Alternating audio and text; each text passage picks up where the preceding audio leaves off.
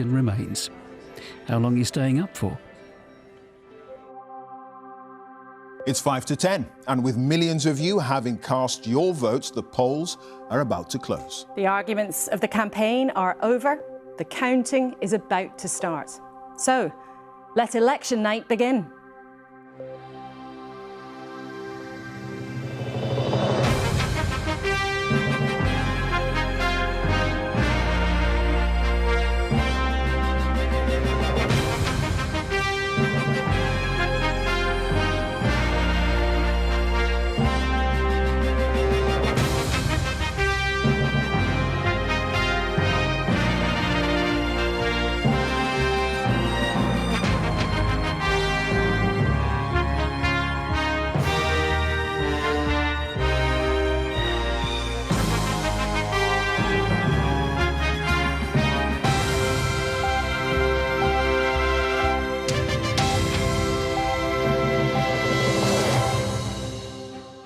A very good evening to you. Welcome to our election night studio, your destination for unrivaled coverage over the next 10 hours as we discover whom you've chosen to walk through that famous door in Downing Street. Last time round, Boris Johnson was Prime Minister.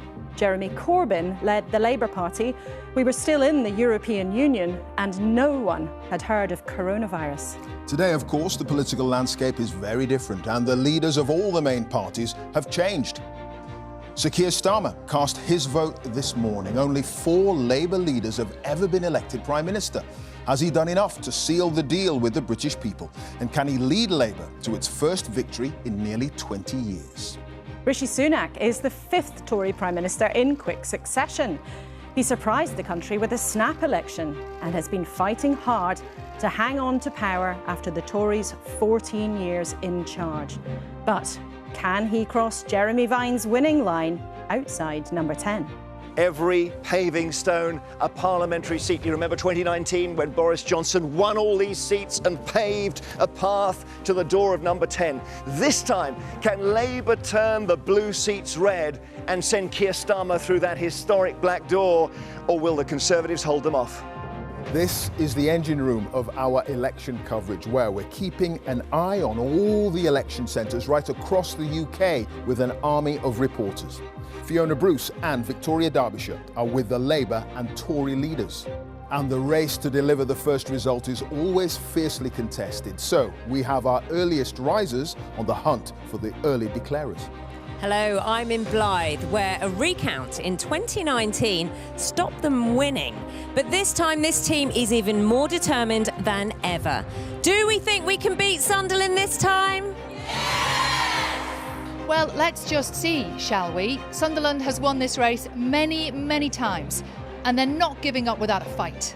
Here in London's Broadcasting House, our teams are poised, ready to gather and then verify every single result as they begin to come in.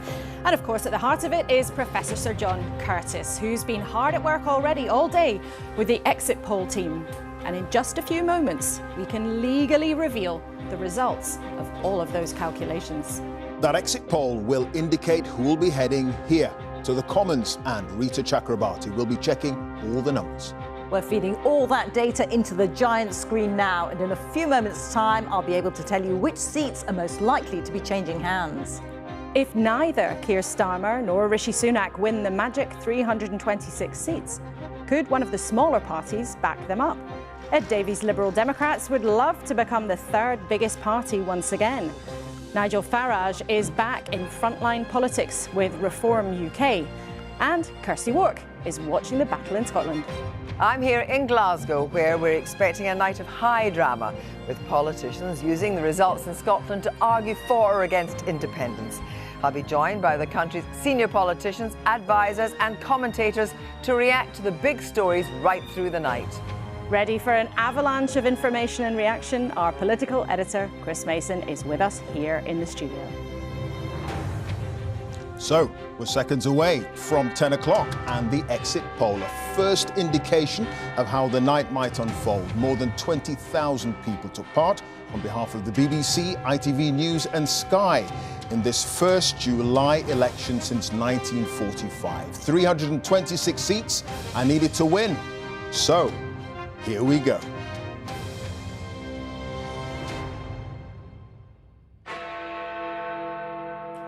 And as Big Ben strikes 10, the exit poll is predicting a Labour landslide. Sir Keir Starmer will become Prime Minister with a majority of around 170 seats. The exit poll predicts that Labour will have captured 410 seats, adding 209. It suggests the Conservatives will have lost 241 MPs, landing on 131. On to the other numbers. The Liberal Democrats up 53 on 61 seats. Reform on 13 seats.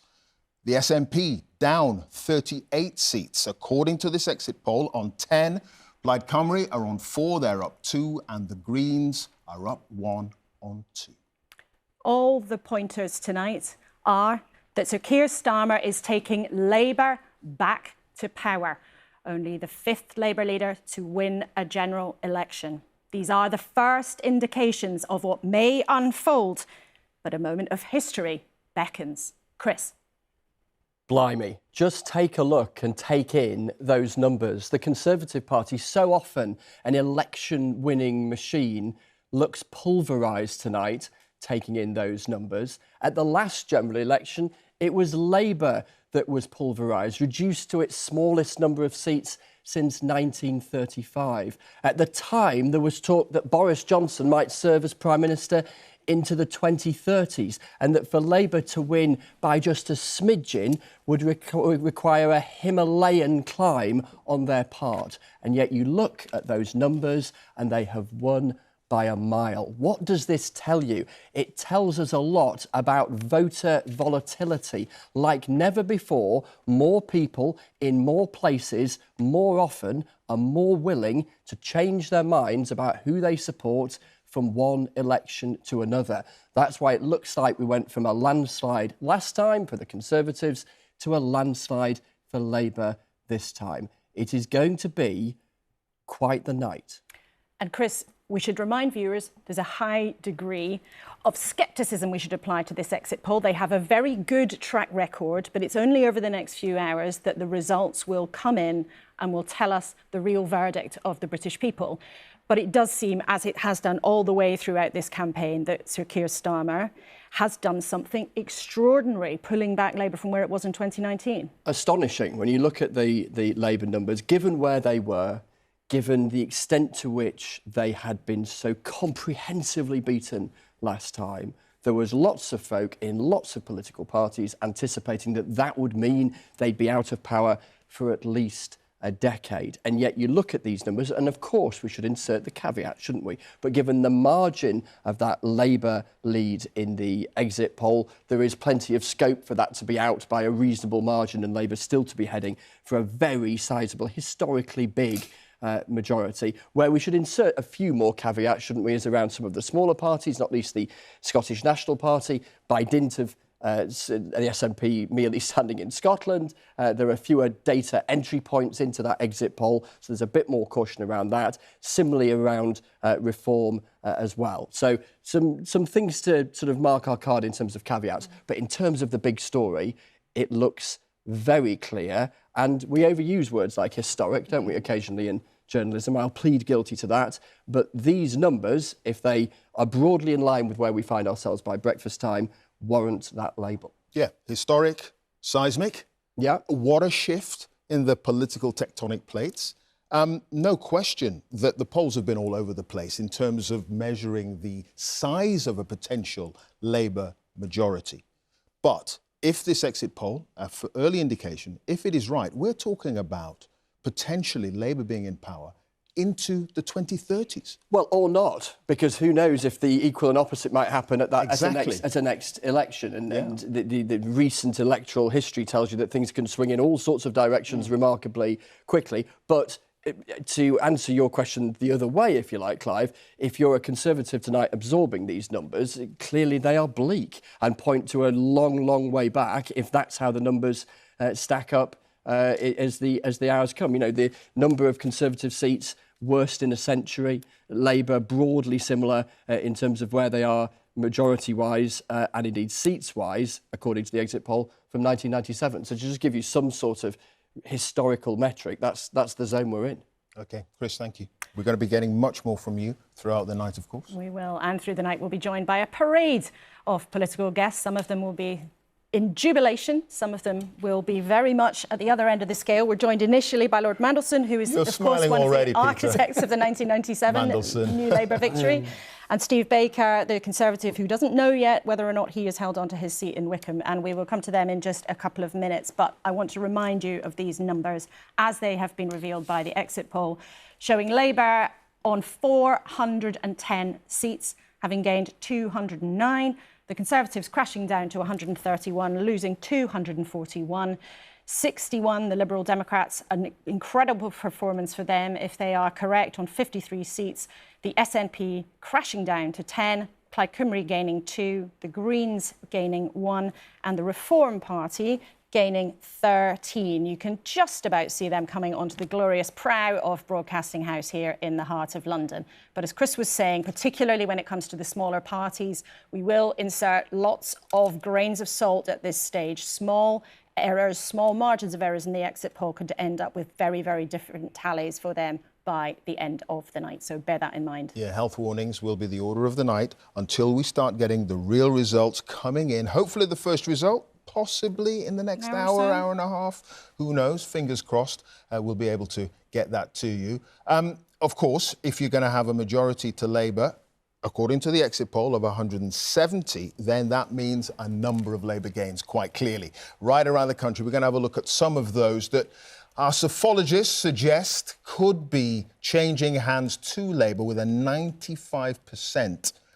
level of certainty. Swindon South, Darlington, Rutherglen from the SNP. We already had the exit poll suggest the situation in Scotland there. Wrexham, Conservative, now potentially gone, according to our exit poll. Leon-Atherton, Middlesbrough, Swindon North as well.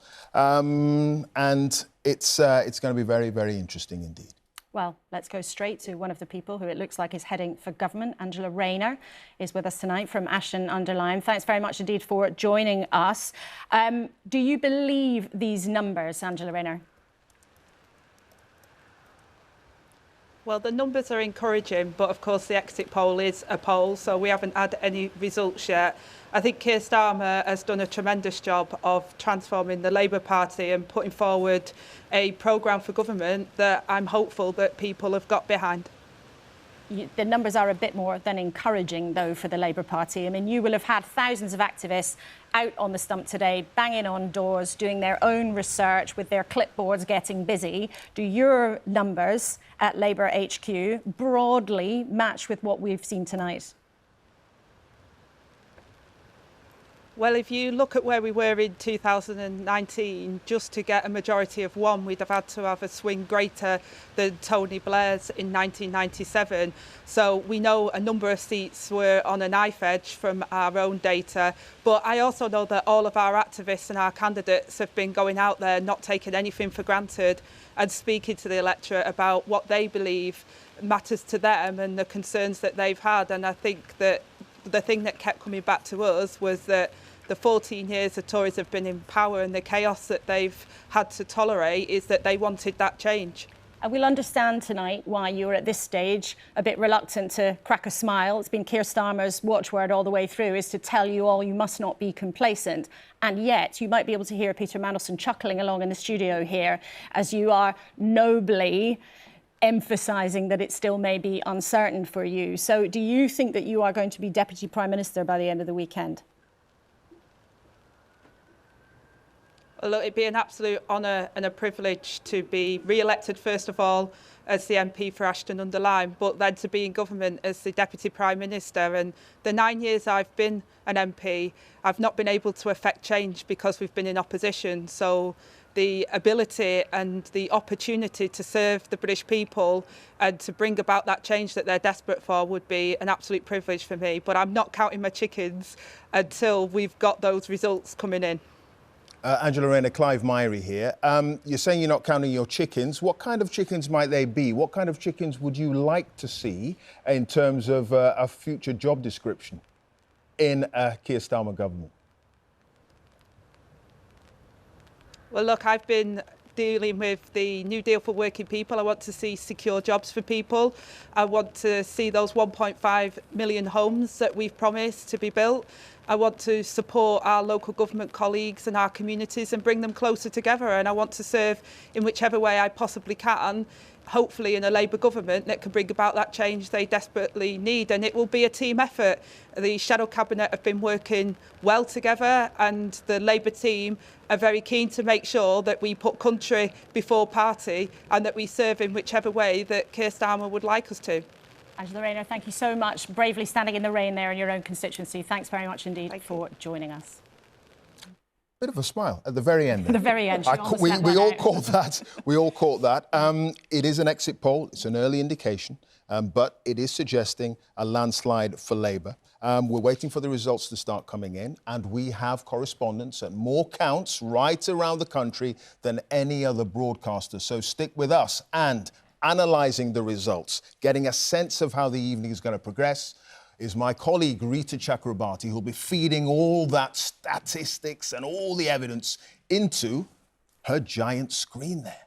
Exactly so, Clive. And I can bring you some of those forecasts. They are forecasts at the moment because it's an exit poll, but it is based on a balance of probability using data from the exit poll that we can calculate the probability of victory or loss in individual seats. And there will be some very well-known Conservative faces who are faced with a brutal night. They include Ian Duncan-Smith, former Conservative leader, of course.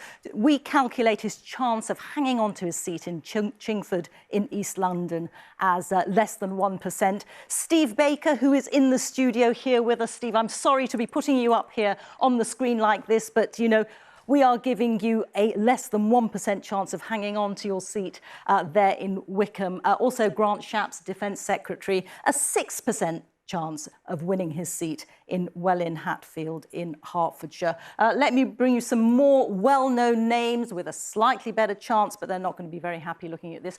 Jeremy Hunt, the Chancellor, a 19% chance of winning his seat in Godalming and Ash in Surrey. Another way of saying that is an 81% chance of losing it, of course.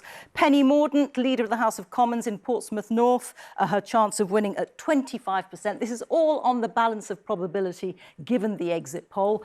And Jacob Rees-Mogg, arch-Brexiter in North East Somerset, his chance of winning is 47%. So they are some of the big names that we're going to be looking out for. And I can also tell you that based on the information that we have so far, it looks as if Labour has pretty much a 100% chance of winning, gaining 110 Conservative-held seats. So lots and lots of information there. All right, Reeta, thank you for that. Much more from you throughout the night. Let's have a word then with our guest here in the studio. Steve Baker will talk about our projections that say, I'm afraid for you, show you losing your seat in a second. But Peter Mandelson, welcome to both of you. You were chuckling away when Angela Rayner was nobly suggesting things might still feel uncertain, but you clearly are deeply sceptical that this result is looking anything like other than a landslide. Angela Rayner is allowed to be sober. She's going to carry big responsibilities in the government if this exit poll is right. I, however, am allowed to be a little bit more gobsmacked. I think that an electoral meteor has now struck planet Earth. In a sense, it's not surprising given everything the country's gone through over the last 10 years. I think it would have required sort of Superman as leader of the Conservative Party to lead them back to some sort of victory, and Mr Sunak is not Superman. But I would have to say this is an extraordinary achievement for Keir Starmer and his team. Nobody in 2019, nobody would have imagined that this was possible. And they and the team and all the people who have run this campaign deserve absolutely every piece of credit that's coming their way. Steve Baker, do you think you've lost? Well, I came into this campaign knowing I was widely expected to lose. I do think the dynamic in Wickham is slightly different to what's generally expected in the polls. I know how the constituency works. Happy to talk about it if you like. So I think my chances are quite a bit better, but I could easily have lost very heavily. It is just possible that there's a path to winning narrowly, but we'll see in the morning. But yeah, I absolutely do accept that the polls indicate that very slim chance. It's going to be an incredibly difficult night. You know, if it's the range between, I think, 110 and 241 Conservative MPs losing their seats, that's going to be an extremely painful night, not only for them, but also for all their staff. But do you accept that you've lost as a party? Oh, yeah, I think that to sit here, I mean, I think Angela was being far too coy. I am certainly expecting Angela to be Deputy Prime Minister within a few days, and I think Peter's showing his political experience by sitting here, being able to accept that Labour have had a landslide. It's a pretty devastating night for the Conservative Party. And what went wrong, then? Well, I know, Peter, to be fair to you, Peter, you know, you said everything that's happened over the last 10 years. The country's been through a number of big stresses, and notwithstanding my support for leaving the EU, there's no doubt it put the country through a great deal of stress. COVID... You made quite a lot of that stress with you and your Eurosceptic colleagues. You made things very difficult for people who were trying to run the country. Indeed we did, but I have to say, if we had not resisted the deal over which I resigned from the government, I'm quite sure the Conservative Party would have split sooner and we would have lost power to Jeremy Corbyn, which I don't think even Peter would have welcomed. So I'm not sorry that we did that. I think it would have been an absolute catastrophe, whereas this is likely, from a Conservative point of view, I think this creates a very bad situation. I mean, obviously, I'd be in the Labour Party if I thought the Labour Party was a good thing. I think this will create a bad situation for the country, but one from which we can recover. But that wouldn't have been the case if Jeremy Corbyn and John McDonnell had taken power. But, you know, I'm very conscious if 241 Conservative MPs lose their seats, it's going to be a very, very painful time for them, for their families, for their staff, for the Conservative Party. And obviously, all of us are very worried about the future of the country under a Labour government, even, of course, Peter's entitled to relish it. OK, highly unlikely that Rishi Sunak can stay on as leader if all this comes to pass. And if he does go, you're going to run, aren't you? I don't want to get into that tonight. This story only emerged because there was a recording of a private speech that I gave, and so as a result, it ended up in the press. But you did not say it. What's said is said, but the situation for me is that I've got a great deal of respect for Rishi Sunak. I think he's a man with a brilliant mind, a great heart for our country. D-Day, announcing this thing in the rain. But, you know, when that happened... Sky TV. I understand from my own... gambling. My own colleagues and some in the press that it took a while before even journalists realised that D-Day was a mistake. Now, with the benefit of hindsight, obviously it was. I think for those of us with a background in the armed forces, it was plainly a mistake and he had to stay to the end. But the mistake was made. But, you know, when you look at his capacity to execute and grip detail, it's terrific. And I saw that up front with the Windsor framework. So I've got a great deal of admiration for him. I think he will do what he believes is in the national interest. Peter, briefly, Peter Mandelson, the transformation of Labour under Keir Starmer from 2019 to now, that is actually more transformational, potentially, than what you were able to do with Labour from 92 to 97, when you think about it. It's a lot more. It's a lot more. Yeah. Before 1997, we had gone up in 1987 under Neil Kinnock. We went up again under Neil Kinnock to 1992. We were on an upward trend heading towards 1997. Now, of course, Tony Blair and all of us turbocharged the changes in the Labour Party that gave us our landslide victory in 1997. But when you compare that to what we've been through, you know, we went down in 2015, we went down in 2019. I don't think there has ever been a party coming from opposition, I think it's unprecedented, to overhaul such an electoral deficit as this and then catapult into not just a majority government, but a huge majority of the kind that your exit poll is suggesting. I can't think in history what precedent exists for it. All right. We're going to have to end it there for now, but do stay with us. Peter Mandelson, Steve Baker. I know you're going to go off to your own count, but stay with us for a while. Now, as we've said, we are right around the country. We're every count, I believe. We can show you pictures of where things are getting busy already. There's Newcastle and Sunderland. Forgive me, Blyth and Sunderland. Now, they are very eagerly racing each other to be the quickest count of the night. They are actually running with those ballot boxes. Look at them there. It's a fierce competition, very, very fierce. And we hope that one of them will come with the first result of the night sometime after 11:10. So we'll keep an eye on those counts. Heroic efforts there. Yeah, they really go for it in the North They really East. do. And They Sally really do. Nugent and Naga Munchetty, they're in competition. I think they're racing as well. They're racing too. We're going to go to Victoria, Derbyshire, who I understand is in Richmond, in Yorkshire there, with Rishi Sunak's camp. And just wondering if you're hearing anything as yet, Victoria, as to a response to this exit poll, what the mood might be? Well, nothing from the Prime Minister, as he still is right now. We're outside his house. We've got a car, actually, that's just left the grounds of the house. It's been so quiet here this evening. No cars going in or out. All we could hear all evening were the sound of the wood pigeons. We could smell the cows in the field next door. The curtains are closed, as far as we can see. The shutters are closed. But the Prime Minister is inside and no doubt absorbing the news of that exit poll. And if it's accurate or near accurate, he will be contemplating the comprehensive defeat, the brutal battering that he has led his party to.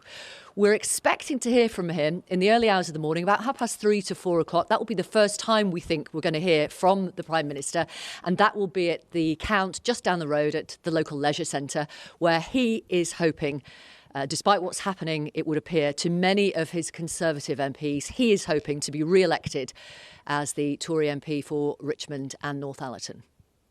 All right. Victoria, thank you. Let's look then, we've been showing you some of the forecasts of how the Tory vote has fallen away in different parts of the country. Look at that. In the north, their vote is forecast to have dropped by 24%. Forecast to have dropped by 29% in the Midlands. So there you can see Bridget Phillipson. Now, she looks very happy. She's been the Shadow Education Secretary, one of Keir Starmer's close allies, smiling away at her account in Sunderland. And if the poll is anything like right, she will be the Education Secretary shortly. She's inside at Sunderland while they continue to run around outside. Right, let's cross to the other big camp tonight. Let's speak to Fiona Bruce, who is at Camp Starmer. Perhaps a very different atmosphere there. We're going to stay on these pictures. But Fiona, have you seen hide nor hair of the Labour leader who's on the verge of becoming Prime Minister, according to the poll? Not hide nor hair yet. I mean, the contrast of the atmosphere here compared to what we just saw at Victoria and Richmond could not be greater. Huge sense of anticipation here, feverish activity. They're counting the votes. Keir Starmer, I'm told, was watching the results of that election poll with friends and family. There were all sorts of caveats around the poll, as of course you both have already said, but I'm sure he was delighted to see that result. So this is clearly a very important count, and this is where he is coming to, Holborn and St Pancras. We're expecting the result about between 2 and 3 in the morning. He will arrive probably 45 minutes before then. He'll have a chat with the people already counting the votes, wander around, see what's going on, and then, of course, we will hear from him. I'm not expecting to hear from him before then. As to where he goes after that, at the moment, we're not sure. Is he going to go home? Unlikely, I would have thought. Will he go to Labour HQ? Will he go somewhere else?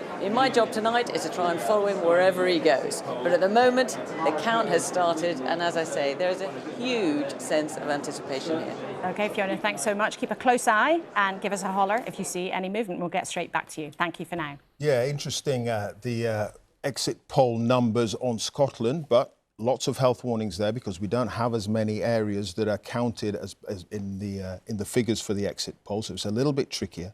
But we are going to get a bit of a progress report on the evening from Kirsty Wark, who's at the BBC's headquarters at Pacific Quay up there in Glasgow. Hi there, Kirsty.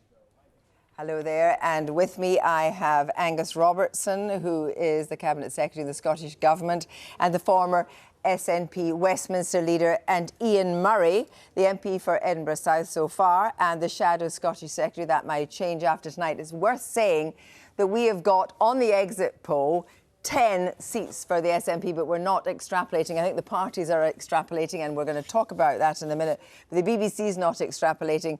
But first of all, Ian Murray, if this exit poll is any way true, we could be sitting with the new Secretary of State for Scotland. Well, let's underline in bold if. But what we've seen over the last 6 weeks of this election campaign is a changed Labour Party offering change to the public, and the public, I hope, have responded to that. And if the exit poll turns out to be correct, and it is just a poll, but it does chime with what we've seen in the other polls in recent days and in recent weeks, and therefore that's the kind of thing we've been getting back on the doorstep. But we used to be very, very cautious because a lot of these seats, of course, were very, very big SNP majorities, and therefore they could all be very, very tight indeed. And look, we're coming from the worst election results since 1935, and therefore the hill is steep to climb. And it looks as if we're climbing some of it tonight, but let's not get too carried away this early in the night. This is a very Starmer-esque reaction. No whooping, no jumping up and down. Well, you know, we've always been confident but not complacent, and we won't be complacent until such times as all those votes are counted and they're in the bag. Angus Robertson, there's no extrapolation for the SNP. The SNP is just a, obviously, Scottish party, and you have gone, if this is correct, you've lost 35 seats. Now, the former leader of the SNP, Nicola Sturgeon, tonight says this is the grimmer end of expectations, expects the exit poll to be profoundly right. What's your response to the exit poll? Well, obviously I'm disappointed, and congratulations to Ian and colleagues. I think it's in line with recent polls over recent weeks that was predicting a Labour victory both at a UK level but also in Scotland. And of course I'm disappointed. I was the leader of the SNP in the House of Commons for 10 years, so that's a lot of my colleagues who it looks like will not be holding their seats. And that is obviously disappointing, but I will agree with Ian. I think it's important. I think the public has just been so sick of Conservative UK governments that they have wanted them out. And I think the Labour message of vote Labour, vote Keir Starmer for change, I think that has resonated. And I think the Scottish doorsteps. And on the Scottish doorsteps as well. But the idea of soft SNP supporters vote for Labour to get the Conservatives out. However, it could just be a straightforward verdict on actually what the SNP has been doing in government in Scotland, because after all, you've been there since 2007. That's a very long time. And people, by and large, the support for independence is kind of sticking where it often is, in the late 40s. But actually, maybe they just feel that the SNP hasn't delivered for them. Well, if it was as simple as that, the SNP would be getting nearly 50% of the vote. It's not the way that Scottish politics work. This was a UK election where people had the opportunity of kicking out Rishi Sunak, getting rid of the Boris Johnson nightmare, getting rid of the Liz Truss government and the record of total Tory incompetence. And I think the change message chimed. We know that it's a very powerful message, and I think voters in Scotland decided in a UK election to vote to change a UK government, and the Labour Party managed to land the message that they were the principal vehicle to do that. But if this exit poll is in any way right, and you are in government with an extremely comfortable majority, it still means that you're going to have to deliver for Scotland in the next 2 years, because there's Scottish parliamentary elections in 2 years' time. And some of the things, and we will interrogate this later, that you've promised and offered may not be possible, because obviously there's fiscal rules to follow. You're not going to have the money to do stuff. Well, the work will start on that first thing on Friday morning, tomorrow morning, if we're lucky enough for these figures to be correct and Keir Starmer becomes Prime Minister. But I think it's really important, particularly for viewers across the whole of the UK, to realise that people in Scotland were demanding change, but they were demanding change from 14 years of the Tories and 17 years of the SNP. It was about NHS and the huge waiting lists in Scotland. It was about the state of the Scottish economy. Yes, a lot of that was to blame on the Tories and 14 years of incompetence and chaos at Westminster, but 17 years of failure in Scotland. And if the SNP take from this message that the voters are wrong, they might end up in an even worse position come the Scottish elections in 2026. Angus Robertson, Ian Myrie, thank you very much indeed. Kirsty, over to you now. Kirsty, yes. quick question. I mean, it is an exit poll, and it's even trickier predicting these things early on in Scotland. But if the numbers are anywhere near where they are now, where does that leave the SNP and potentially pushing for a second independence referendum? Nothing. First of all, there is no extrapolation in Scotland. The SNP 10 is disputed in here, but actually, just say it is 10. It certainly sets the cause of independence back.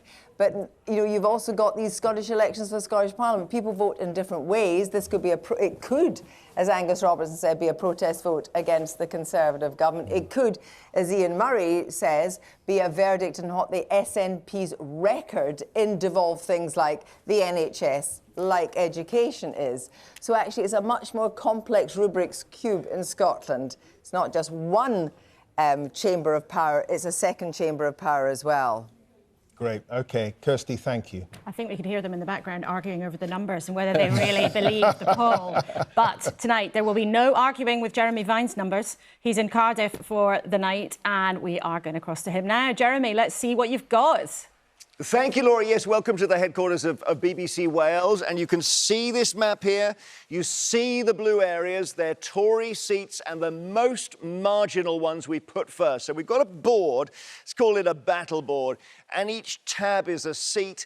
And there are 50 each time I change the board, and these are the most marginal seats, the most marginal of all for the Conservatives going into this election. Burnley with a 127 majority last time. Then Lee and Atherton, new seat, 293 majority. Really slender majorities, High Peak 590, and then you've got the twin seats of Bury South, Bury North, etc. As we go down the boards, the seats gradually get better defended and the Conservatives have a better chance of keeping them.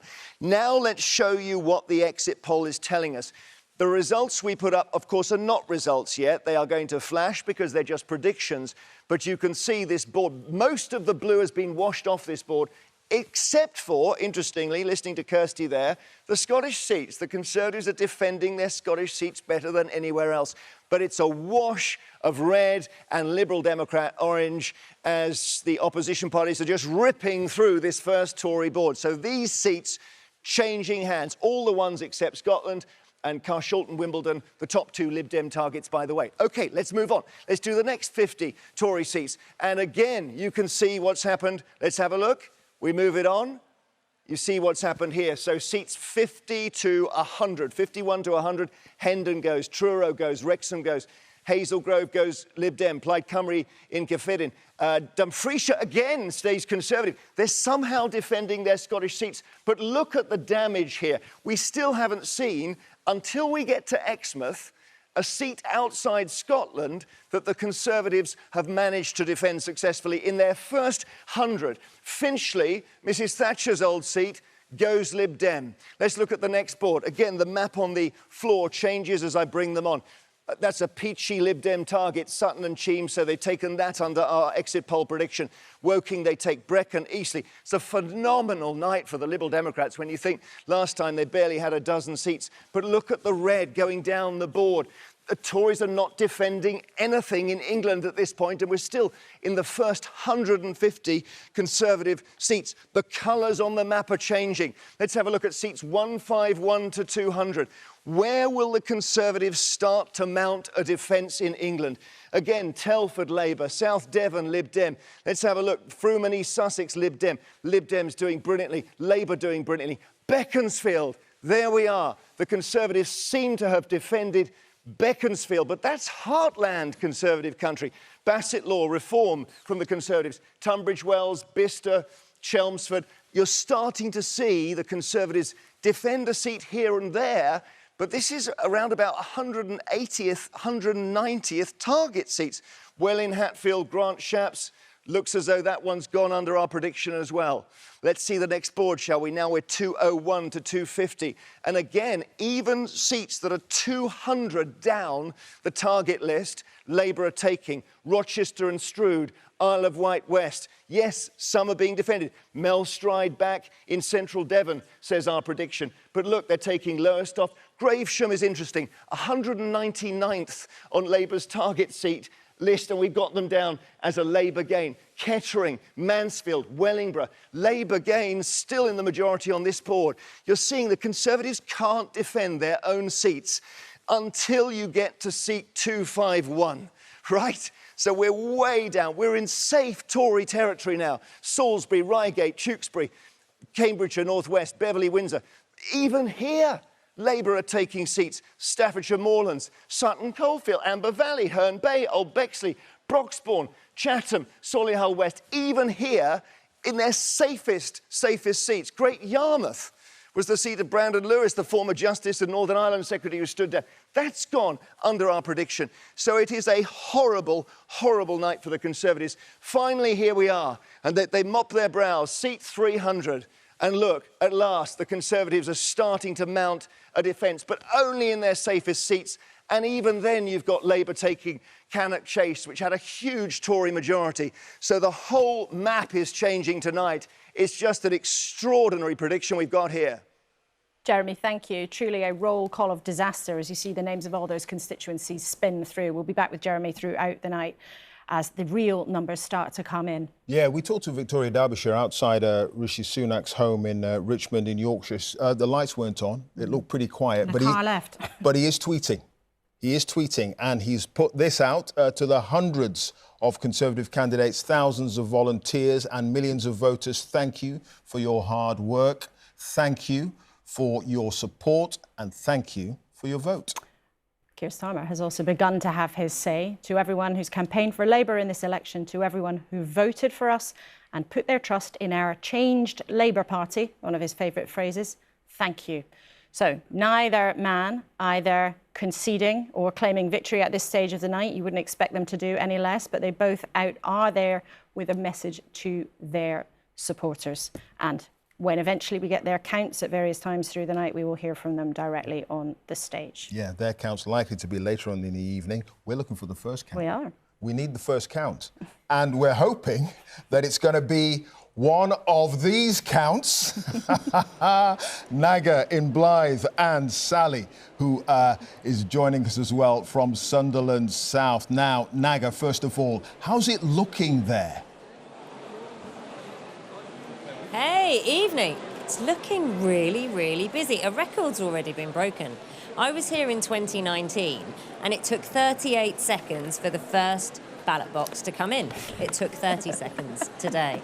It's a more streamlined operation here, I will say, but as it's been so strenuously pressed upon us, accuracy is key, not speed. I know you've seen the pictures of outside this leisure centre here in Blythe of cars coming in and people running in with boxes, but this is a really, really streamlined operation. There are 18 teams counting. They are prioritising the first constituency. There are 4 here, Blythe and Ashington. So that will be the first to be declared. And about 15 minutes ago, we were told, look, expect that in around an hour. But, you know, a little bit vague there because the expectation is that could come in at around 11:30, but it may be sooner, you never know. I know we're all waiting for the first results. 4 constituencies here, all new because of boundary changes, Blythe and Ashington, Cramlington and Killingworth, Hexham and Northumberland North. So the secret, what is the secret apart from the running that you are seeing? Well, the secret is lots of people, very little downtime to keep the operation streamlined, but accuracy is key. I've also managed to steal off one of the tables. I don't know if you can see, you might be able to see on the tables, a little thimble because I'm seeing the lightweight paper that's being used. That is very much part of the key as well. I'll tell you a little story. The man who masterminded this operation in 2019 was Bill Crawford, and he'd been poached from Sunderland, where Sally is, obviously, and he'd worked at Newcastle in previous years. And now his son, Mark Crawford, is masterminding the operation here. So we'll see if success runs through the generations. Just remember, in 2019, Blythe lost out from being the first count because there was one bundle that needed to be recounted.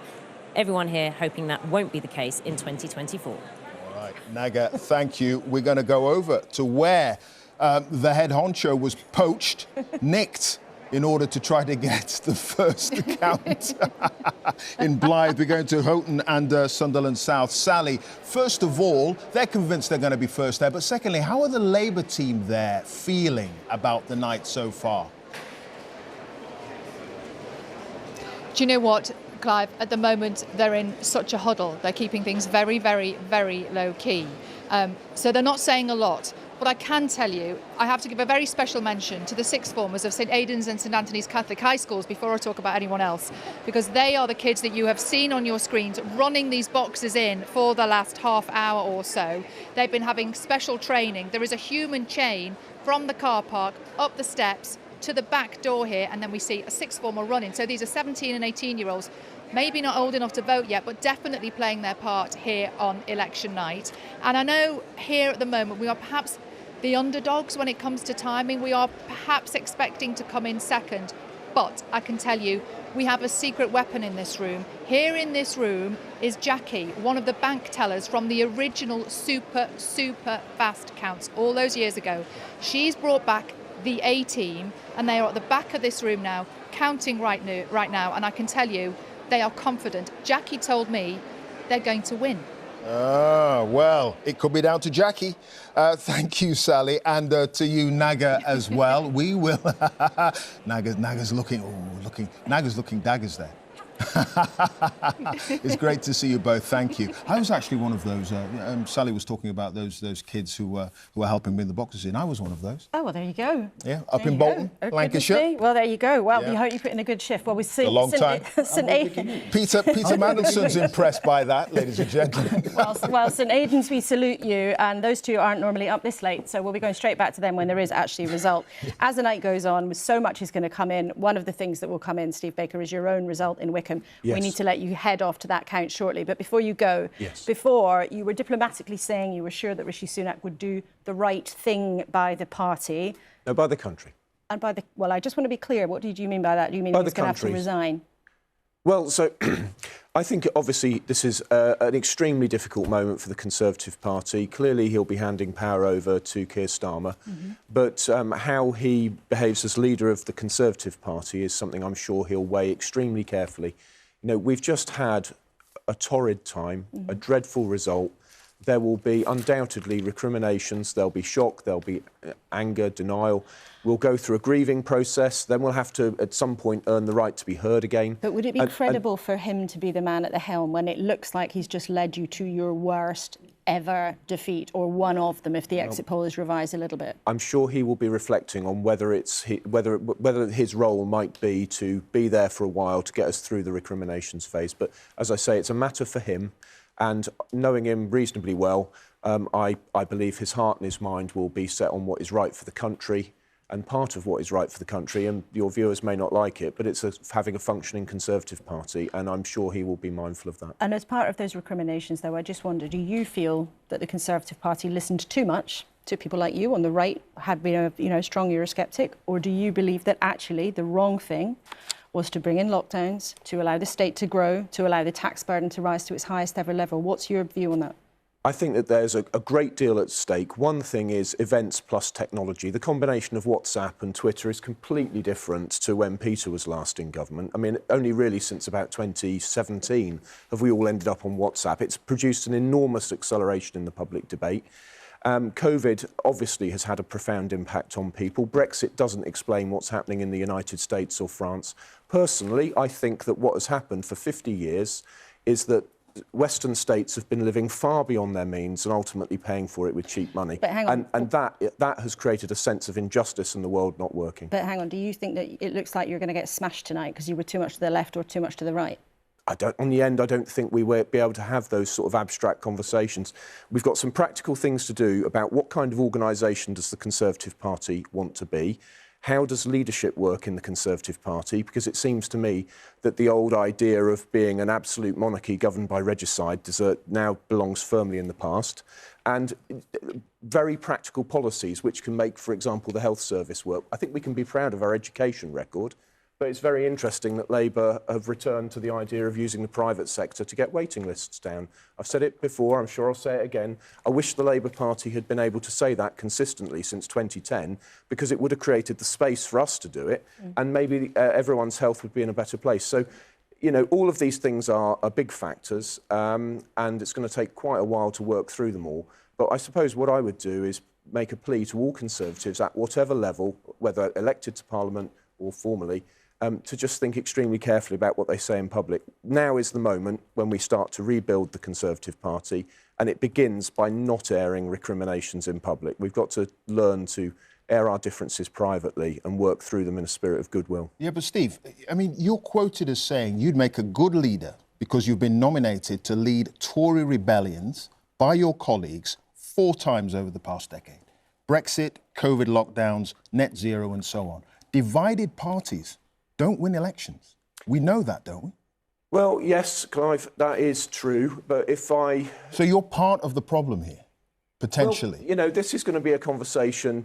You know, I may well have lost my seat in a few hours. That, as you've articulated, is what is expected. Less than 1%. I'm expected to be swept away in a few hours, and I shall think that many of your viewers watching this will be cheering. But it is just a matter of fact that my colleagues asked me to sort out Conservatives for Britain before the referendum. I was asked to sort out actually a unifying project to the European Research Group afterwards, which of course went south. COVID, again, was asked to do it. What would have happened if we hadn't given voice to those people who thought it was extraordinary to be locked down at home? I mean, I think it would have provoked massive conspiracy theories if no one in Parliament had been willing to give voice to that, and I'm proud that I did. Well, Mandelson, quick question about the coming weeks, the coming months. However big the majority turns out to be, if indeed that's how the evening progresses, the reality for an incoming Labour government is going to be quite an inheritance, isn't it? Whether it be the tax burden, the challenges that public services face, a lot of things that can't be magicked away by a big majority. And I guess there's a challenge for an incoming government with a big majority that is weighted with expectation. And that then confronts a reality that is going to be difficult to shift quickly. If I look back over my whole life and before, I must say I cannot identify a worse financial and economic legacy for an incoming government, frankly, since the Second World War. But it'll be Labour's problem in the morning, won't it? It certainly will be Labour's problem in the morning. But, you know, the legacy that the 45 government inherited wasn't due to the failures of a Conservative party. It was due to the fact that we had fought and won a world war. You cannot say the same about this legacy. This legacy has been brought to us, yes, by courtesy of COVID and the Ukraine war that had such an impact on energy prices. People aren't going to want to hear you blaming the previous government, though, are they? They're going to want to know what you're going to do. Hold on, let me make my point. And blown many holes in our finances. But we have also brought this upon ourselves. We brought it upon ourselves with Brexit, not just the act of Brexit, but many years of divisions and indecision over how we were going to implement it. Then the moral collapse of Boris Johnson, of Partygate and his lies to Parliament that shattered international confidence in our country. And then to crown it all, the calamitous Liz Truss and her crashing of the economy as a result of her mini-budget. So, yes, all told, we have an incredible legacy, and that means that whilst there are early, important first steps that can be taken to put things right, turning the whole picture around is going to take years. And I think that Keir Starmer was absolutely right to be sober and honest and responsible in what he said to the British public during this campaign. And I would expect him to continue to be so. OK, Lord Madison, thanks very much. Steve Baker, we have to let you get off to your count. I'd love to miss my count just to rebut that. Shouldn't you have stayed in Greece? you were on holiday at the start of this whole thing. I did all the work I needed to in Greece. I invite you to interview my chairman at my count. OK, we'll see how it pans out for you, but we're grateful to you for nobly coming to bat for the Conservatives in what is an extremely difficult night for the party. We'll let you get off to the count. Thanks for being with us this evening. And Peter Madison, you're staying with us for some time there. So let's have a think about the numbers and a look behind them. Indeed, because we're having a good old chat, and we're having a good old chat based on an exit poll. And part of the responsibility for dealing with that exit poll is the result of the hard work of our election team and Professor Sir John Curtice, of course, who joins us now.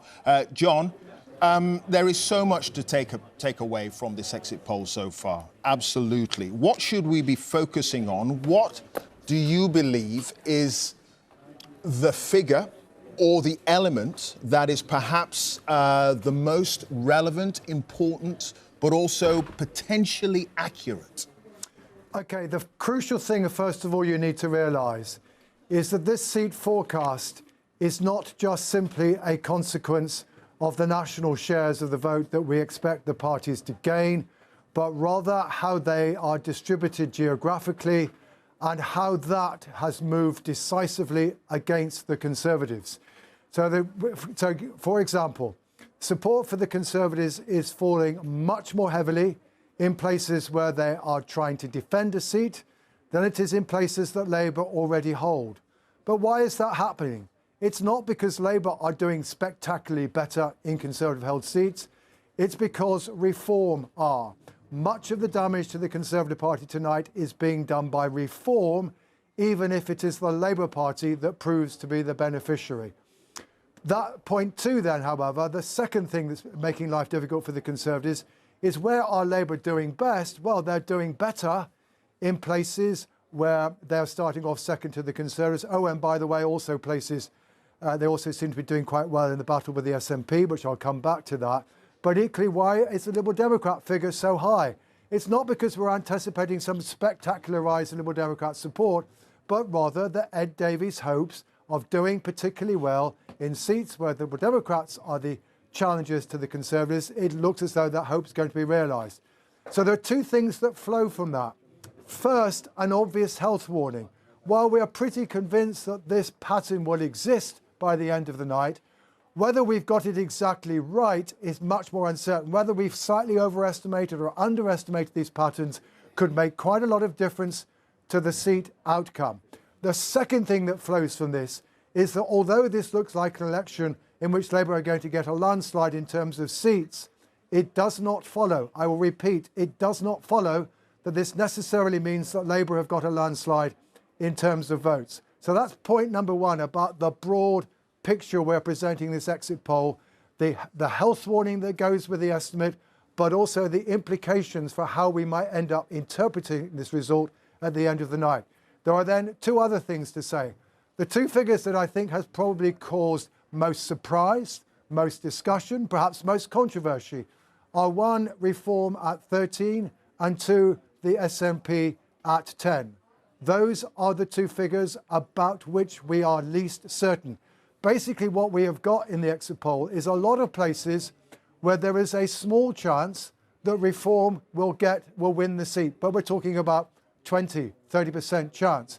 And the question, and you know, we add up these probabilities, and that's how we get to the figure of 13.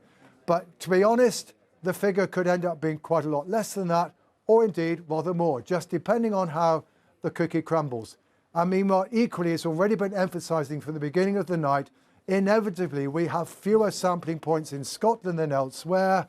It does look as though the SNP have done particularly badly, but remember there are lots of seats in Scotland which are marginal between Labour and the SNP, and we have just, even if we've just underestimated the SNP's performance relative to Labour by a little bit, then that SNP number will go up. So those are the health warnings.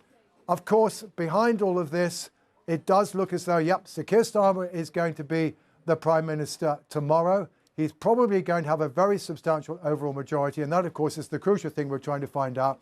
But there is still inevitably plenty of uncertainty in an election, which in many ways looks as though we're going to come up with all sorts of historical records in terms of shares, seats, and also the change in the geography of support. This is, in a sense, is going to be one of the most interesting and unprecedented elections in British psephological history. It certainly is, John, and you've given us the appropriate bucket of salt to be very careful about these early results, even though, as you've clearly explained, the seat numbers might be very different from those smaller parties. That very significant suggestion that Reform might be on 13 seats, and that equally significant suggestion in the other way that the SNP might crash to 10.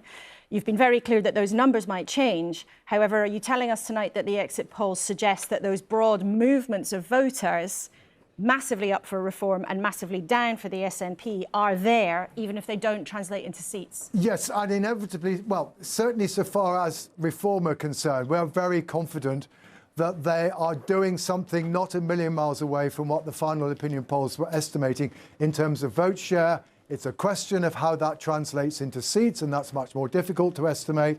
In the case of the SNP, because we have fewer sampling points, it is just possible that we might have underestimated the SNP support. Though that said, we're pretty confident that the Labour Party is going to end up with most seats in Scotland. It's just exactly what is the gap between the two parties is going to prove to be. I thought it was interesting that Angus Robertson, at least on air, didn't seriously dispute our figures. It sounds as though the SNP are willing to accept that they're not going to remain the largest party in Scotland, but of course there's still that still leaves a possibility for the SNP to be, say, at 15 or 18 rather than at 10. Who knows? That's one of the reasons why our viewers should be staying up through the night, because the exit poll gives us a guide, but in the end of the day, it's only the ballot boxes that will tell us the truth. And I was going to say that. That's exactly why you have to stay up all night with us. But John, a very significant point there. If the SNP does look like it will be the smallest party, that suggests if they don't have a majority in Scotland anymore, that their push for another independence referendum will be significantly harder to make. Yeah, John keeping us honest there. No question about that. But the front pages, they're telling their own story, even from the exit poll. Look, the Daily Mail. Labour set for historic landslide there. And we've got the Sun. Britain sees red. Exit poll gives Labour huge 170-seat majority there.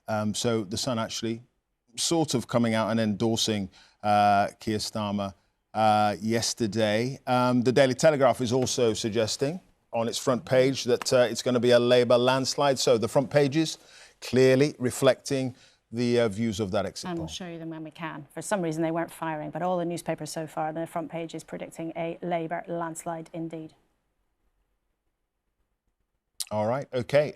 Daisy Cooper has joined us here from the Liberal Democrats, Deputy Leader. Hello, it's good to see Andrea Leadsom as well, standing down in South Northamptonshire. But it's good to have you both, and Wes Streeting from Labour with us too. Daisy Cooper, first of all, the exit poll is suggesting that you're going to be up 53 seats. So falling off pedalos, cycling, you know, at great speed down hills in Wales, swimming in sewage. That all makes sense. It worked. Well, it does look like we're on course for a once-in-a-century result for the Liberal Democrats, and I think that is testament to the phenomenal leadership of Ed Davey, who has lit up this campaign, and our positive vision and our plans for how we want to save the NHS and fix social care. So those antics got you the airtime, you believe.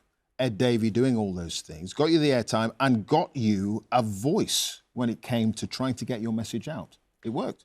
It worked. And the fact of the matter is, we've said time and again that whilst we don't take ourselves that seriously, we do take our politics very seriously. And with every single one of those stunts, there was a very serious message about our plans to, end the scandal of raw sewage dumping, to fix the NHS, to put mental health practitioners into every single school. We have talked about the NHS and social care week after week after week, and many of those stunts have helped us to do that. Except that if you actually look at what we're forecasting, the change in your share, viewers can see in the north we're suggesting that your share hasn't gone up at all. In the south it's gone up by 1%. In London it looks like it's fallen by 1%. So actually it looks like what's happened is you've been better at concentrating where you campaign, and you've benefited greatly from the Tories crashing down to earth. But actually our numbers so far don't suggest that all those pedalos and kayaks and water slides made a big difference in persuading voters actively to go to you. Well, look, we've got a first-past-the-post voting system in this country. It's a broken system, but it's a system that we have. And we've been very clear that for as long as we have that system, we have to play within the rules. And so you've learned how to play it now. That's what's happened this time. You've learned how to play the first-past-the-post system. Well, that's it. And whilst we want to change that is what's happened, right? You've learned to play the game better. Well, we've been clear for years now that our goal was always to try and unseat as many Conservative MPs as possible. Up until this evening, we said we were in second place to Conservatives in around 80 seats around the country. And later this evening, we'll find out how many of those Conservative MPs we've managed to unseat. But I can say that with every Liberal Democrat MP we have, however many there are by the time the results are in, every single one of them will be a local champion to fix our NHS and social care. And how much of a role do you think tactical voting has played in all this? Well, I think tactical voting is critical for every political party, and it is in every single election. There's no doubt, as I say, that for as long as we have this broken voting system, there will always be some people who vote positively for a particular party, but there will always be other people who want to vote tactically. And there's no doubt that in those areas where Liberal Democrats have been the key challengers to the Conservatives, we did ask some people to vote tactically for us, as well as to vote positively for our vision on the NHS and social care. All right. Daisy Cooper, thank you. More from you a little later, and from Andrea Leadsom and Wes Streeting too. Right, well, let's show you our cameras right around the country. We are at every single count, I believe. You can see all the amazing pictures there. Counters hard at work, and it shouldn't be too long before we get that first result. Blythe Valley is looking promising, so Sally and Naga will be fighting it out. But Reeta, let's turn to you. You've got some analysis of where things have really gone wrong, according to the exit poll, for the Tory vote. Absolutely, Laura, but there's some interesting stuff about the Labour vote as well, actually. So what you can see here is some analysis based on the exit poll and what has happened to the share of the vote in seats that voted in 2019 for the Conservatives versus seats that voted Labour. Let's take a look at the Conservative seats first. So you can see the Conservative vote has plummeted here, down 28% in those seats that voted Conservative 5 years ago. Labour up by 5%, Lib Dems and Green up as well. But the big winners here are the Reform Party, and that 18% is up on what the Brexit Party got last time round, 18%. So that has really, one can only assume that has really hurt the Conservatives there, and that is what senior Conservative figures have been warning about in the last few weeks. Now, let's take a look at the seats that went Labour 5 years ago, and here you can see again a big drop in Conservative support. But this is the really interesting thing, that Labour has gone back a little bit in its own seats, down by 1 percentage point. And who are the winners? It's Reform and the Greens. So it looks as if the vote from the two big parties has actually been redistributed amongst Reform and Greens. So I just wonder what, Wes Streeting, I think you're there, I was wondering what you think of this Labour vote down slightly in Labour seats. Well, we'll wait and see what the results actually come through and say. But we've run a ruthlessly disciplined campaign, and we knew that it wasn't good enough just to stack up more votes in seats we already hold. We needed to win seats from the Conservatives. And gone are the days where Labour Party leaders make excuses for poor results and pretend that defeat is really a victory, like in 2017, where you'd almost have thought it was just benevolence that led to Theresa May going back into Downing Street because we didn't want a forced eviction on our hands. You know, we lost in 2017, we lost in 2019, we lost in 2015 and 2010 for that matter. We are in this position today to be able to win a general election because the Labour Party has fundamentally changed. We understood why we lost in 2019, listened, and I mean genuinely listened, as to why we lost support from people we should have never broken faith with. And as well as rebuilding trust with those voters, we also built a big tent that enabled millions of disaffected Conservative voters to look at Labour and think, well, I might vote for these guys, and we'll soon find out how many of them actually did. But this is a remarkable exit poll. They're not results, it's an exit poll. But in 2019, we were on the brink of extinction and told that in order to get a majority of one, we would need a 1997-style swing. This exit poll shows a 1997-style majority. So, well, you know, I'll believe it when I see it. But this is a remarkable exit poll and a testament to the change that Keir Starmer has led in the Labour Party. I don't think that guy's had nearly enough credit for the steel, the determination that he has shown to really grab the Labour Party by the scruff of it. Wes, I wonder if I can force it to learn why we lost. I wonder if I can just jump in. I mean, nobody's taking away from you the things that you are saying again based on the exit poll, but these figures do suggest not a resounding enthusiasm for the party in those seats that voted for you 5 years ago. We'll wait and see what the results said, but I think I've said on the BBC before, I think it was on another election night, that Keir Starmer could literally be on his way to Buckingham Palace to be made Prime Minister, and pundits would be saying, oh, it's still a disappointing night for Labour. I mean, come on, give me a break. I've had enough of this now after 4 years. 4 years ago, I don't mind saying, I would never have imagined that Labour could do this in one term. Never have imagined it. I thought it was impossible. I thought at best a two-term project. And yes, the implosion of the Conservatives and the SNP has put wind in Labour's sails. But the only reason we've got sails on the ship, and the ship is ship-shape, is because Keir Starmer took the vessel from the shipwreck in 2019, rebuilt it, and made it ship-shape and seaworthy again. And Wes, just as you've been speaking there, Wes Streeting, you seem to have a little bit of a flicker of a bit more excitement about what happened rather than your early message of, oh, this is an exit poll. Are you ready to say you're sure you've won? Well, I used to watch the 97 results back and thought that the Labour spokespeople who were on then sounded kind of crackers, really, when the exit poll came in. They were still saying, we'll wait and see the results. I now know exactly how they felt. Like, honestly, it sort of looks and feels too good to be true. We will judge the results by the results and not the exit poll. Of course, I'm delighted by the exit poll. I have seen many exit polls over the years. They don't tend to look like these ones. And if we have won this general election, that is historic for the Labour Party, but even more importantly, it's an opportunity for the country for us to rebuild our economy, rebuild our public services and rebuild trust in politics.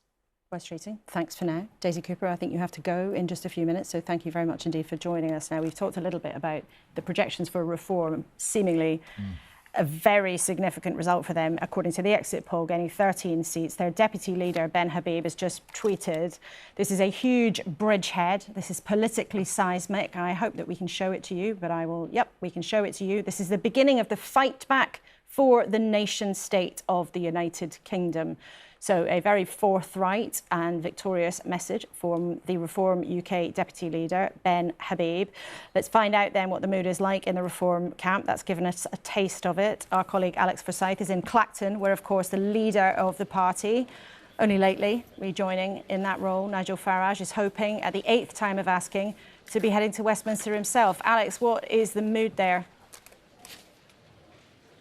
Remarkably calm at the moment, Laura, if I'm perfectly honest with you, but it is very early in the evening, and I suspect the mood within Reform UK more widely is less calm, having seen that exit poll. One of my colleagues tells me that Nigel Farage is having a meal somewhere in town. We're not expecting him to turn up until the early hours of the morning, because that's around the time that we're expecting the declaration here in Clacton. But like you say, remember, Nigel Farage has attempted to get a seat in Westminster 7 times before and failed, and I suspect with all of the caveats around the exit poll, particularly when it comes to smaller parties like Reform UK, it would have really just given a huge confidence boost right the way through what was already a pretty confident Reform UK campaign. So I think a little bit later we're going to go from calm counting to something potentially more chaotic, and I suspect the mood within Reform UK right now is pretty confident.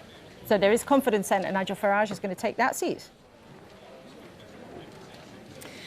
Well, I think this is his best chance, many people think, because of the wider political picture that he's had in the 7 times of standing. But you have to remember that in the previous parties that Nigel Farage has led, for example, UKIP back in 2015, they had a high vote share. They polled 4 million votes, but that translated to only 1 win in terms of seats. And the seat that they won then, this one in Clacton, with the former MP Douglas Carswell, who had, of course, defected from the Conservatives, triggered a by-election, won it as UKIP, and then retained it at the 2015 general election. So when you take all of that into account, and the fact that Clacton has been at the centre of Nigel Farage's campaign for the past few weeks, he's been here a lot with rallies out in the town, making himself very visible. It feels like it's the best chance for Nigel Farage to get what has proved elusive for him so far, which is a seat in Westminster. But of course, for the party more widely, Reform UK, what will be really important is, yes, how many seats they get, but also the impact that party has in terms of the number of votes it gets, and what that might mean for the Conservatives, the damage potentially that Reform UK does right across the country, as well as any seats they win themselves. Alex, thank you so much. It could be much worse than any of the Conservatives had imagined, but we will see how it develops. Yeah, now, if you're out and about, what are you doing? You should be at home watching us. But if you are out and about and you happen to be in central London, around Oxford Circus, and you go past the glorious building of the BBC, you will see there the results of the exit poll. Now, remember, this is a first indication of what we think will happen tonight. We still haven't had a single result yet, but the Conservatives down to 131 seats. Labour, we are suggesting, with the exit poll, will be on 170 seats, going up. Liberal Democrats on 61. Reform Party on 13 there. So potentially a good night for them, but this is only an exit poll. The SNP down to 10 as well. So a Labour landslide is the suggestion. Plaid Cymru on 4, so they're up slightly. And we go through the figures there with the Greens only making 1 gain, according to the exit poll. So these, as I say, still figures that have to be confirmed by a decent result, and we still haven't got one yet. But the suggestion is a landslide for Labour of 170 seats. But we think there is only one box left to count in Blyth and Ashington, so we might have our first result of the evening very shortly. But Andrea Leadsom, Conservative former Cabinet Minister and MP who's been standing down, thanks for coming in tonight. If Labour ends up with a majority of 170, as the poll predicts, and you end up crashing down by 241, the decision of Rishi Sunak to call the election now may prove to be one of the worst political mistakes in history, surely. You know, it's a according to the exit poll, this is a devastating night for the Conservatives. But I'd just like to reflect that it's actually a fantastic accolade for democracy in our country that we can have an election where, as Wes has said, in 2019, it was the Conservatives' night to have a huge majority, and it was potentially unassailable for 2 terms. And I think what this does show is that our democracy is alive and well. Devastating for my party, a clear need to rethink, to regroup, to regain the trust of the people.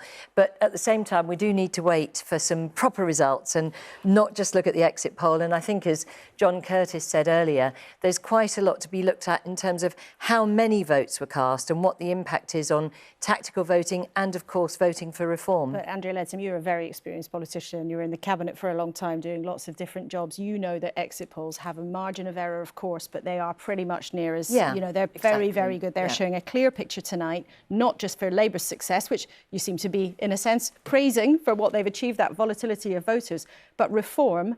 Nigel Farage's outfit looks like they have absolutely taken a hammer to your vote in lots of different parts of the country. Has Rishi Sunak handled them in the wrong way?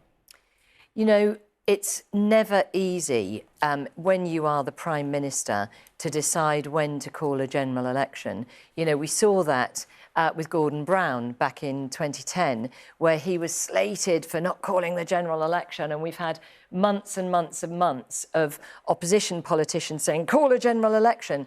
And when the Prime Minister decided to do it, I'm asking you about reform and how much damage they've done to the Tories. Reform, according to the exit poll, has done vast damage to the Conservatives, but we will find out exactly how much so. But your question was Rishi Sunak right to call the general election? I'm trying to answer that. It is a very, very difficult and very personal decision for any Prime Minister, and he will have taken into account the potential impact of reform, the consequences of, you know, the economy turning a corner, the fact that real wages are rising. You know, there are all sorts of factors that he will have taken into account. So it's very easy, I think, always in hindsight to say, well, that was a really bad decision. But actually, I think these are very, very considered issues. But implicit in Laura's question was the way that Rishi Sunak and the Conservative Party handled reform. Hardly went after them in the first 4 or 5 weeks of the campaign. Only really getting stuck in after those dreadful comments, allegedly, from one of the supposed workers for Nigel Farage in Clacton. The kid gloves. Because you were hoping, obviously, to get some of the voters who might be leaning for reform. That didn't work. It's completely backfired. Well, we'll see. But absolutely, I would accept that potentially in hindsight, you could have gone after reform much more. But the Conservatives actually have some very strong achievements to their name. And I think genuinely the desire was to highlight what the Conservatives in government have done. You know, 4 million more people in work, low unemployment, real wages rising. We turned the corner. We got through the COVID pandemic. We're recovering fast. We're equally joint first in the G7 in terms of growth last month. You know, there's a lot, all of the net zero achievements and so on, plus what we considered was a very real concern about what Labour will do, as continues to be the case, a very real concern about what Labour will do with people's taxes. And so, you know, yes, maybe it was wrong not to go after reform straight away. But again, all of these things are very carefully thought through as to what is the right approach. And what we wanted to do was to focus on what Labour would be doing with people's taxes. We're just going to cut in there because we've got a declaration. Acting Returning Officer, hereby give notice that the total number of votes for each candidate for the Horton and Sunderland South constituency is as follows. Richard Peter Bradley, 1,723. Chris Bernicle, 5,514. Paul Edgeworth, 2,290. Richard Maeve Phillipson, 18,837. Sam Woods Grass, 11,668. The number of rejected ballot papers was 101.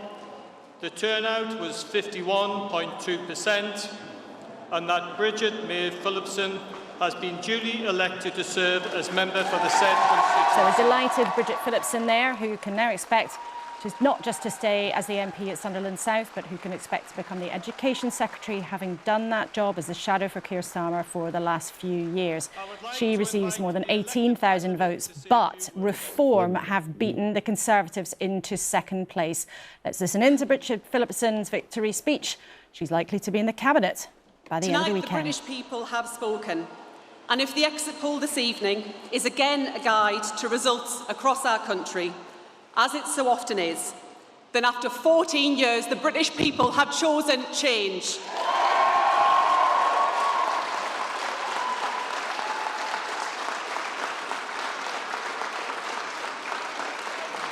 They have chosen Labour, and they have chosen the leadership of Keir Starmer. Today, our country, with its proud history, has chosen a brighter future. The British people have decided that they believe, as Labour believes, that our best days lie ahead of us. Hope and unity, not decline and division. Stability over chaos. A government powered by hope, by the belief that tomorrow can not just be different from today, but better. A government of service, a government with purpose, above all to change our society for good. A government determined to build a Britain where background is no barrier, no matter who your parents are or where you are born. Determined to tear down the barriers to opportunity which hold back too many of our children. That is Labour's purpose, and the result today speaks to the trust the British people have put in our changed Labour Party. And after 14 years as your Labour MP in opposition, I am so proud to be part of a party which has tonight not just won the trust of people here in Houghton and Sunderland South, but of the people across Britain. Labour will honour the trust that you have placed in us. I will honour the trust that you have placed in me. And I will work every day to deliver the promises that Labour has made and the better future that we, each of us and all of us, deserve. From the bottom of my heart, thank you.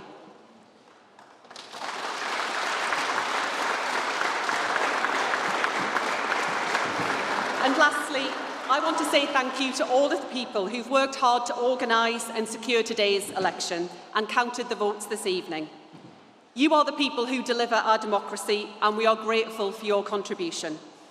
My thanks to the fellow candidates here in Houghton and Sunderland South for a good-tempered campaign. To my fantastic local Labour Party for your unwavering support, and to my wonderful agent, Les Scott. Thank you. Bridget Phillipson there, delighted, beaming away, not just having won her seat, but expecting now to be in the Cabinet. And in her speech, she said, the British people have decided.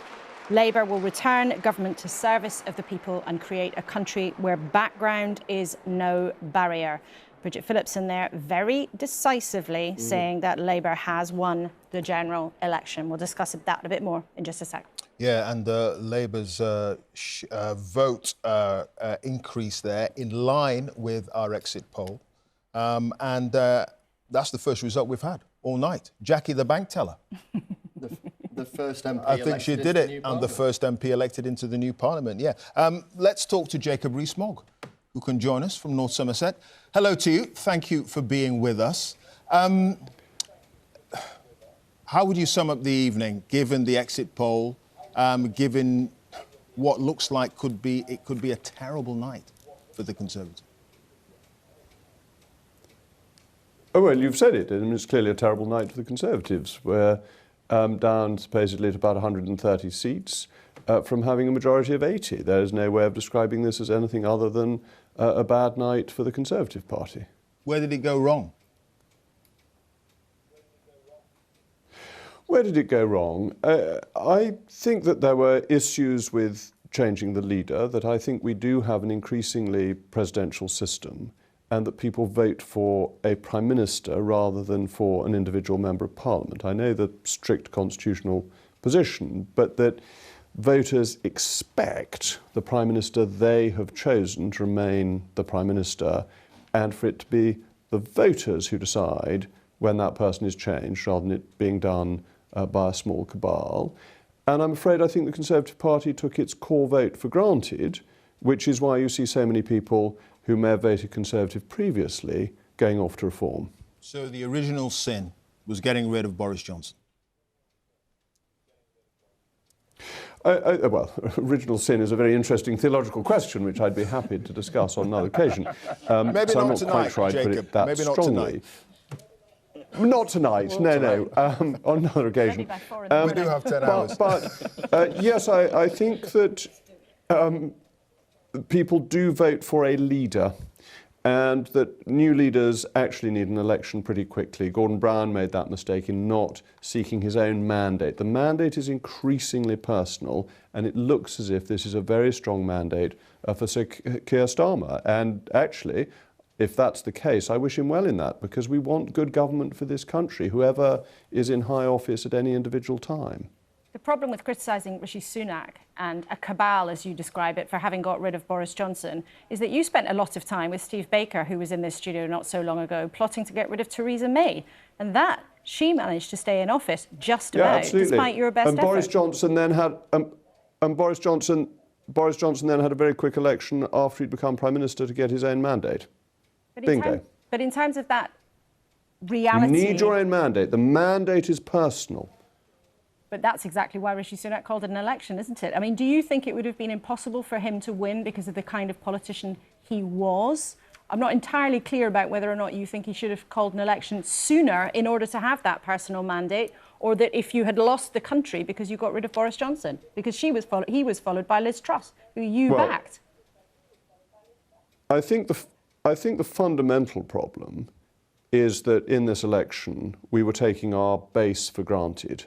And that is always a problem, and our base was peeling off to reform. And we have no divine right to votes. We need to win voters at every single election. And if you take your base for granted, if you don't manage to stop the boats coming over, if you don't manage to control migration, when that's what your voters are concerned about, your voters will look to other parties. So I think failing to deliver on Conservative core principles did us a lot of harm. Could there be a return of Boris Johnson in some regard, that if you think that removing him was the problem, might him coming back be part of the solution for the Tory party after this election? You'll need to interview Boris and ask him what his plans are. I can't act as a spokesman for him. He's a very big and powerful figure, and as we see from Nigel Farage's success, as far as one can tell from the exit polls, big figures in politics make a difference, big charismatic figures. We are, in spite of the constitutional niceties, which I think are very important, and our system of individual MPs has strong resonance, we are nonetheless an increasingly presidential system, and the charismatic individual leader is very important, and Nigel seems to have shown that in this election. Should Nigel Farage find a place in the Conservative Party then, perhaps? There's been a discussion among some of your colleagues in the run-up to this. You might have avoided disaster if you'd welcomed him in earlier along. Well, we are where we are, and the disaster doesn't seem to have been averted. Again, you'll have to ask Nigel what his plans are. I think he looks for and seeks a realignment of the right of British politics, and it'll be interesting to see whether he can achieve that. Do you think that you are safe in your own seat just before we let you go, Jacob Rees-Mogg? Look, I see what you've said about it on your programme earlier.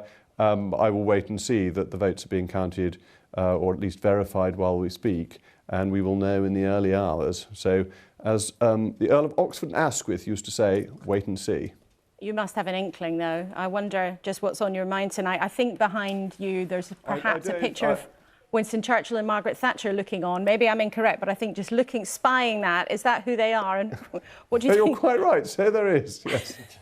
I recognise Mrs Thatcher's hairdo there, even from this distance. Excellent. Well, Jacob Rees-Mogg will let you... But no, I have no inkling at this stage other than your exit poll.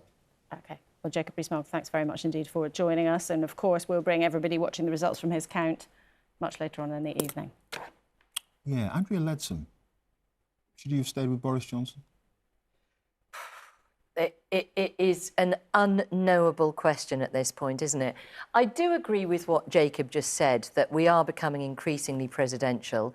And I do think that that is a challenge for Keir Starmer. He is not a presidential big character. He's obviously done incredibly well this evening, can't take that away from him at all. But I do think that the shine wears off very, very quickly. And actually, as I said at the start of the interview, we do see change much more quickly now. It's fantastic that we have an alive and kicking democracy in this country, but people do need to look to the very quick turnaround. And, you know, where Sir Keir's concerned, we had the issues with Sue Gray, who did for Boris, arguably, the permanent secretary, who wrote the Boris Partygate report, did for him. Next thing we know, she's Keir Starmer's chief of staff. These are all things that come into the mix, and people will be putting a spotlight on those in the weeks and years to come. We're keen to get counts around the country, but I have to bring in Wes Streeting. You are making faces as Dame Andrea is making those claims. No offence, Andrea, but I think the suitcases full of wine did for Boris Johnson. I think the vomit on the carpet in number 10 did for Boris Johnson. I think the habitual lying did it for Boris Johnson. And then you guys made the mistake of calling in Liz Truss, the spectacularly worst Prime Minister in modern British political history, then crowned this other guy to come in, Rishi Sunak, who was meant to clear up the mess. And you didn't, you know, it's the worst thing you can do to a leader. You didn't back him and you didn't sack him. He was too weak to lead the Conservative Party. You've got the foxes in the hen house of the Braverman wing of the Conservative Party, who actually kind of, you know, the provisional wing of reform in the Conservative Party. And what were the One Nation Tories doing? You know, plotting in the corner, saying, oh, don't worry, after the election, we'll sort it out. You know, I'm afraid that the reason why the Conservative Party has been swept out is because it's been a clown show and people are paying a heavy price for it. The reason the Labour Party has been in a position to win is because we've changed, and we didn't choose the unity of the graveyard either after 2019. We had some fights and some arguments to reconnect the Labour Party with the people we lost and the people we needed to win over to form a majority. But the Conservative Party, I mean, I actually don't care about the Conservative Party. Their problem, not mine. We've got to clean up the mess of the Conservative Party, just like the Downing Street cleaners who had to clean the vomit up after Boris Johnson. I feel like you two are just starting to warm up. More from you shortly. And it's a long night, so we're all looking forward to it.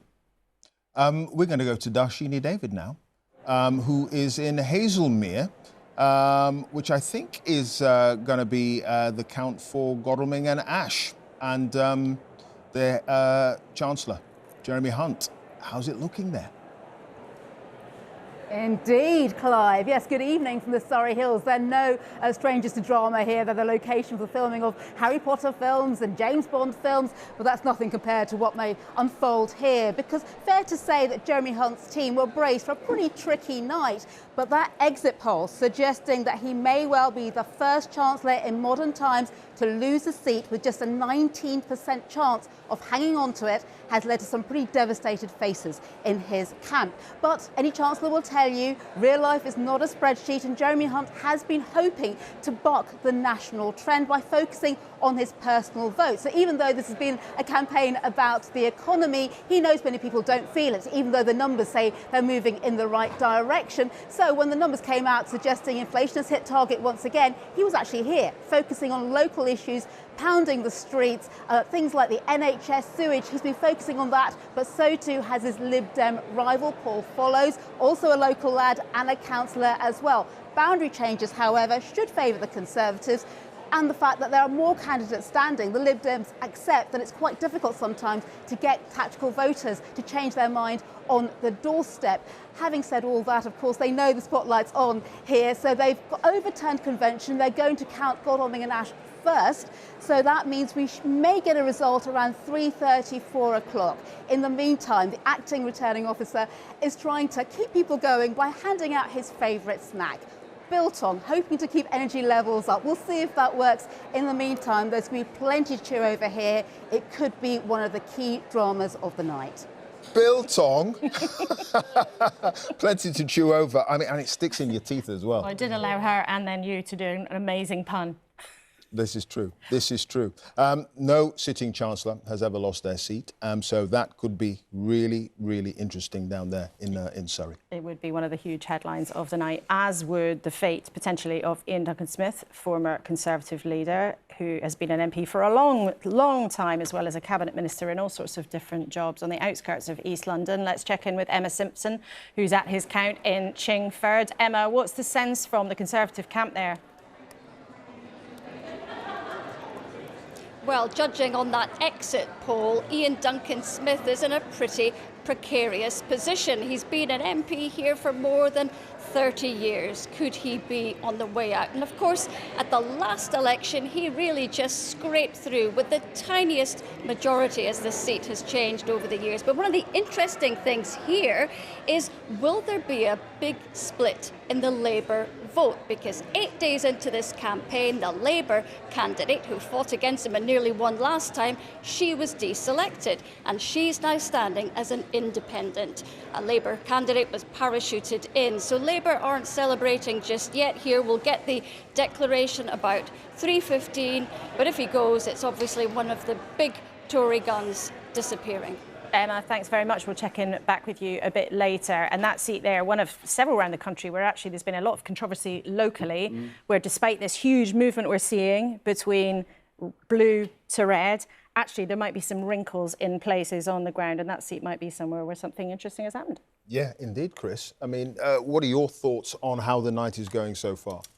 A couple of observations from listening to Bridget Phillipson and her speech, her victory speech in Sunderland in the last 10-15 minutes. Firstly, the first MP elected to the new Parliament, which is a moment worth noting, isn't it, ahead of the flurry that will come in the small hours.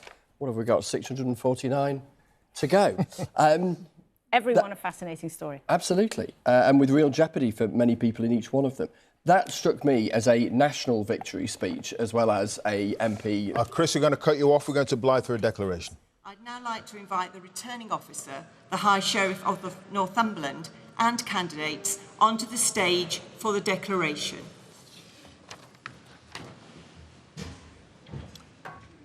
So the candidates go up to the stage there. Sunderland South.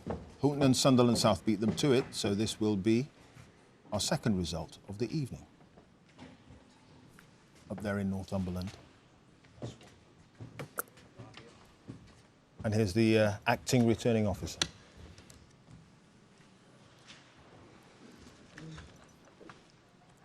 Best outfit of the night so far. I, Lucia Bridgman, returning officer for the Blythe and Ashington parliamentary constituency, hereby give notice that the total number of votes given to each candidate was as follows. Ian Lavery, Labour Party, 20,030. Maureen Levy, the Conservative Party candidate, 6,121. Steve Leyland, the Green Party, 1,960. Mark Peart, Reform UK, 10,857. Stephen Anthony Salidas, Liberal Democrats, 1,433. And that Ian Lavery is duly elected as the Member of Parliament for the Blythe and Ashington constituency.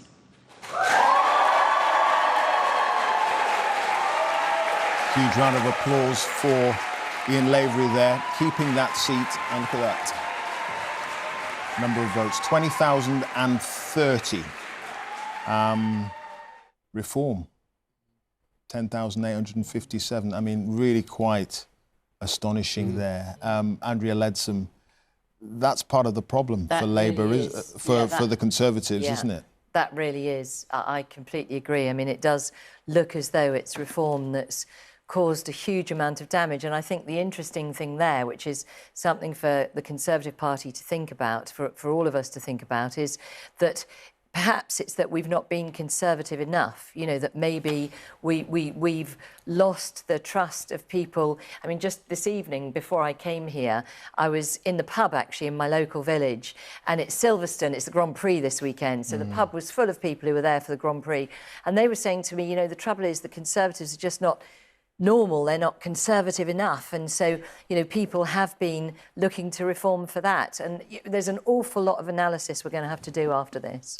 But you say you don't look like you've been normal. I mean, that's quite an accusation. Let's show the share of the votes here. I mean, to be clear, it's a Labour victory here. This is a Labour healthy. But what we're looking at is what's happened underneath that. And the share of the vote, 27% to the Reform Party. Way ahead of you on 15%. And let's show you the change in the share, 18% up for Reform, minus 18 for the Conservatives. Now, it's worth remembering that part of the world was very strongly Brexit backing. Indeed, But you've just said you didn't look like you were normal. And what I meant, what do you mean by that? Yeah, so what I meant by that is that specifically what this group of people were saying to me is they're sick of all this woke stuff, they're sick of all this, you know, trying to be more left-wing than Labour, and they don't feel that the Conservatives are being conservative enough. But what do you mean by that, all this woke stuff? Can you define you know, what that actually means for people changing their vote? You were going to bring back national service. Yeah, well, national service in the sense of supporting young people to be able to do something worthwhile to put into their community, not national service in the sense of going around shooting people. So I think that was misrepresented, if I can say that. But no, I think normal, but in terms of being ordinary, understanding the things that voters are really concerned about. And I think Jacob Rees-Mogg pointed to some of those things. People are concerned about levels of migration, people are concerned about the cost of living, people are concerned about some of the issues for lack of infrastructure, ahead of planning, those sorts of things. And of course, having been a government for 14 years, it's very difficult to get away from being accountable for all of those things. I think what it evidences is government is extremely difficult. And I don't personally think Labour has the answers. What I do think is that clearly people are choosing to vote for reform in the hope that there's another third party out there that can have some of those answers. Okay, Andrew, just a quick question, if I may. There'll be people looking at the exit poll tonight and anticipating that there's going to be a government with an awful lot of power, a big majority, and we'll be looking to your party and indeed others to provide a viable opposition. Yes. Can you be certain, after all of the turbulence in the Conservative Party in the last 6-7 years, that there isn't going to be a descent into civil war within the Conservative Party, making it even harder to be that viable opposition in the coming months and years? I mean, no one has a crystal ball, but I certainly know that a lot of my colleagues have been very concerned. I mean, we've all seen the polls over a long period of time not moving. And so it is very much recognised that we're going to have to regroup and rethink. And the Conservative Party is the natural party of government and has been in this country for many long years. And so we will be very ruthless about it. We will certainly be very forensic about it. And I hope and expect that we will be regaining the trust of the public. And as potentially the shine comes off the Labour Party, because there hasn't been that enthusiasm necessarily, I think we will start to see people coming back to us. OK, well, a promise of ruthless recriminations there, Andrea Leadsom. Thanks for now. We're just hearing, as part of those recriminations may perhaps come from Sir Robert Buckland, former Cabinet Minister. We're hearing on the ground in Swindon South, his seat's a classic bellwether. We're hearing that the Conservatives are conceding defeat, but we'll bring you that as soon as we know for sure. That would be fascinating. Let's go to Professor Sir John Curtice. John, I just want to check, the results that we've had, are they in line with the exit poll, particularly what seems to be on the surface success for reform? Yes and no is the answer, Clive. So far as Labour is concerned, the 2-point rise in Blyth and the 7-point rise in Sunderland South is pretty much in line with what we were expecting. The rise in reform support, although quite substantial, up 13 and 18 points, is actually a little bit less than we were expecting, and therefore, conversely, the decline in Conservative support is rather less. Now, the truth is, although these are both Labour seats, and therefore, normally we're not expecting the Conservative vote to fall that heavily in Conservative seats, or relatively not so heavily, but these are also heavily Leave areas, and we were therefore anticipating that perhaps Reform would put in a strong performance and push the Conservative vote down to rather a greater extent than we expect in other Labour seats. So we'll have to wait and see. But broad message, Conservative votes down very heavily, Reform is up a lot, and Labour are making a modest advance. So that broad picture, at least, is there with the exit poll. It's just the fine detail. We've still got to see where we end up at the end of the night. And turnout has been down as well. How much has that been a contributing factor? Well, we don't know whether it's a contributing factor, but I think there has been a widespread expectation that turnout would fall, and these first two results are at least consistent with that expectation. And to that extent, at least, we may well discover that we're heading towards one of the lower turnouts in general elections in post-war electoral history. And, you know, that's what the polls were anticipating. It's what you would expect in an election in which the polls were suggesting it's pretty clear who was going to win, and where there wasn't that much difference, despite both parties' denials, that much difference between Conservative and Labour in much of what they were offering the electorate. All right. Thank you, John. You're welcome. Now then, let's go to Jeremy with what he has from our latest calculations as they develop. It looks like it could be tonight, Jeremy, a really massive redrawing of the map. Oh, look, handy. Yes. You've got a big one Look there. at that. That was so brilliantly cued in. Thank you. Thank you. Yeah, look, here is our map. This is from last time, though, crucially. So this is the 2019 map. And you see, don't you, the wash of Conservative blue from Boris Johnson's 80-seat majority. And I'll switch it now to what the exit poll is showing us. And we stress again and again, just predictions. But look at the way Labour red spreads out from the urban areas to cover so much of England. Bear in mind, a lot of the Conservative seats are larger geographically. That one I'm just stepping on there is Rishi Sunak's, for example. So this kind of map can give you a false impression that there are more Tory seats than there are. I will just say, though, it's very interesting to see maybe Reform less strong in Scotland and the Conservatives here in the south of Scotland and the middle of Scotland as well. Scotland and the Conservatives is going to be an interesting subtext in this story of the night. Now, let me do something that'll help us understand what the map is looking like, and it's this. If I change every single seat and make it the same size, make them into hexagons, it then shows you really clearly what we're looking at. So we're back in 2019 here. Back in and you can see the scale of the Boris Johnson victory, can't you, with so many of these blue hexagons. I'll now change this to the exit poll, so just have a look at the change here. OK, this is 2019 still, and I'm showing you the majorities. The majorities are shown by the height of the hexagon. The taller the hexagon, the clearer the win for the party whose colour the hexagon is. So you can see an awful lot of 2019 big majorities here for the Conservatives, particularly in the south of England. So now let's change to 2024 and let's have a look and see what the exit poll is showing us. And look at those hexagons lowering. The Conservative seat majorities going down, being replaced by red ones. You've got, for example, Portsmouth North, Penny Mordaunt's seat just over there, Leader of the House of Commons, has gone from quite a sizable Conservative hexagon to a red one. So that is what we're looking at. It's an amazing map, that, isn't it? Because when you make the constituencies all the same size, you get a real sense of just how much Labour red is covering the UK. And of course, the interesting thing as well is that you're seeing some marginal Conservative seats, which have been blue for a long time, turning into safe Labour. Back to you. Jeremy, thank you very much indeed. He's got all sorts of new snazzy toys, but it does show you what might happen in really, really vivid detail. OK, so we've had a few results in. Chris? Reform UK. It's quite a standout. I know we've reflected on it in the last couple of minutes. Sorry, I was just typing something away there for the BBC News app. But given what I've just typed, I might as well say it out loud as well. You're moonlighting already. But yeah, a bit of, you know, exactly.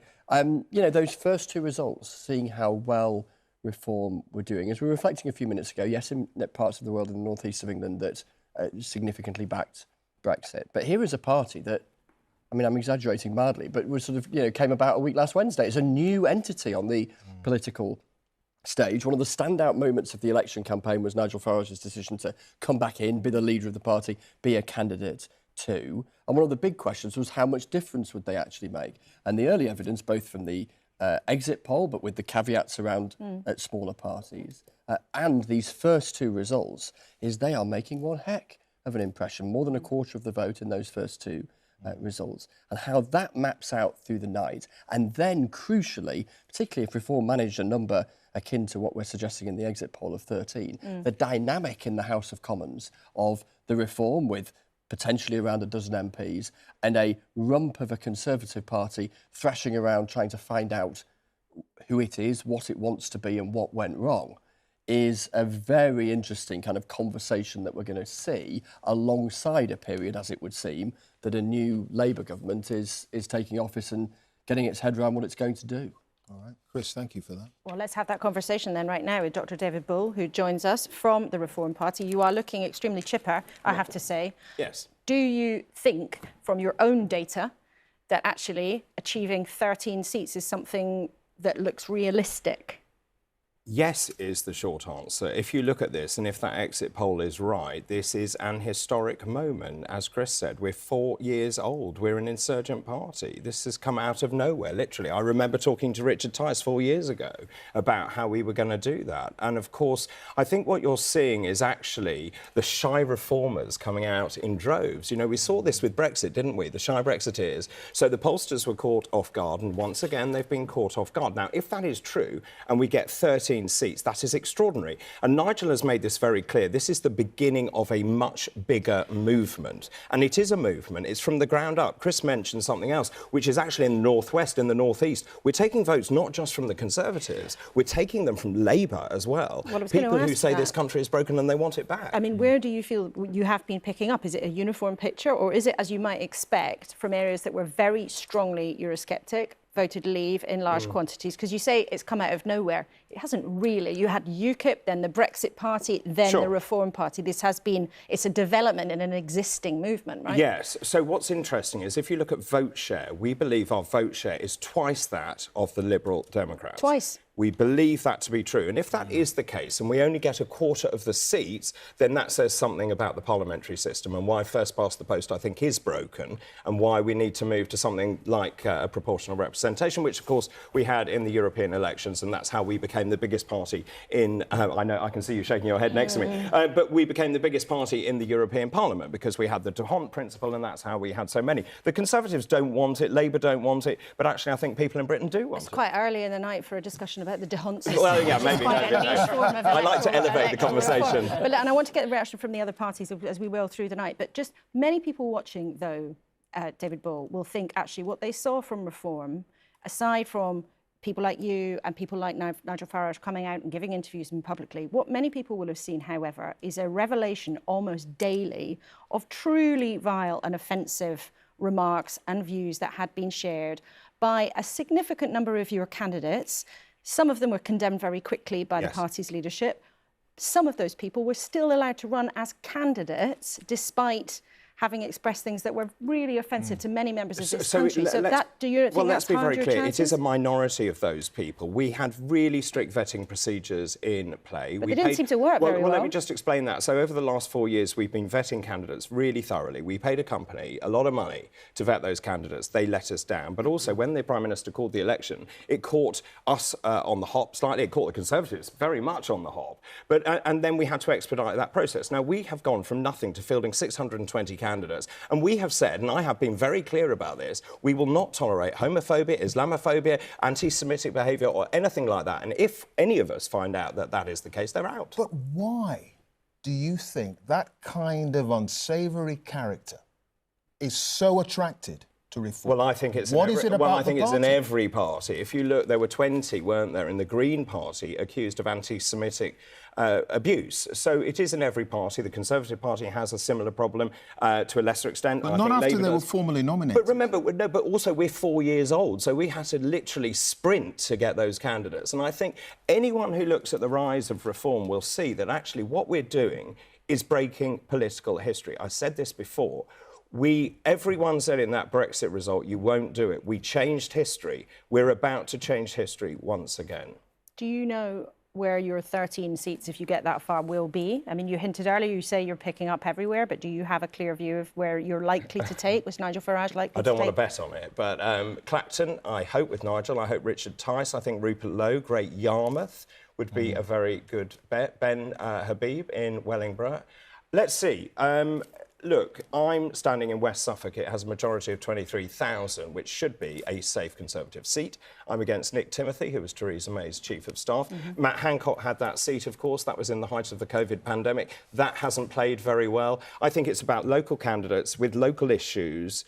Is there a personal vote there as well? I don't know. We'll find out in the middle of the morning. OK. Dave, thank you for now. Thank you. Thank you. And Andrea Ledson, you are going to be leaving us quite soon.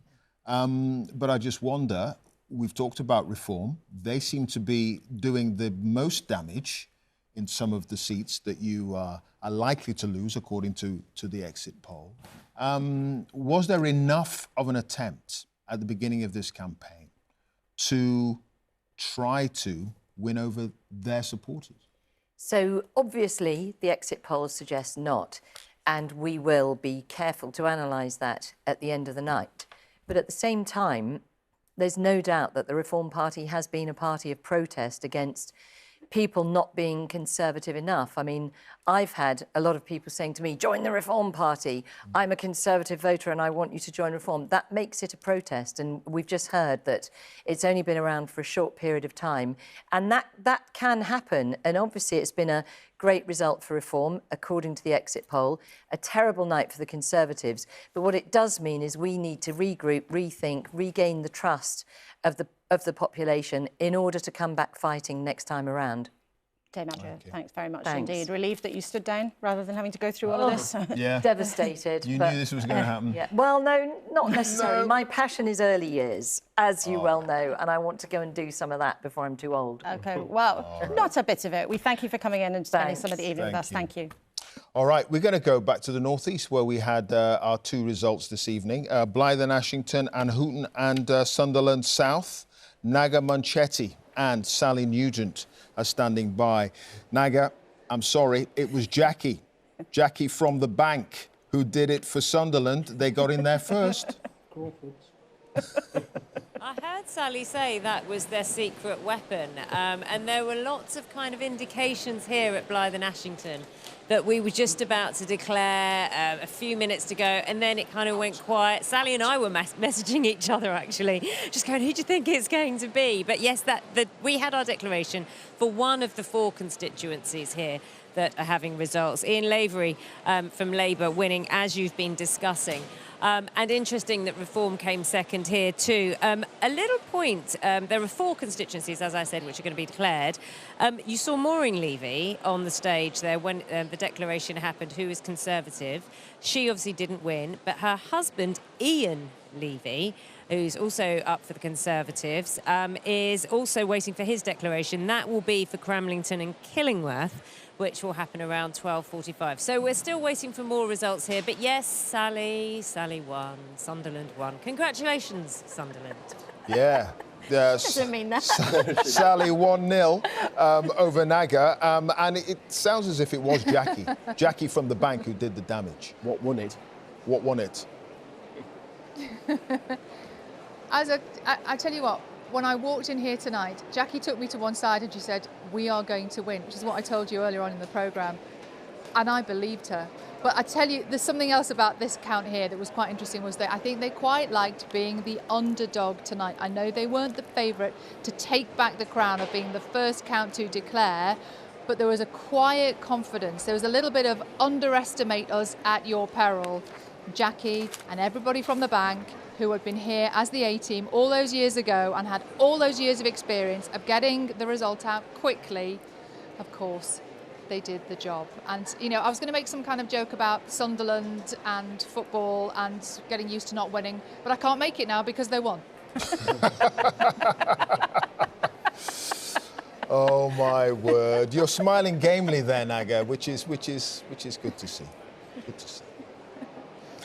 All right, Sally, Naga, thank you from Blyth and Sunderland South there. See, that's friendly rivalry, but I'm afraid that elections aren't all about friendly rivalry. Some of the battles are absolutely as bruising as they come. I was going to say, actually, Peter Mandelson just picked me up on my pronunciation of Houghton. He says Houghton. Houghton. Well, this is going to happen. Houghton. Houghton Spring. Exactly, Chris. I think it's Houghton. You see, Thank you. Thank you. The reason I started my career in the northeast of England and was pointed out on day one to me how to pronounce that particular part of Wearside. Well, these anecdotes should normally come at about 4 in the morning. I know, but we're starting early. What time? It's not midnight yet. We've got serious business to get on with because Reeta has got some really interesting analysis, because we've mentioned that the results coming in from the northeast were from areas where they were very strongly Leave backing, and you've been looking at what's going on in terms of the difference between Leave and Remain seats. Absolutely, Laura. And given the conversation you were just having with Dame Andrea Leadsom as well about what sort of damage reform might have done to the Conservatives. So this is based on the exit poll information that we have. And we've done some analysis of what we think has happened to the vote share of each of the parties compared to 2019. Now, in Remain seats, you can see, I mean, the Conservative share of the vote is going down everywhere. Down 15% there, Labour up 4%, Lib Dems flatlining, Reform up 9% and Greens up 6% in Remain seats. Compare that to Leave seats. Conservatives down very sharply, 28% compared to 2019. Labour and the Lib Dems up a little bit.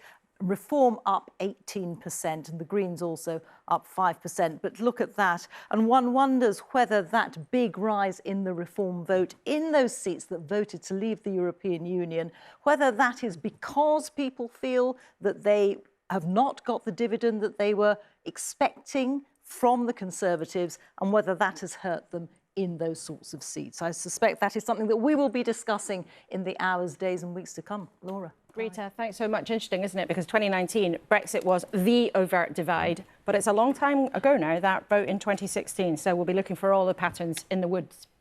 All right, OK, we're going to go to Welwyn. And Regina Vaidyanathan is there, standing by. Grant Shapps, the Defence Secretary, his seat, of course, at the beginning of the night. Our exit poll suggested he had a 6% chance of hanging on to his seat. How are the Tory camp feeling there?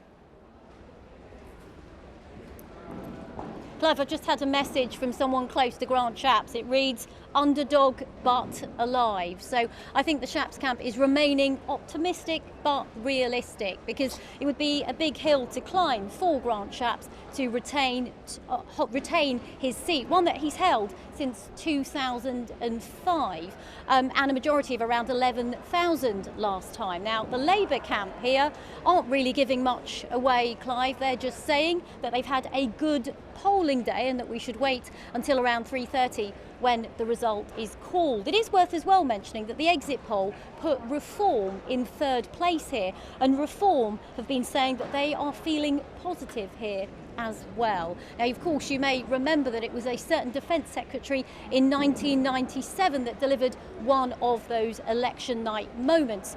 Could this current Defence Secretary deliver another one today? OK, Regina, thank you.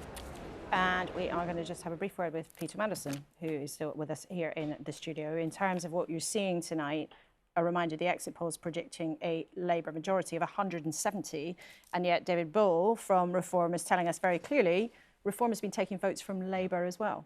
Yes, and I'm not really surprised by that, because although there are views and opinions of a nationalist and populist kind growing on the right of British politics, I don't think anything like the number of voters who have supported that Reform UK could be described as nationalist, populist or right-wing. They're looking for a very handy protest party to support, because they are furious with the Conservatives. And I have lost count of the number of people who have told me, indeed I've knocked on doors myself and found voters saying, I just cannot decide. I hate the Tories. There's no way I'm going to vote for the Conservative candidate, but I can't yet make up my mind who to protest with, either Labour or Reform. So they're not guided by some ideology. They're not racists. They're not anti-Semites. They're people who are looking for a handy protest vote, either Labour or Reform. Some have gone, the bulk of them, of course, have gone to Labour. Some inevitably have gone to Reform. But why didn't they go to you then? If all of the things that Most you've of them said... did. Most of them have. But in terms of, they're not a party that existed in that kind of force a few years ago. So why didn't you think you were able to get them across? No, Laura, they've existed for some time in various guises with different names. And of course, Nigel himself, Nigel Farage, you know, is the sort of running thread through all this. Now, look, at the core of Reform UK, there are a whole number of extremely unpleasant people with views who would be rejected by the overwhelming mass of the British people. But those views held by those people at the heart of Reform UK are not known to the general public. The general public are looking for parties to back or candidates to support in order to lash out against the Conservatives, and Reform have been the beneficiary. With the greatest of respect, that's absolute nonsense. These are a We've seen your candidates. There are a very small... We've seen your candidates. Let me finish, please. We've seen your candidates. There are a very small number of candidates, and we have removed them and dealt with them. Let me just make one thing very clear, which is that we stood down. We gave Boris Johnson an 80-seat majority because he said he was going to get Brexit done. He did not get Brexit done. We have put a border in the Irish Sea. We've annexed the United Kingdom, annexed Northern Ireland. Now, that is unacceptable. Tell me another country that goes around purposely annexing parts of its own territory. I think it's unacceptable. And actually, what people want around the country, they see Labour, you're going to put taxes up enormously by £15 billion, it seems, and people are against that. They want low tax, low regulation and high growth, and that's what we offer. I'm not sure that people voted Reform because they want less protection and more exposure to market forces, quite honestly. People voted for Reform because they're patriotic. Nor do I think people voted for Reform because they objected to some notional border down the Irish Sea. I think you're living in a fantasy land with respect. No, people, of course people have voted for an insurgent party, but I would not describe this as a popular insurgency, and I would not flatter Nigel Farage by describing Reform UK as a movement. Peter Mandelson, how do you hang on to those voters now, who were disgruntled, some of whom have come back to the Labour fold, voted Conservative in 2019? How do you hang on to them, given that you have signed up to the fiscal rules of the Conservatives? How do you hang on to them when you have decided that you are going to get debt down in relation to GDP by 2028? You haven't got any money and you're not going to borrow. You've made that clear. So how are you going to give these people hope who've moved towards you? Well, Clive, let's not sort of rehearse all the arguments of the election campaign. Yeah, no, let's not do that. Let's not do that. And all that, Look, you make an important point, however.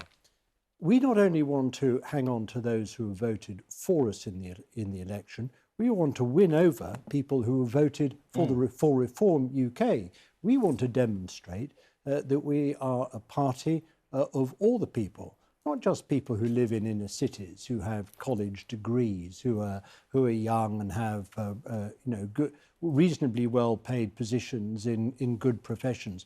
We want to retain and or win the votes of non-graduates, non-college leavers, people who work in the everyday economy and feel quite disrespected and quite disempowered.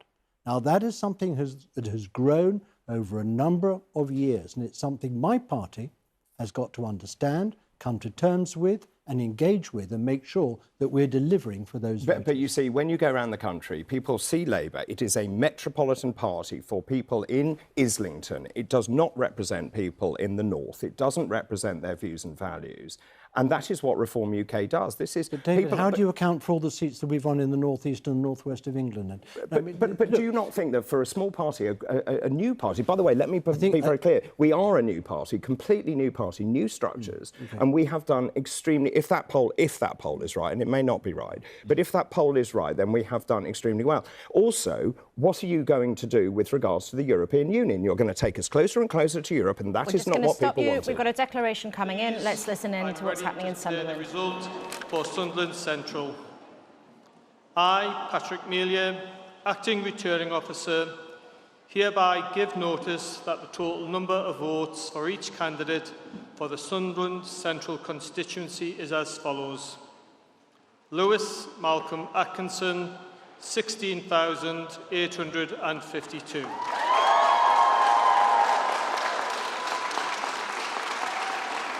Chris Einon, 10,779. Rachel Sarah Featherstone, 2,993. Niall Dane Hodson, 3,602. Greg Peacock, 5,731. The number of rejected ballot papers was 99. The turnout is 52.6%, and that Lewis Malcolm Atkinson has been duly elected to serve as member for the said constituency. Well, a beaming Lewis Atkinson there, NHS manager who's won the seat for Labour with 16,852 votes. But again, we see that fascinating state of the race there. Reform not just beating the Conservatives into second place there, but almost getting twice as many votes of them, leaving Labour with a majority of 6,073. No surprise whatsoever, that's a Labour hold, but fascinating and worrying for Conservatives seeing Reform in second place. Yeah, and a low turnout as well, and that's been a feature of the first two races that that we brought you the declarations from. Let's look at the share. You've got Labour flatlining there, Reform up 15 points, the Conservatives down 21. There you go. That is what is happening so far, and it's early days, no question, but Reform are eating into the Conservative share of the vote there. And look at the swing there from Labour to Reform, 7.7%. And you see that kind of move there. And Peter Mandelson, we're hearing from our numbers that there is a 91% chance that Reform might take your old patch, the constituency of Hartlepool. If Hartlepool is won by the Reform Party, how would that feel for you? It would be, I'd feel extremely bad and very disappointed, and I'd be surprised if it happened. You would be surprised? I would. David? I think you are about to be surprised. This is where I've been to Hartlepool, I've campaigned in Hartlepool, and when you knock on doors, people say they are sick and tired of the two main parties that don't represent them. That, you know, in terms of the offering you're putting forward, it doesn't represent the people of Hartlepool. It doesn't represent the people of, say, Clacton either. And I think this is very much a people's revolt. And you can call it a protest vote if you want, but actually it's not. It's an uprising. It's saying to the political classes, enough is enough. I mean, Peter, I was talking to a Labour activist before we came on air. He was saying that on the doorstep, the response was very much, you're all the same. You're all the same. And in that kind of atmosphere, it is going to be the insurgent party, potentially, that gets the nod. Clive, I think people over the last 10 years in all parts of the country have almost literally had the hope beaten out of them and their trust in the whole political system beaten out of them by one disaster after another. You know, the country feels so broken. It is hardly surprising that people are very, very angry. And now what the Labour Party has to do, should it form the government, as your exit poll would suggest it will, is prove them wrong, that they can see hope restored in the future of the country, and they can see a political system which is working for them. And that is the great challenge for an incoming Labour government. All right. Peter Mandelson and David Bull, thank you both very much indeed. Thank you. Right, well, just let's remind you of what the exit poll predicts, an enormous Labour majority with 410 seats, up significantly. The Conservatives crashing down to 131 seats. That's what the forecast is. Will one of them be the seat of Penny Mordaunt, who's been leader of the House of Commons? She's been the MP in Portsmouth North. Mark Easton, our colleague, is there tonight. Mark, are you seeing glum faces or relief in Penny Mordaunt's camp? Well, very interesting, actually. Most of the candidates are here. Penny Mordaunt is not here, and we're told that she may not turn up until very close to the declaration, which is expected at around 3:30 this morning. Incredibly busy counting going on right now. This would be, I think, a very significant shock if Penny Mordaunt was to lose. I saw Jeremy Vine earlier saying it was a blue hexagon that was going to go red. The exit poll says actually too close to call. But at the same time, says Penny Mordaunt, has just a 25% chance of holding on here. The swing required for her to lose, if you just look at Tory to Labour, would be 17.2%. But what the sort of chatter is in this room is that actually what we're seeing here is a big increase in the reform vote, just as you've been talking about all evening.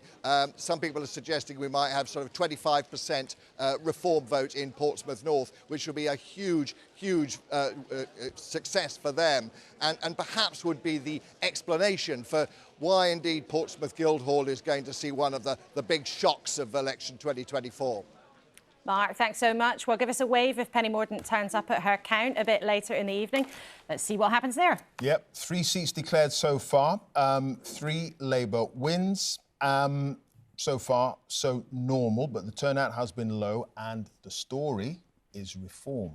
Their share of the vote going up in those 3 counts so far. That's not going to be an issue, we think, in Northern Ireland. Because Andrea Catherwood joins us now from Belfast. Hi there, Andrea. Just paint a picture of the scene where you are. Yes, very different here in Belfast, of course, because the people of Belfast and Northern Ireland vote for Northern Irish parties. Now, traditionally, the DUP over the last 20 years has been the party that's been the biggest Northern Irish party in Westminster. It is the party that is under the most pressure tonight, because there is a chance that that could change. There's always been either the DUP or another unionist party having the most seats at Westminster. However, the DUP have had a really torrid time of it recently. Just at Easter, Sir Geoffrey Donaldson, who was the leader, was charged with historic sex offences. They're charges that he denies. He resigned. His seat is vulnerable, but even more importantly, behind me, Belfast East is being counted. That is the new leader's seat, Gavin Robinson, and that is a really tight race up against another leader, the leader of the Alliance Party, Naomi Long. So you've got 2 party leaders, just 1 seat at Westminster, and that's going to be a really tight race tonight. An easier night here for Sinn Féin, the other major party. They had 7 seats at the last election. It looks like they're going to hold all 7 seats, although 1 is very tight. If they hold all 7 seats and the DUP lose a couple, then Sinn Féin could be the biggest single party from Northern Ireland at Westminster. It would be the first time ever that the Nationalists have held that position, that a Nationalist party held that position. It would be a significant milestone, and it could happen tonight. That'll be fascinating. Andrea, thank you for that. Well, history will be made tonight, potentially in all sorts of different ways. Let's go to James Cook, our Scotland editor, who's in Glasgow for us tonight. James, we've talked about this suggestion from the exit poll that the SNP might crash down to 10 seats at Westminster, which would be an absolutely phenomenal result for Scottish Labour. But from what your sense is of the way things are going, what's the mood in the various camps there? I think, Laura, good evening, or in fact, good morning. It's the morning. Is it already? Good morning to you. No, it's after midnight. It is, I know, time's flying on, but we do not have any hard facts from Scotland yet. I mean, you're right, the exit poll would be an enormous blow for the Scottish National Party. The Labour Party would be delighted if that were to be proved correct. I think there's some doubt on both sides about whether that exact scale of the victory for Labour is likely to be the case. Indeed, Sir John Curtice, to be fair, has been pointing that out, that there is a caveat relating to those numbers. So perhaps putting them to one side and looking at the bigger picture here, both the SNP and Labour are accepting that this is Labour's night, that Labour are roaring back in Scotland. They had 1 MP, let's not forget, 1 MP at the last election in Scotland, and they ruled this land effectively. I don't mean they literally ruled it, but they were in charge. They were the biggest party from 1959 in every general election through to 2010. A decade or so ago, around the time of the independence referendum, Scottish politics, Laura, as you know very well, was completely scrambled, and it remains scrambled. And I think what's interesting is, why has there been such a surge in support for Labour? Lots of the voters that I've been talking to travelling around the country have been saying, 1, they want to get the Tories out. They don't think they're doing a good job. I'm generalising, of course. 2, they're not delighted with the performance of the SNP and concerned about some of the other things going on with the party in terms of a police investigation into its finances and so on. But 3, have I heard massive enthusiasm for Labour from voters? Not necessarily, and I think that will pose a challenge for the Labour Party to prove that they can deliver meaningful change for the people of Scotland, because the key thing to remember here, you know the figure, 45%. At the last general election, the SNP won 45% of the vote. In the independence referendum in 2014, people voting for independence were 45% of the electorate who voted. And what we've seen this time, we don't know the share for the SNP in this election, but it seems likely that what we're seeing is evidence at the ballot box of a detachment between support for the SNP and support for independence, which remains round about that 45% mark, according to some polls. So, of course, this will not be, if the result is as we expect, the mandate for negotiations on a second independence referendum that John Swinney, the new SNP leader, had suggested it might be and had certainly hoped it would be. But it doesn't mean the issue has completely gone away. It does mean that there is no obvious vehicle for supporters of independence to jump on at this moment to deliver what they ultimately want to see for Scotland. James Cook in Glasgow, thank you very much indeed. So many implications from the results as they come in. But of course, the biggest implication, of course, at this stage is that Keir Starmer is heavily on track to become the next Prime Minister. Partly because, as James was saying, there may be Labour gains in Scotland, but also potentially Howell Griffith is in Wales. Labour potentially making gains where you are too, particularly in the north. Yeah, absolutely. If you remember, Clive, back in 2019, it was a Tory story, taking 14 of the 40 seats there. Best result in decades. Tonight, as we speak, we're on wipeout watch. Now, the boundary changes mean there were fewer seats to play for, but essentially, using that exit poll, it may be that the Tories are down to one single seat. And that comes with lots of caveat, not least the fact that it's not a Tory candidate fighting for it. It's Montgomeryshire and Glyndŵr, a name that's been in the headlines because of the betting scandal. The candidate there, Craig Williams, suspended by the party, but according to the exit poll at least, okay, Howell, he may well be the only one Sorry to about survive that. this Sorry, vote. we've got a declaration coming up. Swindon, tonight we get our future back. You voted for change, a changed Labour Party that will change our country for the better. After 14 long years of Conservative government, change is coming. This is the moment we press the reset button for the country, to get our economy firing on all cylinders, to invest in our schools and our NHS, to restore honesty, decency and integrity to politics. Now, as some of you may know, I'm a Swindon girl, born and bred, and I can tell you this, I'm on a mission to restore pride and opportunity to my hometown, a mission to ensure kids growing up here today don't have to move out to get on, a mission to build a high-wage local economy where hard work is rewarded and the contribution of all is valued. It's the honour of my life to have been elected to represent my hometown. Together, we are going to put Swindon back on the map for all the right reasons.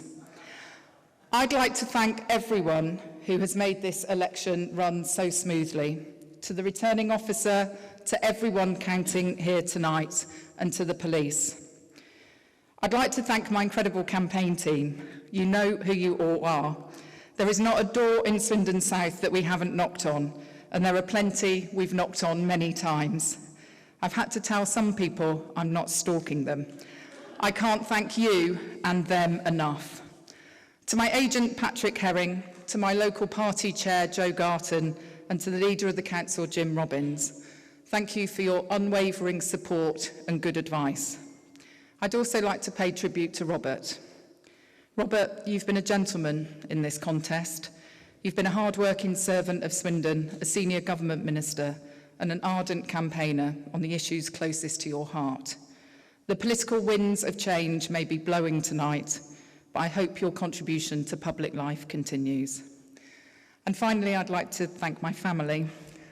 To my dad, who has been my hero from day one growing up in Colebrook Road, thank you for painting my office, putting up my garden stakes, and putting out my bins when I forget them. Thank you to my mum for refilling my freezer, for providing a one-woman news monitoring service at the Swindon Advertiser, and for always believing in me. And thank you to my husband, Martin. 2 years ago, I said I wanted to come home. We uprooted a life we had built together in South East London, and you didn't blink. I simply wouldn't be the person I am without you.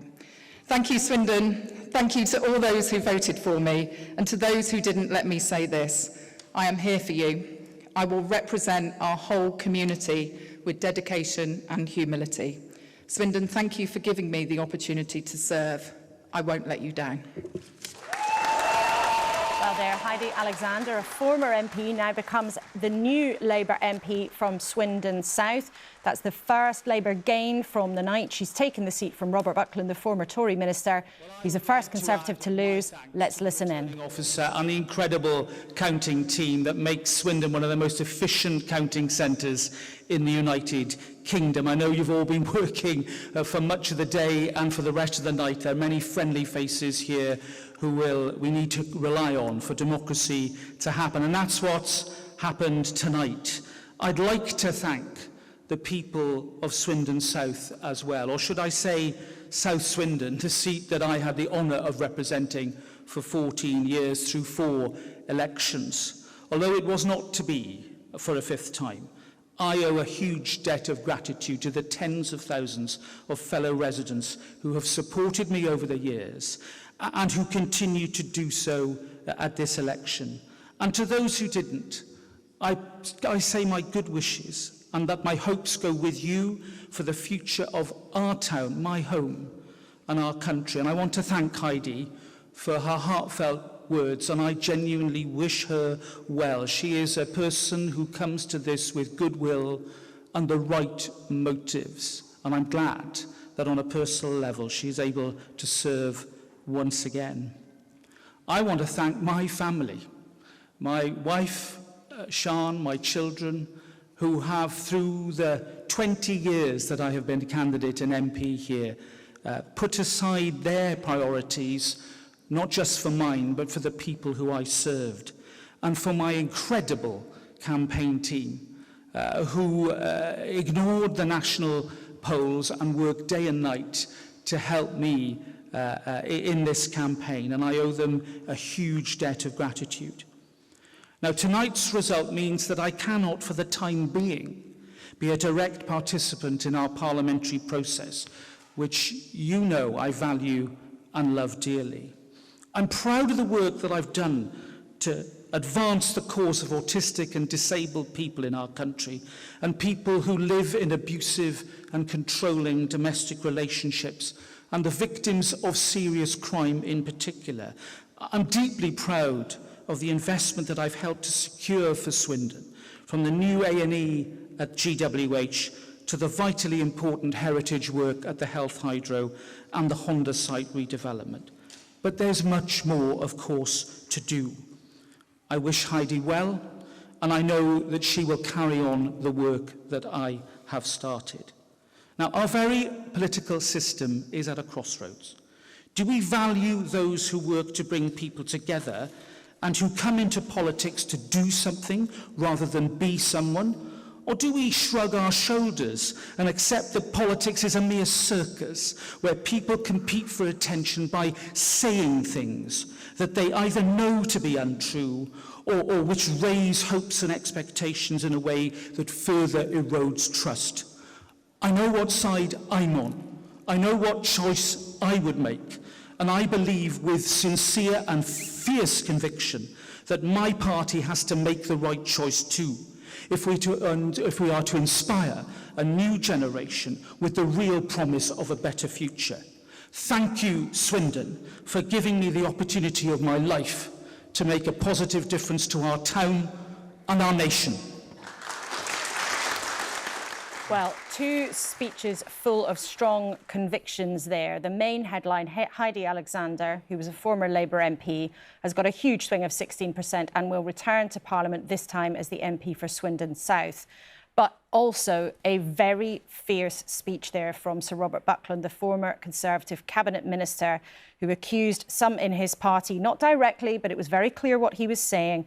He was asking whether they value people who work together or whether those who accept that politics is a circus and say things to be untrue. So, a taste there of some of the very fierce fights that may well be ahead for the Conservative Party as the night and the days progress after what appears to be on course to be a shattering defeat for them. Yeah, and the civility shown, both well, it's something that you don't see that often, frankly, in our modern politics. And I think it's important that we reflect on that, Sadiq Khan, because Heidi Alexander left a very good job in Lewisham as the MP to go and work for you. And you were saying, as she was giving her speech there, that you were taking credit for that, that victory. Heidi, I wasn't. I was with Heidi 2 days ago in Swindon North and Swindon South, 2 seats we've got to win. And it looks like we're going to win those. I've got to give credit both to Robert and to Heidi for those speeches. I think you won't see two classier speeches during the course of this night. But it's, I think, the start of what's going to be a great night for Keir Starmer's Labour Party. I think you're going to see across every region of the country Labour making gains. I think you'll see Labour, the biggest party in England, Scotland and Wales. And it's quite remarkable because Heidi and I sat through 2019 when we were genuinely fearing our party was on the brink of extinction. Heidi came to work for me as my Deputy Mayor for Transport. Lo and behold, in 4.5 years, Keir Starmer's taken us to the cusp of power. Quite remarkable, unprecedented. And hopefully during the course of the night, you'll see more and more Labour gains, Labour gains, Labour gains. That's the first one. Did you think this night could ever be possible within the space of one Parliament? And remember, we are still talking about an exit poll here, but it seems to be going a certain way with the result. So I've known Keir for almost 30 years. We're both lawyers together. When he first told me 4.5 years ago he wanted to be leader, I wasn't clear whether he could go on to be the Prime Minister. I was unclear what his motives were, bearing in mind how difficult the task was. But he had a sense of conviction and confidence that made him think he could do it. He made us believe he could do it, and he's worked so hard. He's built a team around him. The shadow cabinet, MPs, candidates, our staff, our volunteers have followed Keir's confidence and leadership. It's been difficult. There's been some wobbly moments. There have been times where, we've thought it wasn't possible. In my wildest dreams, 4.5 years ago, did I think we'd be here? No. Keir did, though, and he deserves massive credit for getting us here. Sadiq, Mayor of London, you sound a bit like though you thought he was crackers to take it on. Well, I love Keir, and I said to Keir, one of my best friends took on this job in 2010. We fell short in 2015. Ed Miliband, you're referring to? Yeah, I've seen great politicians take on the worst job in politics, being leader of Her Majesty's official opposition. Keir said he believed in himself, he believed in his vision. He knew about hard work, but Keir's motivation is public service. This guy took on cases for me without taking a fee. He would act for clients without asking for money. He believes in hard work. I think what you'll see is him being magnanimous tomorrow, him being humble, and him demanding every Labour MP serves with humility. Just to say that we've got another Labour hold. This is in Washington and Gateshead South. Labour have hung on to that seat. Sharon Hodgson is re-elected there as the MP. So that is 5 seats for Labour, 4 holds, 1 gain. So a lot of those seats, in fact, all those seats are in the north. No, Swindon, we had Swindon South. So most of those seats in the north. What is it about the North East? It's a special place, the North East. It's just a special place. And interesting. They know how to add up, yeah. Well, Naga and Sally told us about all the lengths that they'd gone to in the special paper and all this there. But interestingly, that seat in Washington Reform also, it appears, in second place there. But we'll bring you that result in detail when we have it. But Reform, just one of the headaches for the erstwhile Conservative leader Rishi Sunak. But of course, the huge move to Labour we're seeing is the biggest problem for him of all. Let's check in again with Victoria Derbyshire. Victoria, you're at the count now. Have you managed to glean anything from Conservative supporters there? Honestly, Laura, not particularly. I can tell you that the verification of the ballot papers is almost complete, and the actual counting of the real votes will begin, I'm told, in about half an hour. There's a sort of quiet hum here as the verification continues. What I can tell you is, and I'm sure it's the same for you, Laura, the number of WhatsApps I've been receiving from senior Conservative politicians, which range from despair to some scepticism about the exit poll, particularly when it comes to the number of seats Reform are projected to win, and also some Tory MPs trying very, very hard to look for some positives in that exit poll. One senior MP's reaction to the exit poll was an expletive, which obviously I won't repeat right now in the early hours of the morning. A family show, Another election said night. the exit poll is yes, exactly, which is why I'm not repeating it. Another said it was dire, and that he actually couldn't see the Tories even getting 131 seats. He thought Reform would get more than 13. Somebody else who's standing down was a senior cabinet minister. On a much more upbeat note, said, look, if Labour can turn the worst result since the 1930s into their best result, then we, the Conservatives, have it all to play for over the next 5 years. Just been chatting to the Reform candidate here, one Lee Taylor. He says he is hopeful of, quote, making a massive dent in Rishi Sunak's majority. The first time we are going to see the Prime Minister, as he still is, we're expecting at about 3:30, so in about 3 hours this afternoon, he will arrive with the other 12 candidates here, and we're expecting the result in Richmond and Northallerton at about 4 a.m. this morning. Victoria, thanks very much indeed. We'll talk to you later. Also with us here in the studio is Gus O'Donnell, former Cabinet Secretary. And it looks as if we're going to have a new Prime Minister. Yes. Now, how is the civil service preparing for that? Well, they've been preparing for a long time for all possible options, but this one looked very likely given the polls. So, yes, it will be quite a dramatic time. They'll be sorting out the details of what happens tomorrow. If the polls are right, Keir Starmer will be clapped into 10 Downing Street about an hour after Rishi Sunak's been clapped out of Downing Street.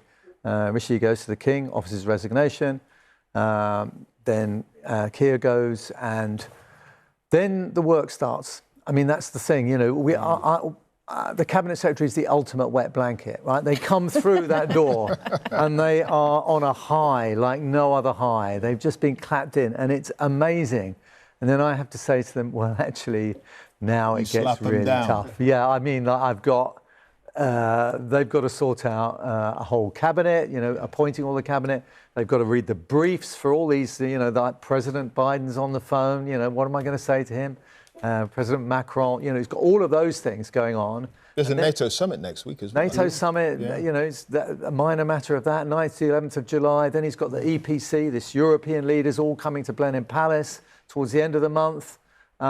He's got a huge amount on, and this is nothing to, as Cabinet Secretary, I'll be talking to that Prime Minister about minor things like, actually, we've got certain terrorist issues that I need to talk you through, certain intelligence issues, and there's the whole nuclear coding, you know, how many millions of people do you want to wipe out if we're wiped out? Those, you know, there are big issues. And remember, he's a human. His family are coming through that door and they're moving home. And so that's for his wife and children. You know, it's a massive event in their lives. And believe me, it's a very stressful job. And suddenly, whereas when you're in opposition, as you say, it's probably one of the worst jobs there is in politics, being leader of the opposition. When you're Prime Minister, it's relentless. And it starts tomorrow. And so, Keir, please, if you're listening, go to bed, right? Be ready for tomorrow. He hasn't had his count yet. There's no way he's going to do Hoban that. and St Pancras hasn't called yet. But it's going to be a big day. Yeah. Oh, look, it's going to be a huge day, whatever happens. And, you know, it looks very, very clear, the direction of travel, but the result and the scale of the result is still kind of, I know, well, Sadiq Khan, you're sitting there with a twinkle in the eye. You're not going to let me get to the end of the sentence that reminds our viewers that there still is a sprinkling of salt with all of this. But if the exit poll does give Labour a majority of this scale, what kind of government do you think that Keir Starmer is going to run? You know, Gus O'Donnell's just given us a horror story of all of the very serious issues. Chris has reflected already the tightness of the budget. Yeah. There ain't much cash. What kind of government do you think he'll run? I think what we're going to get at last is a grown-up government, a grown-up Prime Minister. He's going to under-promise and over-deliver. He's going to be magnanimous tomorrow. He's going to reach across to colleagues from all sides of the House to bring the nation together. He's a Sounds unifier. a bit like you've talked to him about his speech. Sounds like you've got a preview. He's a unifier. He will bring people together, and he's not sleeping tonight because he's working hard. He's a workaholic. He's getting ready for tomorrow, big day tomorrow. That sets a tone in relation to managing expectations, but also making clear Team Labour knows what's expected from us. High standards, public service. You heard what Robert Buckland said about the consequences of bad leadership. We've had 5 since 2010. Can be very different. It's interesting, though, you say he's a unifier. Actually, not everybody in your party feels that way. Quite a lot of people feel in your party that actually he's booted out people who didn't fancy his agenda. Some of his colleagues also would privately boast about how ruthless he was to do that, and he had to make those decisions in order to be in a position to win. So I'm not sure that Keir Starmer, unity candidate, is what everybody in the Labour Party would say. Yeah, you speak to those 410 Labour MPs tomorrow, and they'll tell you how united and unified we are. Any new MP is going to say nice things about the leader on day one if that's what comes to pass. We are a united party. We've worked incredibly hard under Keir's leadership. We are not, doing somersaults to celebrate this victory. We get one night to enjoy it. Tomorrow, back to work. OK, Sadiq Khan, thanks. I know we have to let you go, but it's been great to have you with us here in the studio. Right, we're going to show you in graphic form what has happened so far this evening, and that is that Labour have 5 seats there, 4 holds, 1 gain. And it looks as if Reform are in second place there, but that's actually because of the wonderful way that their share vote has been holding out. They have been coming second in so many of the seats that have taken place so far that we've had declarations on. So that's why they are up there with Labour, because of the size of the share of their vote. But all the declarations so far this evening have been for Labour wins. Now, let's take you back to Swindon South. That result there, which was the first Labour win of the night, the first of them taking a seat from their opponents. We can speak to Sir Robert Buckland, who gave that very strong speech from the stage. Robert Buckland, like many people who will be losing their seats tonight from different parties, commiserations to you. We say that to all of the candidates who may lose out. But in your speech, you gave a very strong warning. It was clear to your party not to carry on behaving in the way that it has, and not to go into some kind of circus in the way that you clearly feel they have done in recent years. Yeah. Laura, I'm fed up with performance art politics. I've watched colleagues in the Conservative Party strike poses, write inflammatory op-eds and say stupid things they know have no evidence for, instead of concentrating on doing the job that they were elected to do. I've had enough of it. I want the Conservative Party to get back to the ethos of doing stuff well and being competent, not pretending to please the media. If we can get back to that, then I think we have more than a fighting chance at the next election. But we need to do it quickly, and we need to wake up now. Who in particular are you thinking of has done that? You even say people have said things that are untrue. Well, look, I think that we've seen in this election an astonishing ill-discipline within the party. I mean, to see articles being written before a vote is cast in the general election about the party heading for defeat and what the prognosis should be is spectacularly unprofessional and ill-disciplined. That's not the Conservative Party I joined or have been an active member of for now nearly 40 years. I expect more from colleagues. And I also expect colleagues in senior office to actually get a grip of their brief and portfolio and actually understand that politics is about hard choices. It's about doing the detail. Now, the Prime Minister understands that, and he is an admirable example of how to do the detail. But what is also missing is a narrative. What are we saying, particularly to younger voters? You know, in Swindon, I've got a younger than average demographic. What are we offering to them about owning their own home and having a share in the future of our country? Where's this ambition gone for our country? You know, the Conservative Party is more than just a desiccated management machine. We should be representing with passion the hopes of the next generation. And whilst we have done admirable things on education and supported older people in our society, we've really now got to look fundamentally at what we do for younger people. And it's not about left and right, Laura. It's about actually those who want to come into politics to do things rather than to be somebody. Now, I've lost my position. You know, I'm a member of the public again. Great, I'm Joe Public. But I tell you this, my political career is not over. And for the party that I love, I will do everything I can to make sure we are a credible party of the nation once again, because that is where the Conservative Party wins, and that is what millions of people out there are crying out for. Those people who stayed at home today were telling us just as much as those who switched that they weren't happy with the Conservative Party. We've got to do better, and we've got to accept the judgment of the electorate quickly. And everyone watching will hear, Robert Buckland, tonight, the conviction in your voice and how strongly you feel about where it's gone wrong for your party. You say it's been spectacularly ill-disciplined and ill-judged for colleagues to talk about losing the election before it has actually happened. I assume there you're referring to Suella Braverman, the former Home Secretary, who did as much in the pages of the Daily Telegraph yesterday. Yeah, and I'm afraid that's not an isolated example. You know, I'm fed up of personal agendas and jockeying for position. You know, the truth is now, with the Conservatives facing this electoral Armageddon, it's going to be like a group of bald men arguing over a comb. You know, I came into politics to actually do government and to responsibly exercise power in order to make change in this country. I did that in office for many years. I'm proud of my legacy. I changed the lives of victims of crime, victims of domestic abuse and autistic people. I wanted the chance to do more for the people I care about. I've been denied that because the party around me just can't get its proverbial together, and I'm not going to use a four-letter word even though we're well after the watershed. Robert Buckland, Clive Myrie here. I mean, there is going to be a battle for the soul of the Conservative Party after this. If these early results are borne out more widely and the exit poll is correct, there is a sense that the party could lurch even further to the right and have those kinds of characters that you're criticising be in charge of the party. Well, that would be a disastrous mistake, and it would send us into the abyss and gift Labour government for many years. You know, what happened tonight was a big vote for change.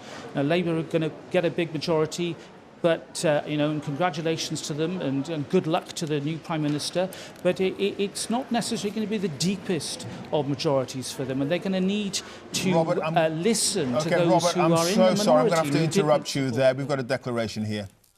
Central and West Ward is as follows. Ali Afe, Liberal Democrat, 1,946. Francis Lazok, the Conservative Party, 4,228. Ashton Hector Muncaster, Reform UK, 7,815. Chi Onwurah, Labour Party, 18,875. John Pearson, Green Party candidate, 3,228. Habib Rahman, Independent, 1,636. Yvonne Ann Ridley, Independent, 3,627. And that Chi Onwurah has been duly elected to serve as a councillor, as a Member of Parliament for the Newcastle upon Tyne Central and West constituency.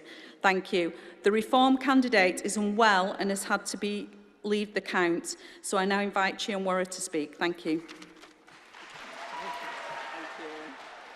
We wish the Reform candidate well there. Ill, not able to make the count, and that's Ashton Muncaster. But they've come second. He's come second in that race. Labour holding on to that seat with a majority of 11,060. The turnout again fairly low, 54%, but Reform have beaten the Conservatives into second place, and that is, so far, and it's early, but it's the story of the night. It's a pattern we might see replicated across the country. Let's take a closer look at the numbers. Labour down 14% in Newcastle Central, so no question whether they were going to hold the seat, really, but see a real drop-off in their support as Reform comes up by 11%, but the Conservatives crashing down by 16%. But let's show you the movement from Labour to Reform. Again, we're in the North East, but not one of the areas like Sunderland where there was such a pronounced Leave vote. A very interesting pattern we're seeing there, Chris. I mean, we should underline it's a Labour win, but what's happening between Reform underneath the surface is fascinating, isn't it? It is, isn't it? And then we can piece together, I think, an element of what we see there in the numbers, not just in that seat, but in some of the earlier ones as far as Reform's performance, and then unpicking the language, the words that Robert Buckland was using to you there, Laura, in your conversation. Robert Buckland, a mild-mannered chap, but my goodness, you could hear his his fury, his anger at his own colleagues, not just that article written by Sir Ella Braverman, the former Home Secretary, in the Telegraph just the other day, but sketching out, as he sees it, what the party needs to avoid in the post-mortem that we're now seeing playing out on our programme tonight. Bald men fighting over a comb, talking about the prospect of the row to come in his own parliamentary party, which he won't be a part of. Really angry, though. Really angry. And as I say, you know, Robert Buckland, for viewers who perhaps don't follow politics as keenly as others may, is not someone who grabs megaphones and shouts loudly into them for the sake of it. He's a mild-mannered, understated chap by normal demeanour. And there you could see just how angry he is, and just how angry he is in particular at his own colleagues, in his view, contributing towards the difficult night for the Conservatives and his own demise. Yeah. All right, Chris, thank you for that. It's going to be an interesting night, clearly, and we've got enough results now and the exit poll, and I don't know about you lot, but I think it's about time we saw the swingometer. Ooh, indeed, yes. And Jeremy Vine has the swingometer in question in Cardiff. Jeremy. Funny you should mention that. Yes, right here with it, Clive. So let's just explain. The swingometer measures the movement of votes between parties from one election to another. And if the proportion of votes stays the same, then the swing would be 0, and you can see the needle here. And if that were to be the case, then all the red seats stay red and all the blue seats stay blue. It's not going to be 0 after tonight. We were listening, weren't we, to Robert Buckland. You can see over here, his seat would fall on a 6% swing. There it is, Swindon South, and so it did. But Labour are going beyond that. I could put the half-dozen results that we've had into the swingometer, and we can measure the actual swing. Not the exit poll now, this is the actual swing. So let's just move it and see what's happening. Before we look, 12.7% is the swing required for a majority of one. If you have 12.7%, Labour have it in every single seat, they get a one-seat majority. Where are they now? Just slightly shy of 11%. So that would have them, if it was 11% swing in every single seat, on an extra 98 seats. So you're thinking to yourself, how come this is an extraordinary night for Labour with what seems to be a fairly modest swing so far? Now, OK, as we get more results, the swing may go up. At the moment, if it's 11%, if you simply paint them in logically, these seats are all Labour and these seats stay Conservative. But here's what's actually happening. In places where they need a bigger swing, Labour are getting it. So have a look at what our exit poll is projecting. And I'm just going to wash the red across the right-hand side of the screen here, and you will see. This is the remarkable thing about Labour's performance, is that where they didn't need a very big swing, for example, in their own already safe seats, they haven't got one. Instead, they've targeted seats they desperately need. Maybe they're in second place to the Conservatives. And it looks like, from our exit poll, predictions only, at 13%, they're taking all the seats. At 14%, they're taking nearly all of them. At 15%, and you know what? We should move it round a bit more. Where does this very targeted Labour swing stop? This is the secret of Labour's victory, if victory it is. This, remember, is our prediction, it's our exit poll, but it shows them possibly in Romford, Redditch, Herne Bay, getting seats on a swing of 20%. Now, part of what's happening is the targeting of the Labour vote. The other thing is that the Conservatives seem to be hemorrhaging most in places where they're stronger. So for them, it really is a perfect storm. All right, Jeremy, thank you for that. It's interesting, isn't it? You promised a swingometer. It's an absolute swingometer, for a very, very fancy swingometer indeed, ready for 2024. It's not even a real swingometer, it's a virtual one. You remember those the real ones that they had in the studio? Cardboard. Bit of cardboard, yeah. Well, it's all high-tech now. I got paid £100 by the BBC to programme swingometer. Oh, really? You got, hang on, so former Cabinet Secretary Augusta O'Donnell, this is a big revelation. We should welcome Don Butler from Labour, who's sitting alongside. You got 170 quid for working on a swingometer.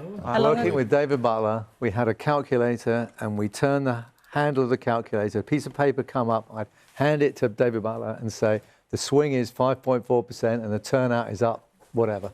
Oh, well, there you go. Well, you heard it here first. Come on that much. What do you mean things haven't come on that much? Blimey, but we welcome you, Don Butler from the Labour Party, and we'll check in with you shortly. Right, we're going to go to Islington. And Helena Wilkinson, who's standing by there. And that is, I'm assuming that's Islington North for the Jeremy Corbyn count. Oh, I got that wrong. I've got that wrong. Oh, no, I've got that right. Right. You have got that right, Clive. It's also, we're expecting 2 declarations here for Islington North, Jeremy Corbyn, and also Islington South and Finsbury. What I'm going to do is step out of the camera because I'm sure you want to see Jeremy Corbyn on the count floor, get a better view of him. You can see him having a chat to various people there. I saw him arrive about 40 minutes ago, looking relaxed. He's been chatting away.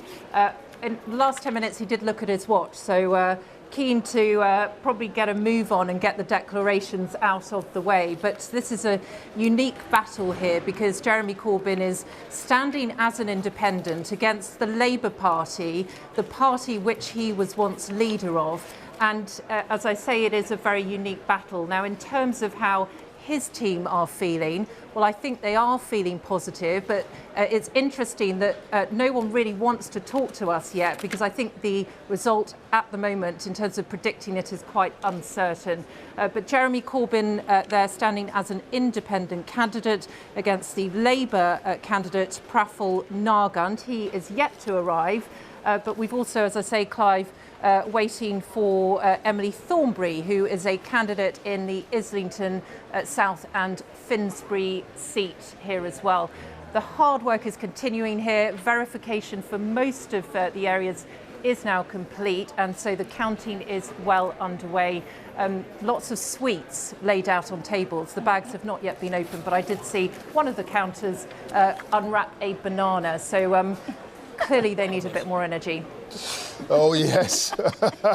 We need some bananas here in the studio. I've only got some bit of fruit, nuts, peanuts here, but no bananas. I did suggest actually that. Oh, you've got some. Yeah, okay, I'm going to have one of those a little bit later on. Off camera, I hasten to add. Right.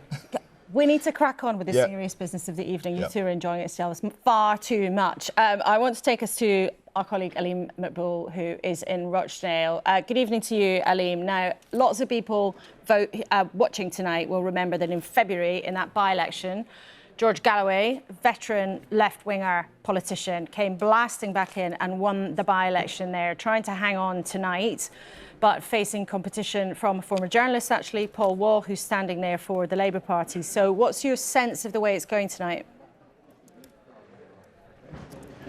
Well, recent polls have shown that it's pretty close. Labour Party members who are looking at a bit of sampling seem a touch more relaxed now than they did at the beginning of the evening, but it is close and extraordinary, given the national picture that you've been talking about over the last few hours, that we are talking about Labour nervousness in seats which are long-time Labour strongholds, like Rochdale.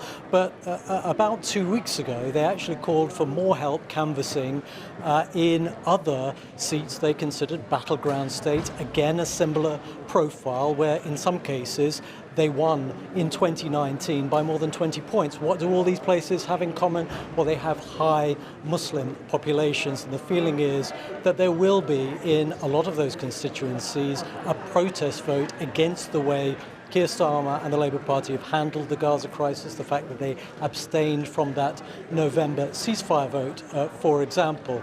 So, as well as Rochdale, where you rightly say George Galloway's looking to hold on to the seat that he won in February, there are other seats to look out for later in the day. Some in Birmingham, Ladywood, Perry Barr, Leicester South as well, the Bradford seats as well, and other Lancashire seats in Blackburn, for example. So, as I say, interestingly, given everything that's going on, that potentially the Muslim vote from 2019 could have gone down from around 80%, according to a lot of research, to perhaps 60%.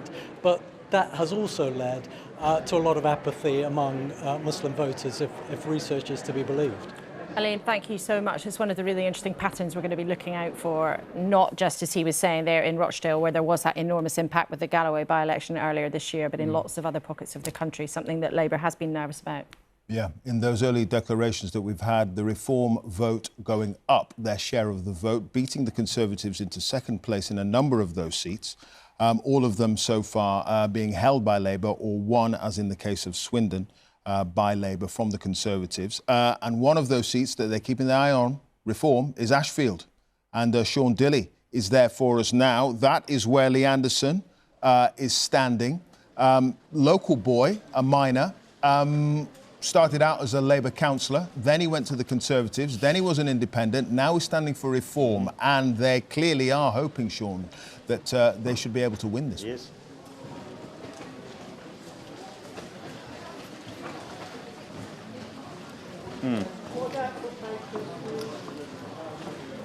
Yeah, I mean, Lee Anderson says that his views and his politics hasn't changed. He says the party's has. Lee Anderson isn't here yet. In fact, none of the candidates are here, but who are here are the election agents and the people who represent the parties. I'm just going to bring the camera over my shoulder a little bit of behind the scenes here at Ashfield, because some of the counting, it has been rather close. We've been chatting to various party officials who are standing over with clipboards. They have the ability to look at the ballot papers. The secrecy of the vote's guaranteed, but they get to have a look who's cast, or at least, you know, that boxes have X's in them. So we've had a chat to Reform Party representatives. They say that it's looking on their number crunching, which they do on their clipboards, to be about a 2 to 3% lead to Reform. That's what they reckon. We've spoken to the same people from the Labour Party representing their candidate, Ria Keane, and they say, well, it's too close to call. Well, for want of an old political expression, for some of our older viewers, Mandy Rice-Davis, they would say that, wouldn't they? The big scandal of the night here, though, Clive, is not the price of the coffee. It's only £1 a cup of coffee. But it turns out that they don't take cards. So you have to have cash on you. So it's sort of a bit of an homage to its old-fashioned roots. But you're quite right. People are keeping their eye on Lee Anderson. And if the vote share that's seen in other constituencies or anything to go by, Lee Anderson, though he's not here at the moment, he's certainly going to be encouraged by them. Indeed. Thank you for that, Sean, at the Ashfield count there in Nottinghamshire. Going to be a really interesting result when it comes in. Right, Dawn Butler, thank you for joining us here. London Labour MP. It looks like your party's heading for an absolute massive majority. If Keir Starmer has such resounding support from the country in the shape of a majority of 170 or so, you're a prominent figure on the left of the party. You've not always been content with how he's handled things. Do you think the left would have a responsibility, basically, to fall in line? Well, we are a diverse party of, and the fact is we need to look at these results and celebrate these results, first of all. This will be a stonking majority that, we should be proud of. I'm in politics to serve, but also to be in government. Being in opposition is not fun. When I entered in 2005, I entered in government and I served loyally under Blair, under Brown. And so, I'm a loyal Labour politician who wants to be in government to govern for the people. And I'm excited about that, Laura. One of the things, though, recently, you and some of your other colleagues on the left made no secret of being very unhappy about how the leadership had treated a very long-serving MP, Diana Abbott, who's a trailblazer for so many people. And yet sometimes Keir Starmer's people, and they might use this result tonight as a sort of vindication to say, yeah, we were right to be ruthless. We were right to hold the line. We were right to boot out people like your former London Labour MP colleague, Jeremy Corbyn. I don't think it's about being ruthless. I think it's being in politics and doing the right things. How Diane was treated was wrong. And in the end, obviously, she had the whip returned and hopefully she will be returned as a Labour MP. And I think what's really important, actually, and what these results are showing, is that the country rejected the Tories resoundingly, and they rejected the politics of hate. They rejected all of the culture wars. They rejected like all the stuff around the PPE scandals.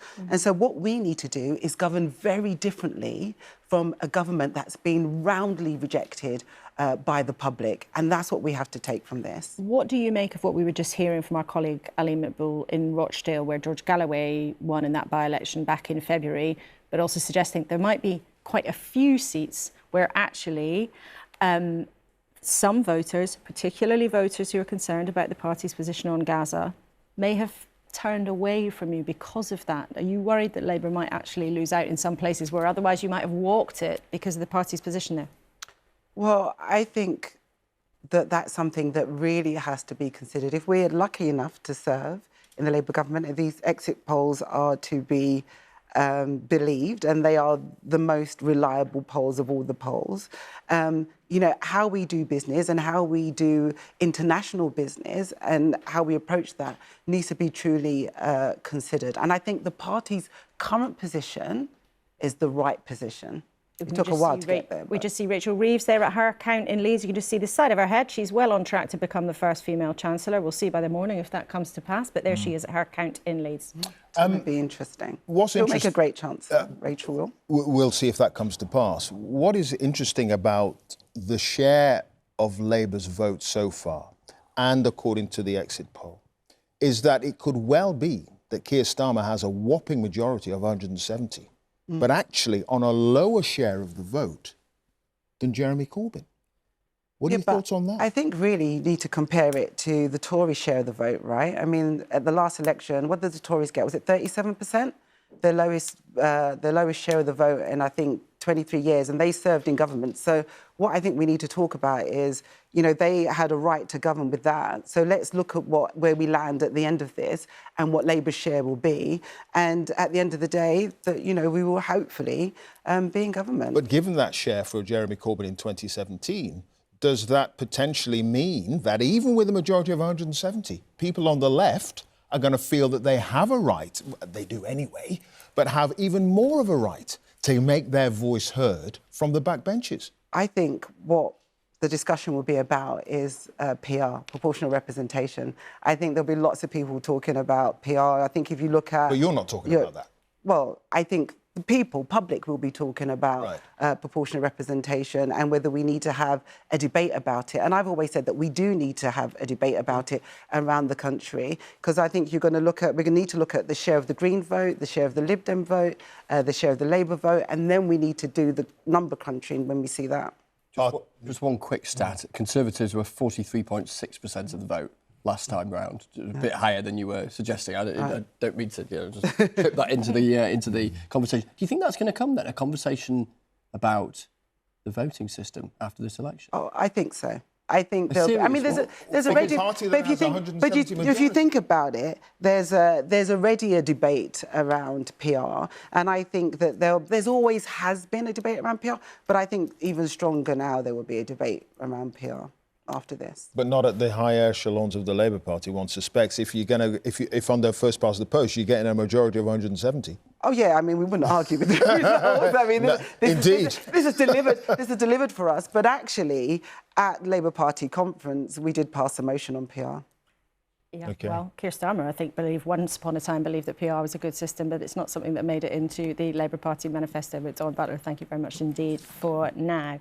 Let's take a look then, as Clive, you were just suggesting there, that the turnout in lots of places has not been great, and the vote share for Labour, despite what looks like it's going to turn out to be a whopping majority, may actually not be as convincing as the way that the Conservatives won a majority of 80 back in 2019. Reeta, you've been looking at the turnout. What's it panning out as? Panning out is quite low at the moment, Laura, and this is based on the results that we have in so far. So we've had 6 seats declared so far, and we're looking at 54% turnout based on those 6 seats, which is, you know, it's not resounding really, is it? 54% was what we got in Newcastle Central. Let me show you the whole graph here, because it does make for interesting reading. We go right back to 1980, when Margaret Thatcher was in power, and you can see there the heady days of turnout were in the high 70s. They went up, actually, in 1992, you know, just peaking there at a little bit below 80%. Then you see something of a decline after 1997 when Tony Blair came in. We have Blair, Brown, Cameron, May, Johnson. The eagle-eyed amongst you will say, well, where is Liz Truss? And there were no elections fought when Liz Truss was Prime Minister, which is why she is not up here on our chart. So at the moment, we are suggesting 54%. Now, that will change over the night, because obviously we've got many, many, many more results to come in. But it looks as if, our number crunchers are suggesting, it looks as if we might be on course in 2024 to have a turnout roughly around what there was in 2005. So that was the election, Tony Blair's third victory, and that was a turnout there of roughly 60% or so, a little bit higher than 60%. Anyway, we'll be keeping an eye on that, but that is where we are at the moment, Laura. Reeta, thank you. It's really interesting to see it in that historical context when you see that voters really, really engage, and maybe this time that won't have happened, but plenty of data still to be putting into all of those graphs as the night develops. Well, let's show you again the results of that exit poll. Labour, of course, hopes very much this will make their dreams come true and be something like the real result when we get it in full by the end of the night. Labour there just disappeared. They were on 410 seats projected, with the Tories crashing to 131 seats projected, lower than they were back in 1997 when Tony Blair didn't quite wipe them out. The Liberal Democrats forecast also to have had an extremely successful night, up on 61. But you can see there, Reform suggested they're on course for 13 seats. Now, remember, we're being very cautious about the smaller parties like Reform and the SNP, who the exit poll puts on 10 seats. That would be an absolute thumping for the party who's been in control of the Scottish Parliament in Holyrood for some time. They are expecting to slide back, but perhaps not to quite that low level. And the Greens on 2. They were targeting 4 seats very reluctantly, but the exit poll suggests that they'll have taken an extra 1. But there you are, the big headline, Keir Starmer on the front of Old Broadcasting House with a projected 410 seats. Indeed. Chris Mason, our political editor, is here. You've got a couple of nuggets. A couple of nuggets. So the Liberal Democrats, just picking up on Laura's reflections there on their numbers, they are wearing broad smiles tonight. They're talking about Davies' dozen, the 12 seats that they are declaring victory in. I won't read them all, but just a couple that catch the eye. Wimbledon in southwest London, Cheadle and Hazel Grove in Greater Manchester, Wokingham, formerly the seat of John Redwood, and they also think they may well have won in Tunbridge Wells in Kent, which I'm told last went Liberal in 1906. So they are pretty confident there. And also Harpenden and Esher in Surrey. Esher was the seat of the former Deputy Prime Minister Dominic Raab, who was standing down at the election. But just a sense there of the geography of where the Lib Dems are feeling confident. Of course, we await actual results in all of those. And of course, also the Lib Dems, they're coming up with Davies' dozen. So congratulations to them coming up with the first headline of the night. It's classic. Congratulations, Lib Dem. Power. Labour sources reckoning that, according to their data, perhaps 13 for Reform, as projected in the exit poll, might be at the upper end of where Reform end up. But have you had any hint from Labour HQ of nervousness about some of their seats, even perhaps going to Reform? Because I've been hearing a little bit of that tonight. Absolutely, keeping an eye on some seats in South Yorkshire, for instance, and elsewhere. So, yeah, and of course, both of those things could be true, couldn't they? But let's see. And one other little nugget just before we moved on. Our BBC colleagues on the ground in Basildon and Billericay, where the Conservative Party chairman, Richard Holden, did one of the quickest chicken runs you've ever seen in your life, stampeding to try to find himself a safe seat. But our colleagues there on the ground are suggesting that Richard Holden, who as Conservative chair theoretically should be in charge of this campaign, but he may well end up actually losing his seat. So we'll bring you more news from there as we hear. But that would be another scalp for the Conservative Party to lose to Labour. It's all happening. It's all happening. But what's happening with the person, it seems as if, will be becoming the Prime Minister, Sir Keir Starmer. His seat, of course, Holborn and St Pancras in North London, and Fiona Bruce is there. What are you hearing, Fiona? Well, no nervousness here about losing his seat, I have to say. I mean, the counting is taking place now. They've got twice the number of counters here that they had last time around. Obviously, this is a very big night for Holborn St Pancras. Let me just show you. So there you've got the ranks of desks, people counting. There's actually 2 constituencies being counted here. Holborn St Pancras, which is Keir Starmer's, then Hampstead and Highgate, which is a new constituency because the boundaries have been withdrawn. So they're counting there. They're actually counting on 2 different floors. Keir Starmer's due to arrive here, we think, about 2:30, and we think that's when we'll get the result. We're all waiting for his moment when he comes. I just thought I'd show you a little bit behind the scenes what it's like while you're waiting for the man who we think is likely to be Prime Minister turning up. Here we are with my colleagues. As you can see, it's a very glamorous setup, and there's a lot of crisps and that kind of thing to fuel everyone keeping on going. The one thing I have managed to find out, I have to say Labour are being very disciplined about what they are saying as the night goes on. They're keeping a very tight rein on things. I've been texting MPs left, right and centre. What we do know is that there is an event happening in central London after this count. The party activists and staff are going to be there. It's a place in central London. They're not confirming that Keir Starmer will turn up, but to be honest, I'd be very surprised if he doesn't. And then we will be trying to follow him there and see what happens later on. OK, Fiona, thank you. Gateshead Central and Wickham, apparently, is another Labour hold. So they have hung on to that seat. Mark Ferguson is the new MP there. OK, we'll bring you that result in more detail just as soon as we get it. But let's say hello to Diana Davidson, former Conservative MP, one of the standout victories of last time round. It's good to have you with us in the studio here, and we're rejoined again by Lord Mandelson. Diana, when you look at the kinds of results that we are expecting, this absolute historic crash for the Conservative Party, such a stark difference to when you were elected, why has it happened, do you think? A range of reasons. I think the key one, too, we've been in power for 14 years. It would be very unusual, I think, for a government to win again after 14 years. You know, over the course of a parliament, you make mistakes. Over the course of, what have we had, 5? You're bound to make mistakes and tick off a lot of people. So I'm not particularly surprised that the cycle was due to come back around. But on this scale, particularly when you do contrast that to 2019, does feel difficult as a Conservative. You know, I'm a Conservative, I believe in Conservative values, and I firmly believe, respectfully, Peter, that we do a better job than the other guys. So to see this kind of result and see a lot of people who I would consider friends, good, hard-working people who've put their all into being members of Parliament, who are set to lose it through no fault of their own, it's devastating.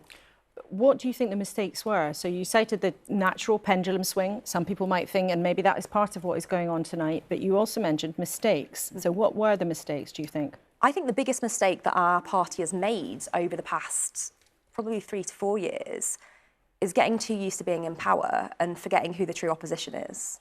You know, we are supposed to be a united force fighting against the other guys, fighting against opposition parties, putting forth a united Conservative front. And I think we lost sight of that over the past few years and have found so many factions within our own that the infighting has begun. And we've been, frankly, airing a lot of our dirty linen in public in a way that I don't think is dignified for any party. And I think that's what's led to the scale of the defeat that we're seeing tonight. I don't know if you heard the comments from your former colleague, Sir Robert Buckland. I did. He was talking about a political circus. He was talking about people not telling the truth. And you say it's the last 3 or 4 years when things have appeared to be divided and voters don't really like it.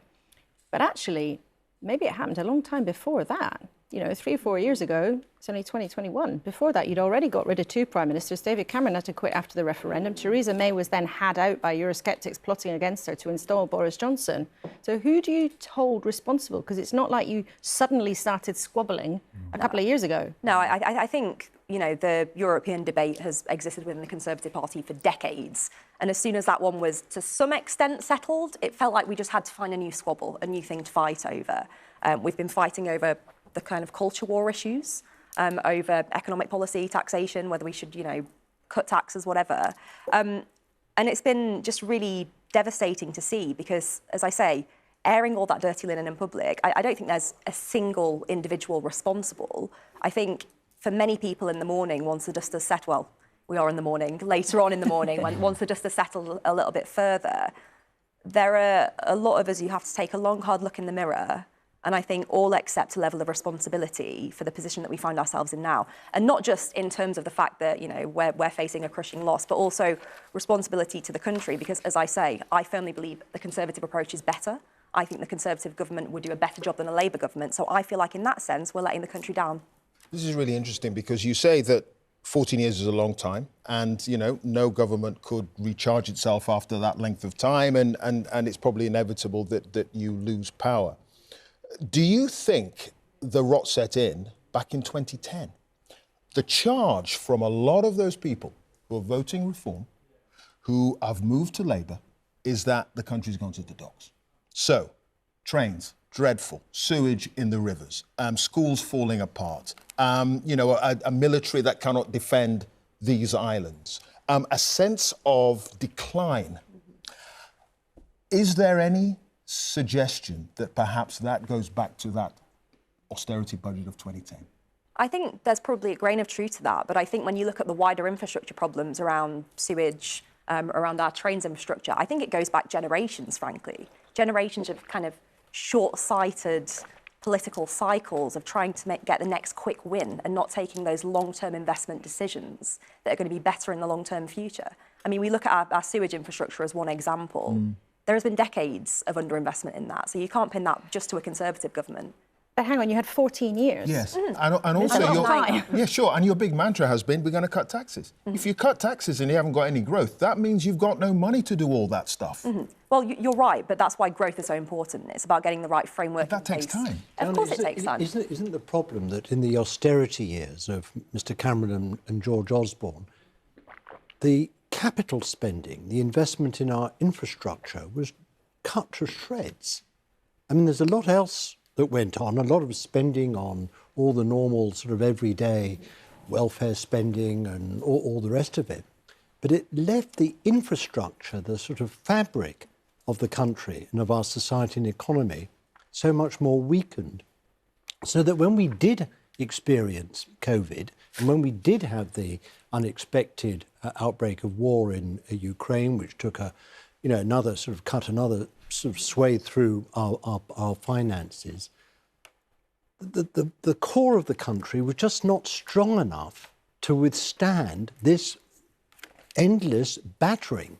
And I think Clive may have a point here that it does go back to those early decisions, those cuts in capital spending, in infrastructure, in railways and just buildings and all the rest of it. That's what weakened us so early on, isn't it? But the point I would push back on is we cannot simply keep borrowing to exist. We can't keep borrowing at every opportunity. And the big mission of that early Conservative government from sort of 2010 to 15 was to try and cut the deficit and start to get our debt down. Because as we know right now, our debt repayments monthly is currently larger than... I know, but our debt repayments monthly is currently larger than our entire education budget. At some point, we have to take responsibility for that. That's interesting. That's really interesting because John Curtice made the point a few days ago that the polls suggest that the public aren't interested in tax cuts if the NHS is falling apart.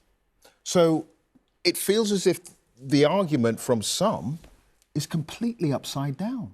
But I'd go back to the point I was just making there about that point around we cannot just keep spending on the nation's credit card long term because ultimately we are setting ourselves up for a catastrophe. Right. So I think it's right that difficult decisions were made. I would have some sympathy for that point of view. But even Conservatives now say that during the austerity years, the cuts were unjustified and excessive. And yes, we do have to grow our economy in order to pay for our public services. But the difference is that during the last sort of 14 years, we've had growth at between 1% and 2%. That contrasts, I have to say, with the New Labour record, which was of growth between 2% and 3%. Okay. Now we have even less. Okay. We have like 0 and 0.5%. We just had 0.7, which was the fastest in the G7. 0.7? In a quarter. in a quarter. We need more than 0.7% that's growth. 2.8% a year if you For goodness extrapolate it, which sake. is a very good level of growth indeed. OK, well, it's a not debate great, that's been... It's not a great record. Well, it's a debate that's been running through the campaign, and it's a debate that is going to continue to run and run and run, the elusive search for growth. Indeed, and there were plenty of arguments in favour of austerity, it has to be said, back in 2010. So let's get Chris, you want to come in there? Just a quick nugget. I'm hearing from Labour sources that they think Islington North, where their former leader Jeremy Corbyn is standing as an independent against Labour, Labour are saying that that seat looks challenging for them. Which challenging suggests, for Labour? For Labour, right. Which suggests that at the very least it's close. So we shall see, but that's a fascinating kind of subplot in the grand evening of many, many stories, but something to keep an eye on. And that would be if Labour was to lose that seat to Jeremy Corbyn standing as an independent, that would not be just bad news. It would really take the shine off some of this enormous victory that Labour is now expecting, according to the exit poll. We're just watching the pictures there of Northumberland, and the returning officer with an incredible hat is back at the lectern, and she's just putting her glasses on. Let's listen in, because we're going to get the declaration for the seats of Cramlington and Killingworth. For the Cramlington and Killingworth parliamentary constituency, hereby give notice that the total number of votes given to each candidate was as follows. Tom Campion, Liberal Democrats, 1,898. Gordon Fletcher, Reform UK, 9,454. Emma Foodie, Labour and Cooperative Party, 22,274. Dawn Furness, Independent, 322. Ian Jones, the Green Party, 2,144. Scott Lee, Independent, 573. Ian Levy, the Conservative Party candidate, 8,592. Matthew Wilkinson, Social Democratic Party, 137. And that Emma Foodie is duly elected as the Member of Parliament for the Cramlington and Killingworth constituency. Well, Labour wins that constituency, Cramlington and Killingworth. Our supporters cheering there, a beaming smile from the Labour candidate. Like lots of parts of the country, most seats, in fact, they're affected by changes to the boundaries, which means some seats have got new names. People with good memories might think, oh, where is that? But this is one of these new seats, Cramlington and Killingworth. Labour takes that. But again, crucially in that result, Reform beating the Conservatives into second place. Quick reminder of the numbers. Emma Foodie there at well over 22,000. But look, very, very tight. Only around 100 votes in it between Reform and the Conservative candidate, Ian Levy, who was formerly an MP for Blyth next door, with a majority of 12,820 for Labour. Yeah, and the turnout, again, not great, 60%. But just look at the share of the vote here. Labour up 5 points, but look at Reform, up 13 points, and the Conservatives down 21. That has been the story of the night so far.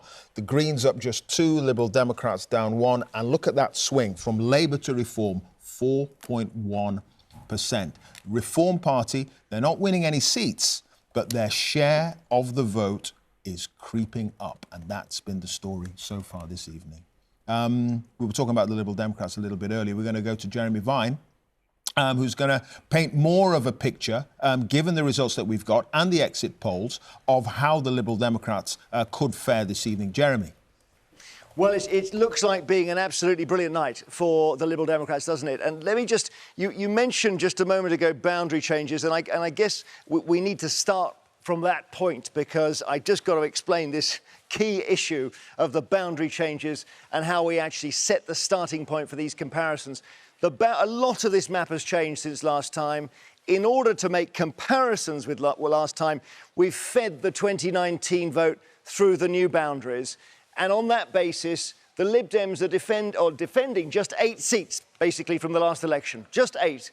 But this was their target list. So let's have a look at the Lib Dem target list with the most juicy target, Carshalton, the narrowest Conservative win on the list, North East 5, Wimbledon, Sheffield, Hallam, Nick Clegg's old seat, South Cambridgeshire, Cheltenham, etc. So there's 50 seats on this board here, all won by other parties. Carshalton, the easiest for the Lib Dems to take.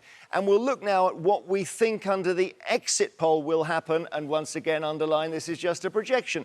So have a look at that. That's why I say a great night for the Lib Dems, great day for all those water sports Ed Davey was doing in the campaign.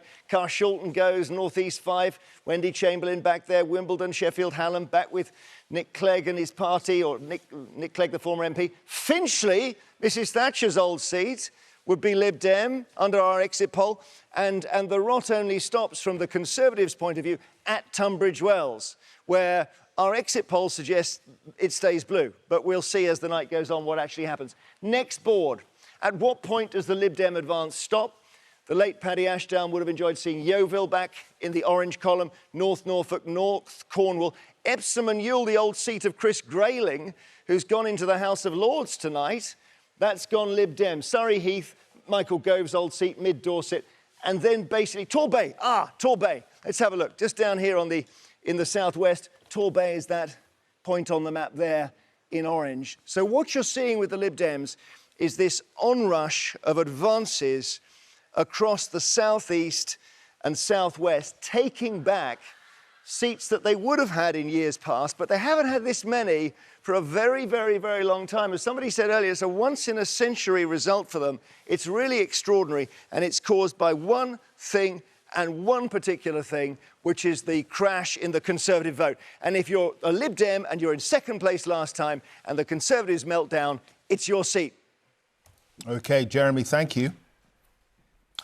Continuing the theme of the Liberal Democrats, we're going to go to Kingston and Surbiton. Ed Davies' seat, and Nick Watt is there for us. Nick, are they feeling confident there, given how the evening seems to be panning out? Well, the Liberal Democrats, Clive, are indeed feeling very confident. In the last minute, I've just heard from a Lib Dem source who is saying, we now believe they are saying that they've won 47 seats, and that would beat the 1997 result, which was obviously their big breakthrough. And they're saying tonight, this is an astonishing night for the Liberal Democrats. One seat they're claiming to have won is Tunbridge Wells. They are saying the disgusted of Tunbridge Wells have spoken out, and the significance of that is that seat last voted Liberal, as it was then known in 1906. But Clive, what is interesting about all those seats we saw Jeremy pointing out is it's a mix of the old and it's the new. It's old seats like Yeovil and Eastleigh. Those were the seats that took them into coalition, and new seats like Wimbledon and Woking that have not been Liberal Democrat in recent memory. And what the Liberal Democrats overall are saying is they think this is their best result since 1923, because their view was that all they need is to make 29 gains, extra seats, and then they're doing better than they've done since 1923 in terms of gains. And obviously they're saying that it's 47 they've won. Well, the exit poll is talking about, I think, 61. All right, Nick, thank you for that. Just pictures of Ed Davey there looking pretty chipper. It's cock a hoop. It has to be said. Let's talk to Chris, who's with us. That strategy, Chris, of trying to get headlines, of trying to get at least the public seeing what the Liberal Democrats had to offer, it does look as if, possibly, according to the exit poll, that might have actually worked. And we were hearing that from Daisy Cooper a little bit so I think that there's two elements to the Lib Dem strategy that are interesting. There's the very visual one. I was stood on a windy hill in a field in Hazel Grove about 10 days ago as Ed Davey was painting a bit of pottery with a bee on it, which was one of his more sedate activities of the last 6 weeks. Didn't quite match the bungee jump that was to follow a little later. So, yeah, firstly, there was that kind of visual strategy. Here is a party that gets squeezed the whole time by the big beasts at Westminster of the Conservatives and Labour. How do you capture attention? Ed Davey does this kind of midlife crisis for 6 weeks on camera. But there's a more interesting element, I think, to the Lib Dem strategy of the last couple of years than that. And it is this. They have, in the past, been punished by the electoral system. In other words, they've had lots of supporters in lots of places, but not enough in enough places to win many seats. They don't like the electoral system. We heard Daisy Cooper saying as much a couple of hours ago. But they thought, if we're going to win at Westminster, we've got to work with the system we've got. In other words, focus ruthlessly, geographically, on places where they can assemble enough voters in a particular place to win the seat, and, to put it bluntly, to heck with a lot of other places. Yes, you put up a candidate, but you don't really make a massive amount of effort. And it would look like that is bearing fruit with them. They're also conscious that in an election where perhaps the overriding sentiment has been one of anger at the Conservatives, that they could be the vessel for that anger, the recipients of that anger, if you like, in parts of the country which are rarely enamoured by Labour, even on a good night for Labour, particularly southeast of England, southwest of England. The other thing that's changed, though, over time, hasn't it, is that the Lib Dems used to try to face both ways, really. They were trying to take Labour votes in some parts of the country and take Tory votes in others. They've recently, ruthlessly put their money and their resources and their political efforts into going after the Tories. I mean, Ed Davey was even sort of trying to say during the campaign they were the real left-wing alternative compared to the Labour Party. And indeed, some of their policies, like spending loads more on social care, raising taxes to spend more on health. Yes. Oh, they have been, under Ed Davey, a proudly anti-Conservative party. And of course, you know, it's not a million years ago that Ed Davey was a minister in a coalition government where the Conservatives were the primary party. But he has absolutely shifted its attention to being just that and tried to, in so doing, cleanse them as they might see it and others might see it, given the hammering that they took in 2015 following their time in coalition. It's nearly a decade on from that, and and they were in the doldrums for years and years and years until it would appear tonight. And stepping aside in some of those seats that they're not really going to win. Well, I mean, what's interesting here, because you often have a conversation, there's been a bit of a conversation the last couple of years around all of this about, talk of deals and all that kind of stuff. The nature of the political geography of the UK, and in particular England, has tended to be that where the Liberal Democrats are competitive, i.e. can win seats, Labour are a million miles behind, and vice versa. So, yes, it looks like there could be evidence of people voting tactically, effectively voting anti-Conservative tonight, but the parties haven't really necessarily had to coordinate that in any sense. They can allow an electorate to come to its own conclusion based on the psephology, if you like, of each individual area. Can't believe I've used that big word at 1:30 in the morning, but why not? We're just trying to say voters are smart, right? Yeah, totally. Yeah, exactly. Can work it out and work out where their vote can be used most efficiently. Exactly. All right, Chris, thanks for that. Well, let's go to Leeds West and Pudsey and speak to Rachel Reeves, who is the Shadow Chancellor as things stand, who for some time has had high hopes of becoming the first female Chancellor. Thanks very much indeed for joining us. Do you think you're going to be Chancellor tomorrow afternoon? Well, that would be Keir's decision, but if the results unfold in the way that the exit polls suggest, this will be an historic victory for the Labour Party, and Keir Starmer's leadership, turning around the Labour Party, putting it back in the service of working people, has put us in this position now where we are in touching distance of forming the next government. I very much hope to play my full part in that. Why do you think the results are panning out the way they have? We've heard a lot in the studio already tonight about voters' unhappiness with the Tories over the last few years. Perhaps less optimism about the message that you put out there. Which was it, do you think? People are crying out for change. That's the message that I heard loud and clear during the course of this election. You know, after 14 years of chaos, division and decline, 5 prime ministers, 7 chancellors, people wanted change, and people have voted for that in huge numbers. And I think the overarching theme of this election is the seats that Labour are winning and the seats that Labour look to win, including some seats potentially that Labour has never won before, that we are on course to pick up this evening because of the change that Keir Starmer has brought to the Labour Party. It does seem, though, that more Conservative voters may be switching to Reform rather than moving their votes across to you. I mean, if that comes to pass, and actually Nigel Farage's party was more attractive to voters willing to move than Keir Starmer's Labour Party was, what kind of verdict do you think that would be? Well, let's see how the night unfolds. We haven't had that many results yet, and so far it's been Labour that's been picking up seats, including directly from the Conservatives, for example, in Swindon. That is good news for Labour, and we're on course for being able to provide the strong leadership that this country needs, with a strong mandate to deliver the change that we set out in our manifesto, to bring stability back to the economy, to create those 40,000 additional appointments every single week in our National Health Service, the recruitment of 6,500 new teachers in our state schools. So that's what we sought a mandate for, and we very much hope tomorrow to be able to start getting to work on that job. But in terms of the enthusiasm for the Labour Party, I mean, as you point out, it's just an exit poll. It is still early in the night. We haven't had that many real results. But the exit poll does point to an absolutely thumping majority for Keir Starmer, and yet it also suggests that Labour's share of the vote is up around 1%, and the Reform share of the vote appears to be up around 14%. Are you confident that Labour will not lose seats to the Reform Party tonight?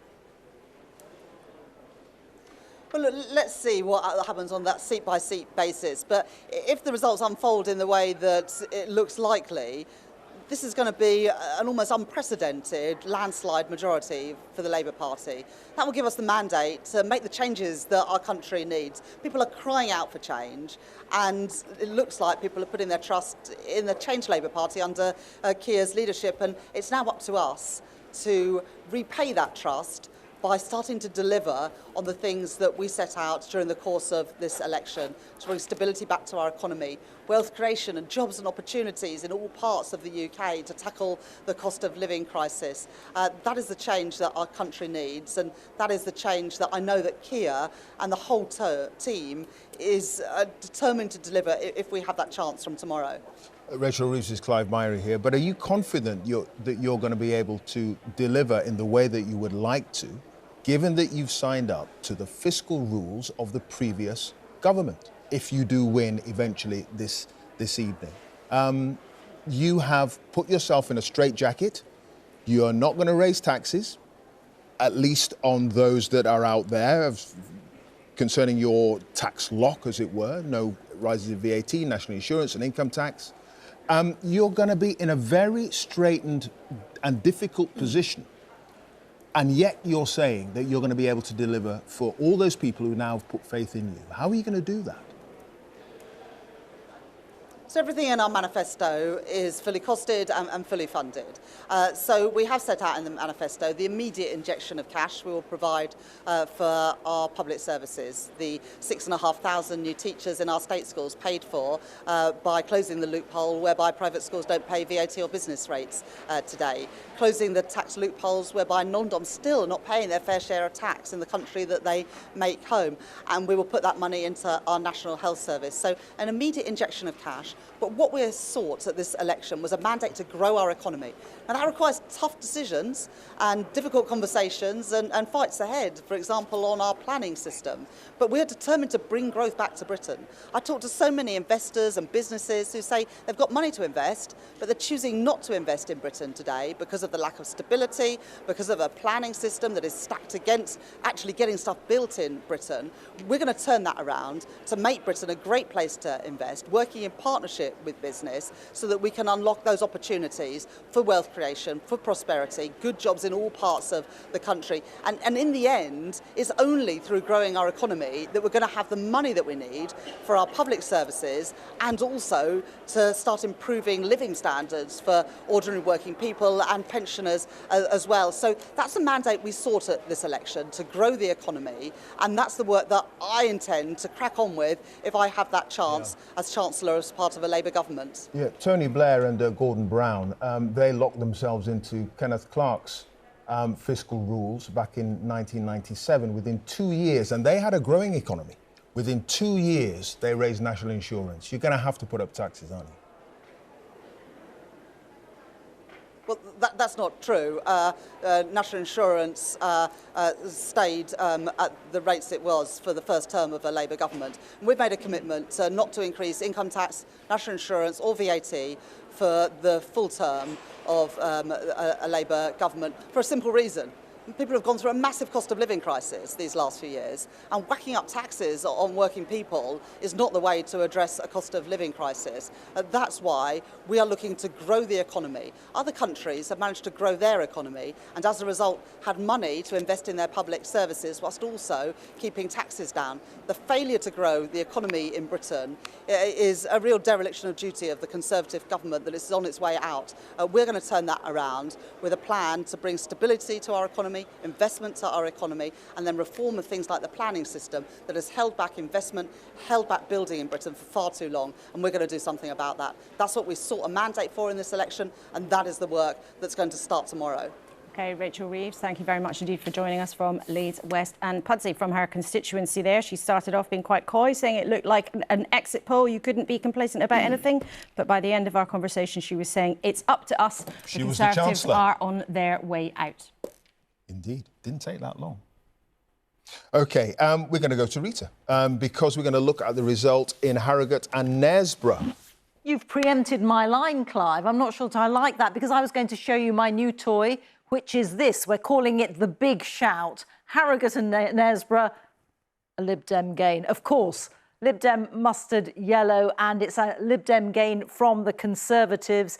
Tom Gordon is the new Lib Dem MP for Harrogate and Knaresborough, Harrogate in Yorkshire, of course, and he's got a majority of 8,200 plus. And it's the change in the vote share that's always so interesting, isn't it? Because the Lib Dems have put on 10% since 2019, the Conservatives right down on 22%, and the Reform Party actually coming in on an increase of 11%. And you can see here the swing from Conservative to Liberal Democrat is 16%. So that is the Liberal Democrats' first gain of the night, their first seat of the night, Harrogate and Knaresborough for Sir Ed Davies' Liberal Democrats. Laura, Clive.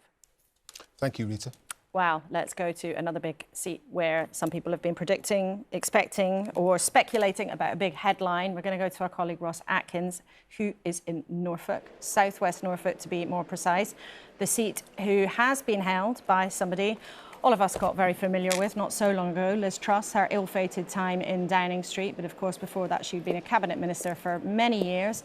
But Ross Atkins, what is the mood at the count there? There's been suggestions that her seat might be in danger. Does it feel like that on the ground?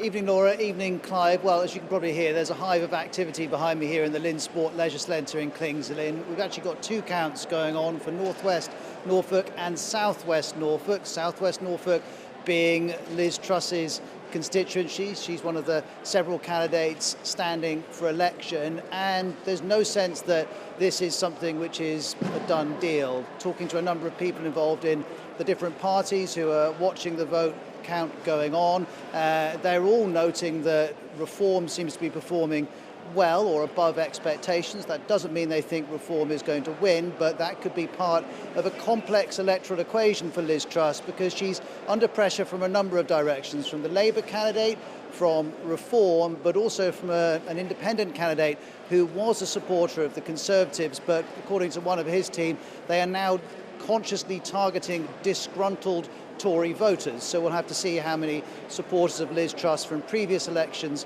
come across. And just to put this in context, both of these constituencies would have, till very recently, be considered rock solid for the Conservatives. Both the MPs standing for re-election have majorities of well over 20,000, and yet when we look at the exit poll, Northwest Norfolk is projected as being 66% likely for the Labour Party, and as for Liz Truss, her victory is described as possible. So neither of these two things are settled. In terms of the practicalities, you can probably see the stage just behind me where the results will be announced. We're expecting Northwest Norfolk at 4:30 in the morning, Southwest Norfolk, Liz Truss's constituency, at 5:30 in the morning.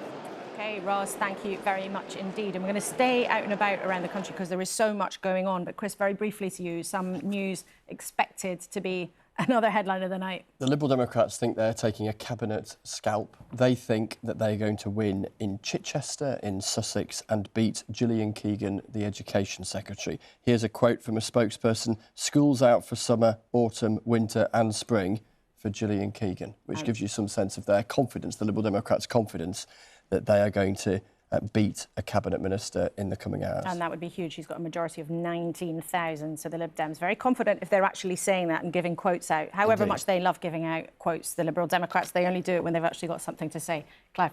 Interesting as well, the vote down in Basildon and Billericay, where the Tory party chairman, Richard Holden, is fighting, and he chicken run.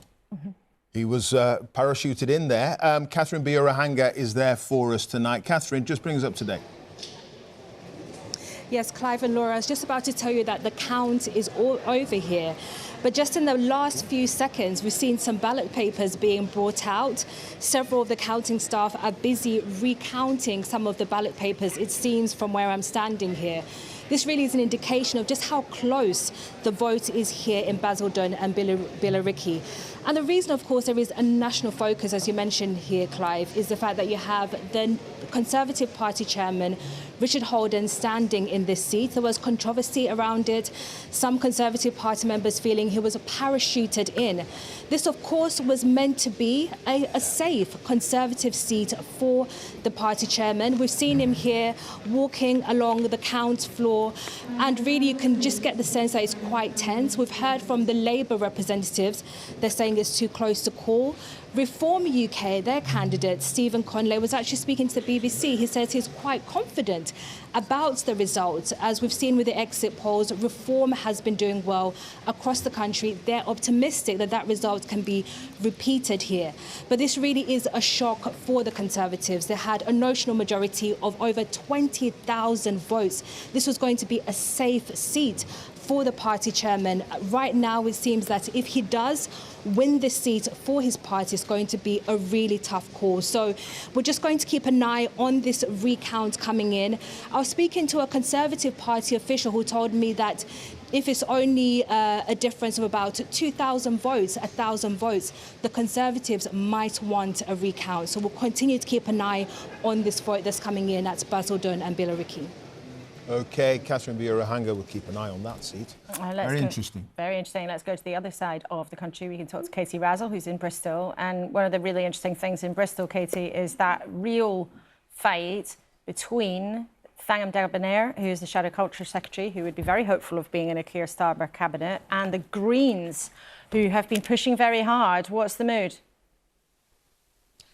Well, the mood here, I'm in the Oasis Academy. Hello, Laura. Hello, Clive. You can see Bristol East, which is one of the counts happening here, but way down the end of that corridor, that is the key one for us and for many people watching this count. That is Bristol Central, where, as you say, Thangam Debbonair, Shadow Culture Secretary, she has a huge majority last time, 30,000 around that. But I've been in there pretty recently, having a look round as the people are counting, representatives from all the parties are watching as those votes are being counted. And I have to say there is only one set of party representatives in that room looking happy, looking confident, and that is not the party predicted to win a landslide at this election.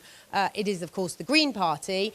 They are using very sober language still. Carla Denyer, the co-leader, is about to arrive here, and they're talking in very sober terms, just saying they're optimistic and it was great on the doorstep. But someone from one of the smaller parties who's been in that room for a long time told me she thinks the Greens are storming it in Bristol Central, and it certainly looked that way to me when I was in there. Of course, it's early days. We're not going to find out till 3:15, but there have already, it looks to me like been some Labour people who do look pretty devastated. I was talking to somebody who was saying that even as they were trying to get their vote out on the doorsteps, even as late as 8:30, 9 o'clock tonight, people were saying, I'm sorry, we really like Thangam, but we're going to vote Green because, I mean, what this person was saying, in a sense, there's no jeopardy. If you think there's going to be a Labour landslide, it's OK in a seat where you want to support the Greens to do that without any jeopardy. And that seems to have been potentially, if that is what swings it, but that is one of the reasons why this has happened. But there's a lot of faces, sad faces here, but we're going to wait for at least another hour and a half until we know what's happened. OK, Katie, thank you very much indeed. And in the context of what looks like a really resounding result for the Labour Party, to lose that seat in Bristol Central, Thangam Debbonair, close ally of Keir Starmer, that would be a disappointment amongst it. Just while we've been chatting, two more results have come through. Rayleigh and Wickford is the first Conservative victory of the night. That seat held by Mark Francois, prominent Eurosceptic there, holding that seat in Essex for the Conservatives. but Labour has taken Stroud in Gloucestershire from the Conservative Party too. So, a couple of results, and when we've got the numbers in full, we'll bring them to you just as soon as we can. Chris, you want to come in here? Full recount taking place in Basildon. So Right, that the seat being contested by the Conservative Party chairman suggests it is very close. Which is just where we were talking to our reporter there on the Yeah, ground. Huge tension there. And now a full recount underway, as Catherine was hinting at, might be coming, but now confirmed. Confirmed. All right, OK, we'll bring you the results of that and all the others in a few minutes. But the BBC's newscast is hosting an all-night watch party in the Radio Theatre here in central London. Adam Is that Fleming. us? Yeah, we're left here. Billy No Mates. Adam is hosting. Hello from the newscast all-nighter, which is in the BBC Radio Theatre at BBC HQ, but we've turned it into a giant living room and filled it with politics and podcast fans who've been watching tonight's election results as they come in on this absolutely massive television and these very comfy sofas which we've had installed. Let's see how people are feeling. We're joined by David and Annabelle. Hello. Hello there. Hi. And Adam. Hello. Hello. Two Adams are better than one. Right, so how do you feel about things so far? Yeah, really interesting. Yeah, personally very pleased. Because? In particular because of the swing in Eastleigh, which is where we're from, in Hampshire. So really keen to see Lib Dem take that back. Okay. How about you? Family agreement? Yes, definitely. Very pleased about the Labour majority, probably, but scared too. What, scared about what? Well, looks like Reform's going to get quite a few new votes, which is... Why would that be such a bad thing? I just don't agree with a lot of their policies. I think they're quite scary as a party. Well, that's slightly awkward because, Adam, you're a supporter of Reform. Oh, well. Yeah, it's a little bit awkward, yeah. Yeah, how do you feel then? I mean, the story of the night is... well, the number of seats that Reform end up getting, but I think the thing that's really struck me is just those amazing second places they've been getting in the seats that we've seen so far. Yeah, I mean, the big thing is obviously if you get second all night, you're not actually going to get any seats. But I think Reform will be very pleased, the leadership will be very pleased with how it's gone. And I mean, they said from the start, even just one seat would be amazing. And so I think that overall they'll be very pleased with seeing 13 come up. And I think it really gives, given how much proportion of the vote they have, maybe it's not reflected in the seat count, but they will be really pleased being government and really have a mandate from the people. I mean, Reform is often talked about as a kind of one-man band, the one man being Nigel Farage. Do you think there are 12 other good quality Reform people out there to be in Parliament? What are these 12 other people going to be like if there are 13 Reform seats? I mean, I think everyone is, you follow the party line. And I think the politics of the party, they're addressing the concerns people actually have. I think the issues people see Conservatives, and Conservatives fumbled the bag, really. They were given a massive majority in the last election, completely wasted it, I think. And with Labour, I don't see change. I'm sorry, they say they stand for change. I don't think that is the case at all. Lib Dems... I'm going to ask David about the Lib Dems, because he seems pretty pleased about the Lib Dems. They're not getting a lot of attention tonight on the programme because the bigger stories are going on. But how do you feel about if there's 53 Lib Dems again? That's kind of back to the good old days, as they would see it, kind of pre-coalition. Yeah, no, I think it's going to be a good thing. I'm voting tactically, or have voted tactically in my constituency. But yeah, going those numbers, back to but before the bad times, as it were, when they lost an awful lot of seats, didn't they? But yeah, I think it was the obvious alternative to the Tory situation in our constituency. And to be honest, people have just had enough. So many lies, so many things going wrong. The economy wrecked. It's been awful. Right, thank you very much, you three. I hope it's not too awkward now sitting next to each other for the next 12 hours. Recorded for each candidate at the said election is as follows. Peter Gibson, Conservative Party candidate, 14,323. Laura McAvoy, Labour Party, 16,621. Matthew Snedker, Green Party, 2,847. Simon Thorley, Liberal Democrats, 1,735. Michael Walker, Reform UK, 6,852. I've got to deal with the rejected ballot papers. 121 ballot papers were rejected. There were no rejections for want of an official mark. There were 21 rejections for voting for more than one candidate. So Labour have taken the seat of Darlington from the Conservatives. They took it in 2019. It is Lola McAvoy who has taken it there from the GMB union rep. 16,621. The Conservatives in second place. Michael Walker for Reform UK in third place. The turnout, again, disappointing, 60%, but the majority, 2,298. So Labour taking back Darlington from the Conservatives with that majority of 2,298. So the headline in Darlington, a seat that turned blue in 2019 has turned red again. But let's look at the numbers in more detail. You can see there what happened to the Conservative share, crashing by 16%. Labour barely going up at all, hardly noticeable, 0.3%. And the Reform Party up by 13%. Now, Reform didn't do enough to beat the Tories into second place, as we've seen in some other seats tonight. But if Reform hadn't been around, then the Tories would have held it on those numbers. Let's look at the swing from Tories to Labour, 8.1%.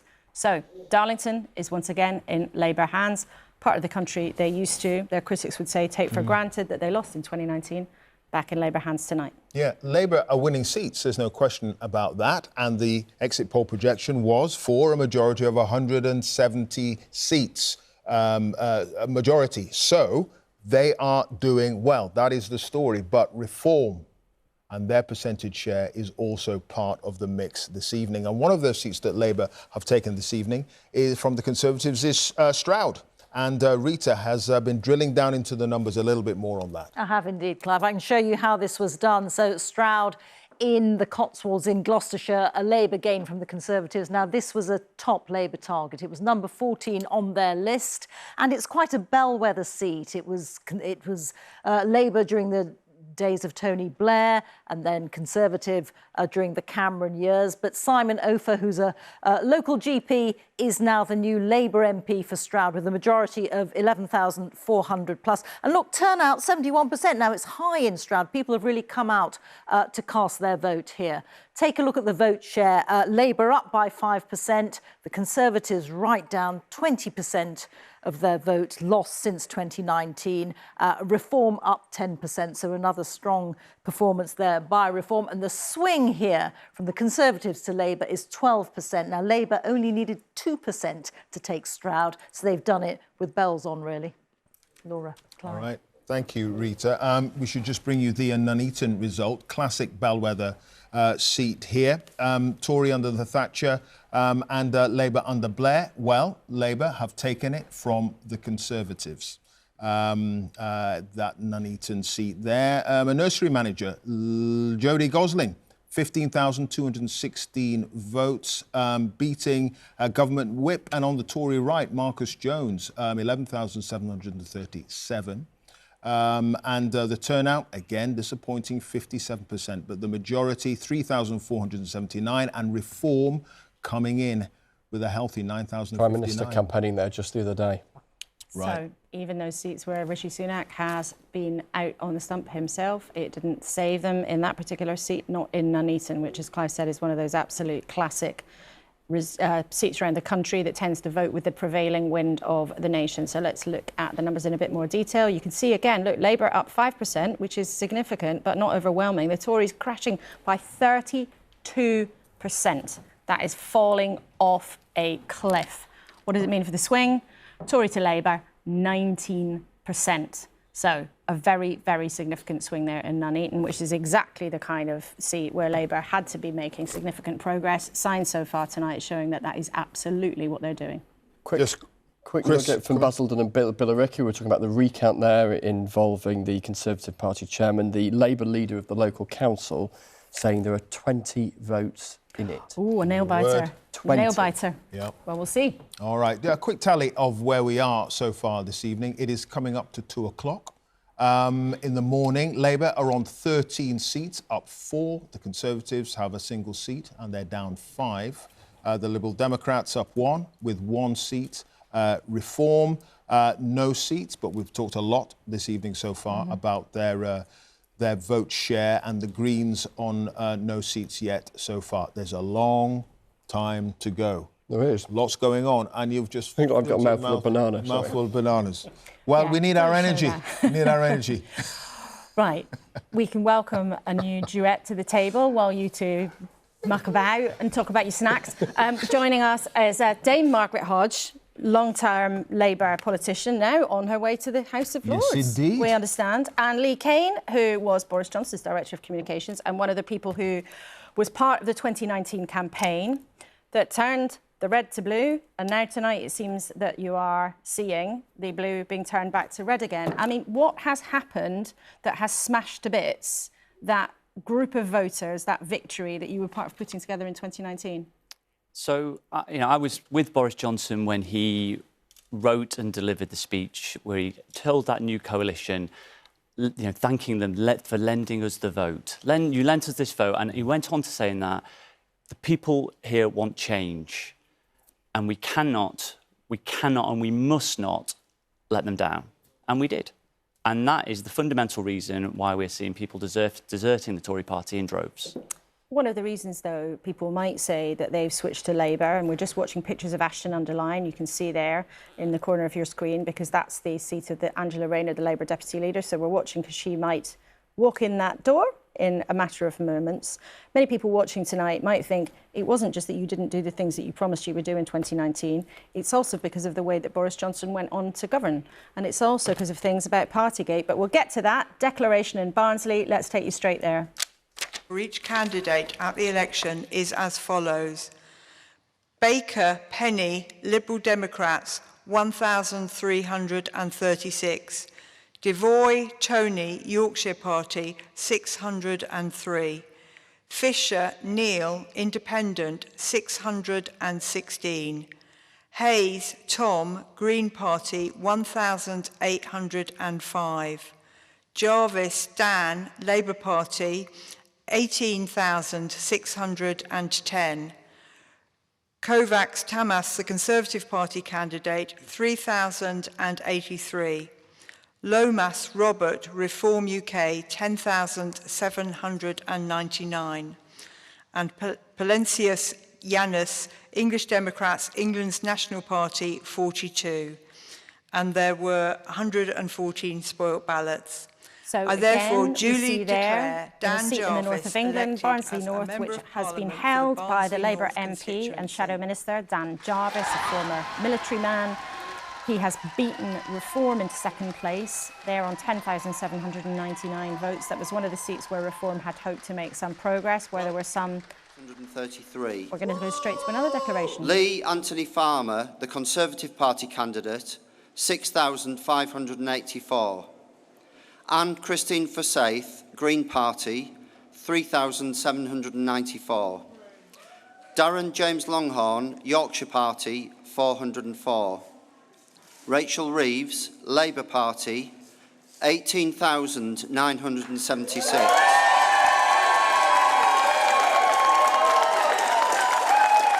Dan Walker, Liberal Democrats, 1,743. Sasha Watson, Social Democratic Party, 79. Andrea Whitehead, Reform UK, 6,281. The total number of ballot papers rejected was 121. I hereby declare that Rachel Reeves is duly elected as the Member of Parliament for the Leeds West and Pudsey constituency. The woman highly likely to become the next Chancellor of the Exchequer, the first woman to hold that job. And she's about to give her victory speech. Let's listen in. Thank you. It is a huge honour and a privilege to have been returned as the Labour Member of Parliament for Leeds